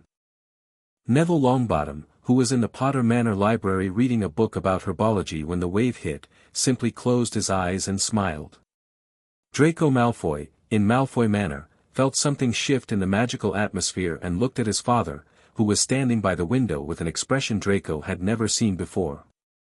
Lucius Malfoy, the Death Eater who traded his master's Horcrux for a chance at redemption, stared out at the sky and whispered, "It's done," and his voice carried something that was either prayer or gratitude or both. Tonks, in her parents' living room, knocked over a lamp, tripped over the dog, and shouted, "Yes," so loudly that her father spilled his tea. And in Hogwarts, in the headmaster's office that he'd occupied for decades, Albus Dumbledore sat behind his desk and looked at the purified diadem of Ravenclaw, which he'd placed on a stand by the window, and he thought about an 8-year-old boy who had more wisdom and more compassion and more courage than Dumbledore had managed in 150 years, and he picked up a quill, and he began to write a letter. Not to Harry. To Aberforth. His brother. The brother he'd been avoiding for decades, the brother who'd punched him at their sister's funeral, the brother who knew the truth about Ariana and had never forgiven him. Dear Abe, the letter began. I have been a fool, and a coward, and I am sorry. He kept writing. Harry woke to the smell of bacon. He lay in bed for a moment, disoriented, his mind still half-tangled in dreams of Albanian forests and dissolving wraiths. Then the smell of bacon clarified into consciousness, and his stomach growled, and he was 8 years old and hungry, and whatever had happened yesterday was done. He went downstairs. The kitchen was full of people. Sirius was at the stove, cooking bacon with the focused intensity of a man who'd spent 7 years eating gruel and was making up for lost time. Tonks was at the table, her hair cycling through a rainbow of colors as she argued with Griphook about the proper way to brew tea. Neville was sitting cross-legged on the floor, repotting something with tendrils, a plant that kept trying to wrap itself around his wrist. Amelia Bones was standing by the window, reading a report, her monocle steamed by the warmth of the kitchen. And at the door, just arriving, shaking rain from his cloak, Remus Lupin. A thin, tired-looking man in patched robes, with grey-streaked brown hair and kind amber eyes and scars on his face and hands that told a story of monthly transformation and unending pain. Harry stopped in the kitchen doorway. Lupin stopped in the back doorway. They looked at each other across the warm, crowded, chaotic kitchen, and Harry knew who he was immediately, not from the Covenant, not from magical awareness, but from his mother's letters. Remus Lupin. A gentle soul who the world has treated cruelly. You're Remus, Harry said. Lupin's composure lasted about 3 seconds. His face crumpled, the same way Sirius's had in Azkaban, the same way Neville's had at St. Mungo's, the particular devastation of someone seeing something they'd lost and given up hope of ever finding. Harry, he said, and his voice broke on the word. Oh, Harry. You look just like my dad, with my mum's eyes. I know. Harry crossed the kitchen. Hi, Remus. I've been wanting to meet you. Lupin knelt. Not in deference, in the simple, practical way of an adult bringing themselves to a child's eye level. Up close, Harry could see the scars more clearly, and the premature age lines, and the bone-deep exhaustion that came from a lifetime of fighting a curse that had no cure. Your mother was my dearest friend, Lupin said. And your father was, James was, he couldn't finish. The tears were coming, quiet and steady. I know, Harry said. I read their letters. They loved you. I should have been there. I should have come for you. After they died, I tried, I went to Dumbledore, I asked about you, I begged to be given custody, but the law, the werewolf regulations, those regulations don't exist anymore, Harry said gently. I dissolved them. All of them. Lupin stared at him. You, what? There was a boy. Teddy. Being kicked in an alley for being a werewolf. I dissolved the Registration Act. Harry paused. Actually, now that I think about it, Teddy. Teddy Lupin. Is he yours? Lupin went very still. My, what? Teddy Lupin. The boy I helped in Diagon Alley. Amber eyes, sandy hair, bite scar on his arm. Is he related to you? I don't have children, Harry. But Lupin is not an uncommon, he stopped. Something moved behind his amber eyes. Bite scar. On his forearm. He said his mum sent him for potion ingredients. Where does he live? What was his mother's name? Harry realized he didn't know. He'd helped the boy and sent Griphook to escort him home, but in the rush of everything that followed, he'd never followed up. He looked at Griphook, who was already pulling a small notebook from his breast pocket. Teddy Lupin, age 7, residing at 14 Spinner's End, Cokeworth. Mother, Hope Lupin, née Howell. Father.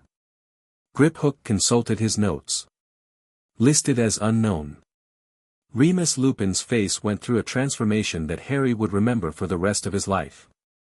Shock, disbelief, a frantic mental calculation, dawning horror, dawning wonder. Hope, Remus whispered. Hope Howell. I knew her. 8 years ago, before the war ended, she and we were, but I left.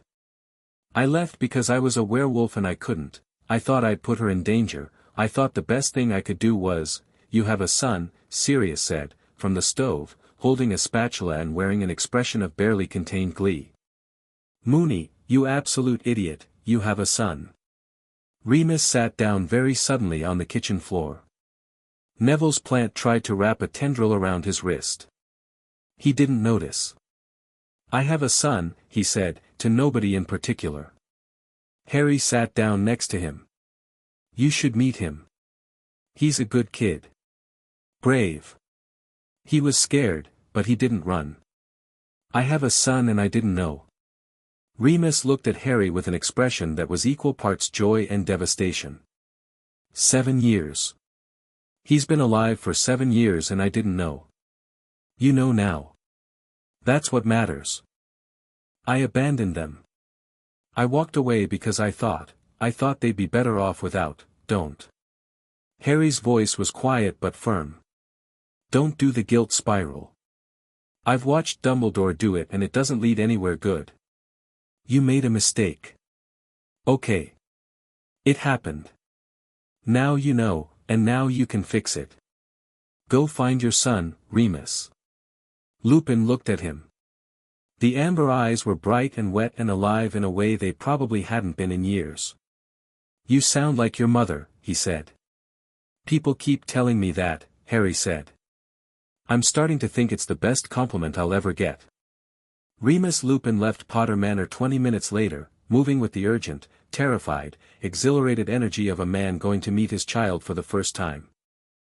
Tonks went with him. She'd volunteered as emotional support, and also because she wanted to see the look on his face, and also because she tripped while getting up to follow him and knocked over the teapot and figured she might as well keep going since she was already standing.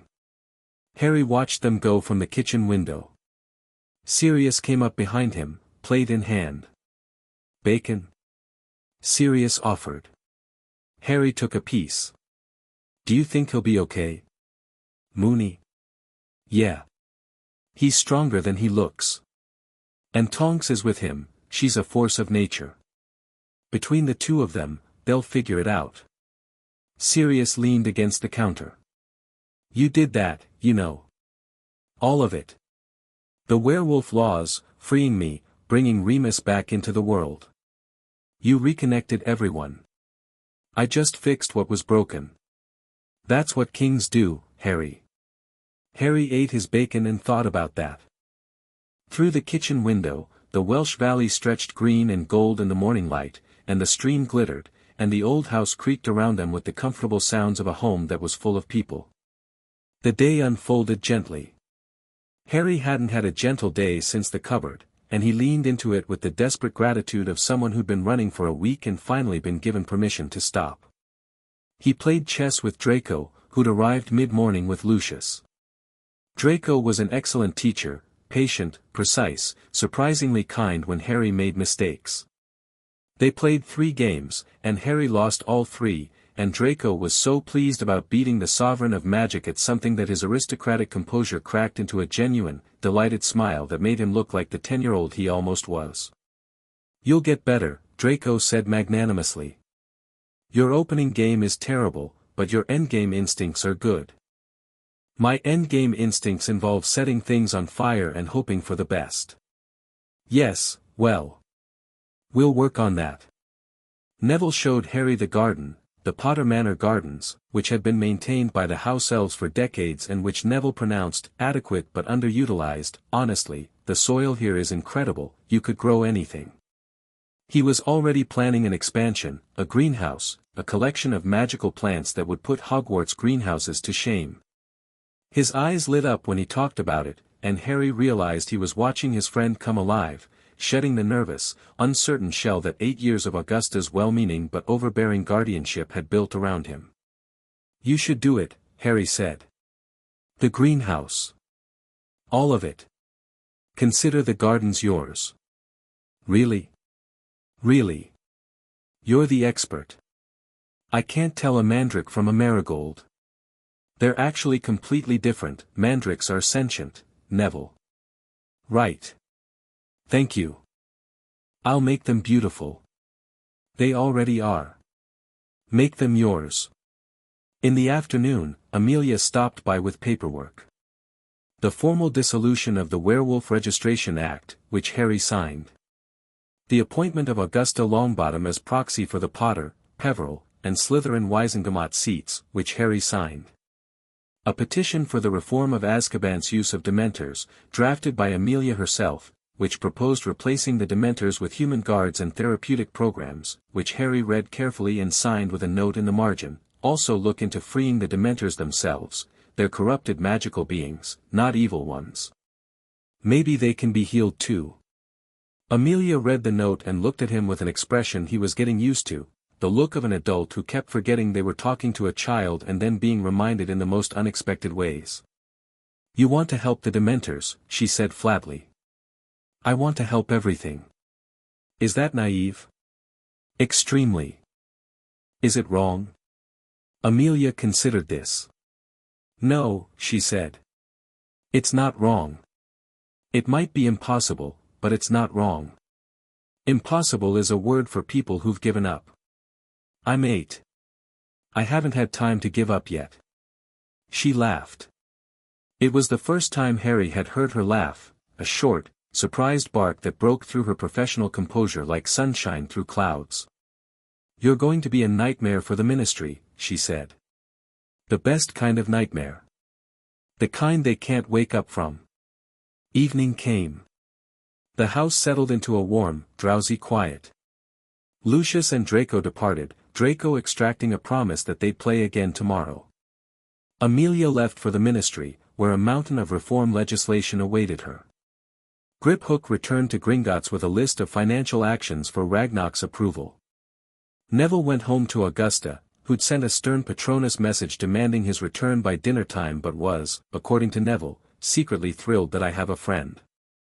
The house emptied out until it was just Harry and Sirius, sitting in the library by the fire, the light fading outside the tall windows, the valley turning purple in the dusk. Quiet, Sirius observed. Good quiet, Harry said. Yeah. Good quiet. Sirius stretched his legs out toward the fire. He was wearing a jumper that didn't quite fit and slippers the house elves had found in a closet, and he looked more relaxed than Harry had ever seen him, loose-limbed, comfortable, the hypervigilant tension of Azkaban finally starting to release. Harry, Sirius said, after a while. Can I ask you something? Always. What are you going to do now? Harry considered the question. It was the big one, the question everyone wanted to ask but most people were too awed or too afraid to voice. He'd ended Voldemort. He'd reformed the law. He'd freed prisoners and healed the broken and purified corrupted relics and stared down Dementors and made goblins kneel. He was 8 years old and he'd accomplished more in a week than most people managed in a lifetime. What now? I've been thinking about that, Harry said slowly. The Covenant makes me sovereign over magic. Not over people, I've been clear about that. I don't want to run the ministry or control the Wizengamot or tell anyone how to live. That's not what this is. Then what is it? It's a responsibility. Magic is a force, Ragnarok explained it. It's not good or evil, it's just power. And power without a guardian gets corrupted. Look at what happened, the Dementors, the Horcruxes, the dark artifacts, the cursed places. Magic went wrong because nobody was tending it. Nobody was paying attention. And now you're paying attention. Now I'm paying attention. Harry stared into the fire. I want to heal the dark places. The cursed ground, the corrupted ley lines, the places where magic's been twisted by centuries of misuse. I want to fix the relationship between magical races, the goblins, the centaurs, the house elves, the werewolves. They've been treated as lesser for too long, and it's not just wrong, it's damaging. It weakens the whole system. That's a lot. I've got time. I'm 8. That means I've got decades to work on it. He grinned. And I'm going to Hogwarts. Sirius blinked. You're, what? When I turn 11. I'm going to Hogwarts. As a student. You're the sovereign of magic. You could teach the teachers. Probably. But that's not the point. I never got to be a kid, Sirius. I never got to go to school, make friends, get in trouble, learn things the hard way. The Covenant gave me power, but it didn't give me a childhood. I want to earn that for myself. Sirius looked at him for a long time. Then he shook his head, slowly, with an expression that was half wonder, half exasperation, and entirely love. You want to sit in a classroom and take notes while you could be reshaping the fundamental nature of reality. Yes. You want to ride a broomstick and eat too many sweets at the Halloween feast and complain about homework. Desperately. You want to be normal. No. Harry's voice was quiet and certain. I don't want to be normal. I want to be me. And me is a kid who happens to be the sovereign of magic. I want both. I think I can have both. Sirius was quiet for a moment, and when he spoke, his voice was rough.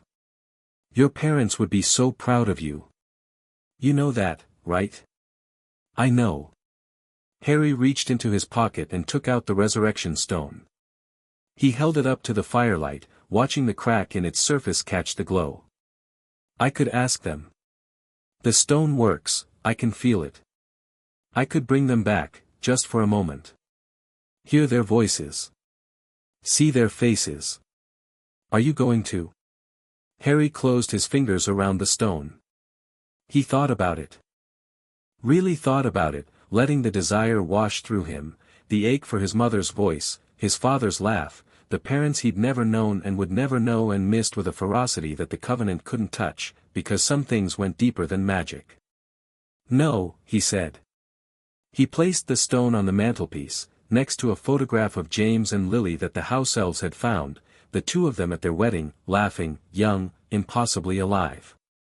They're gone, Harry said. And they're not gone. They're in me, in my blood, in my magic, in the choices I make. The stone would give me their ghosts, but I don't want their ghosts. I want their legacy. I want to be the person they raised me to be, even though they only had 15 months to do it. He looked at the photograph.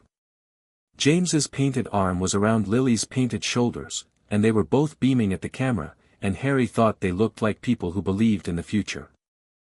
Besides, he said, turning back to Sirius with a grin that was pure James Potter, I've got you. And Remus.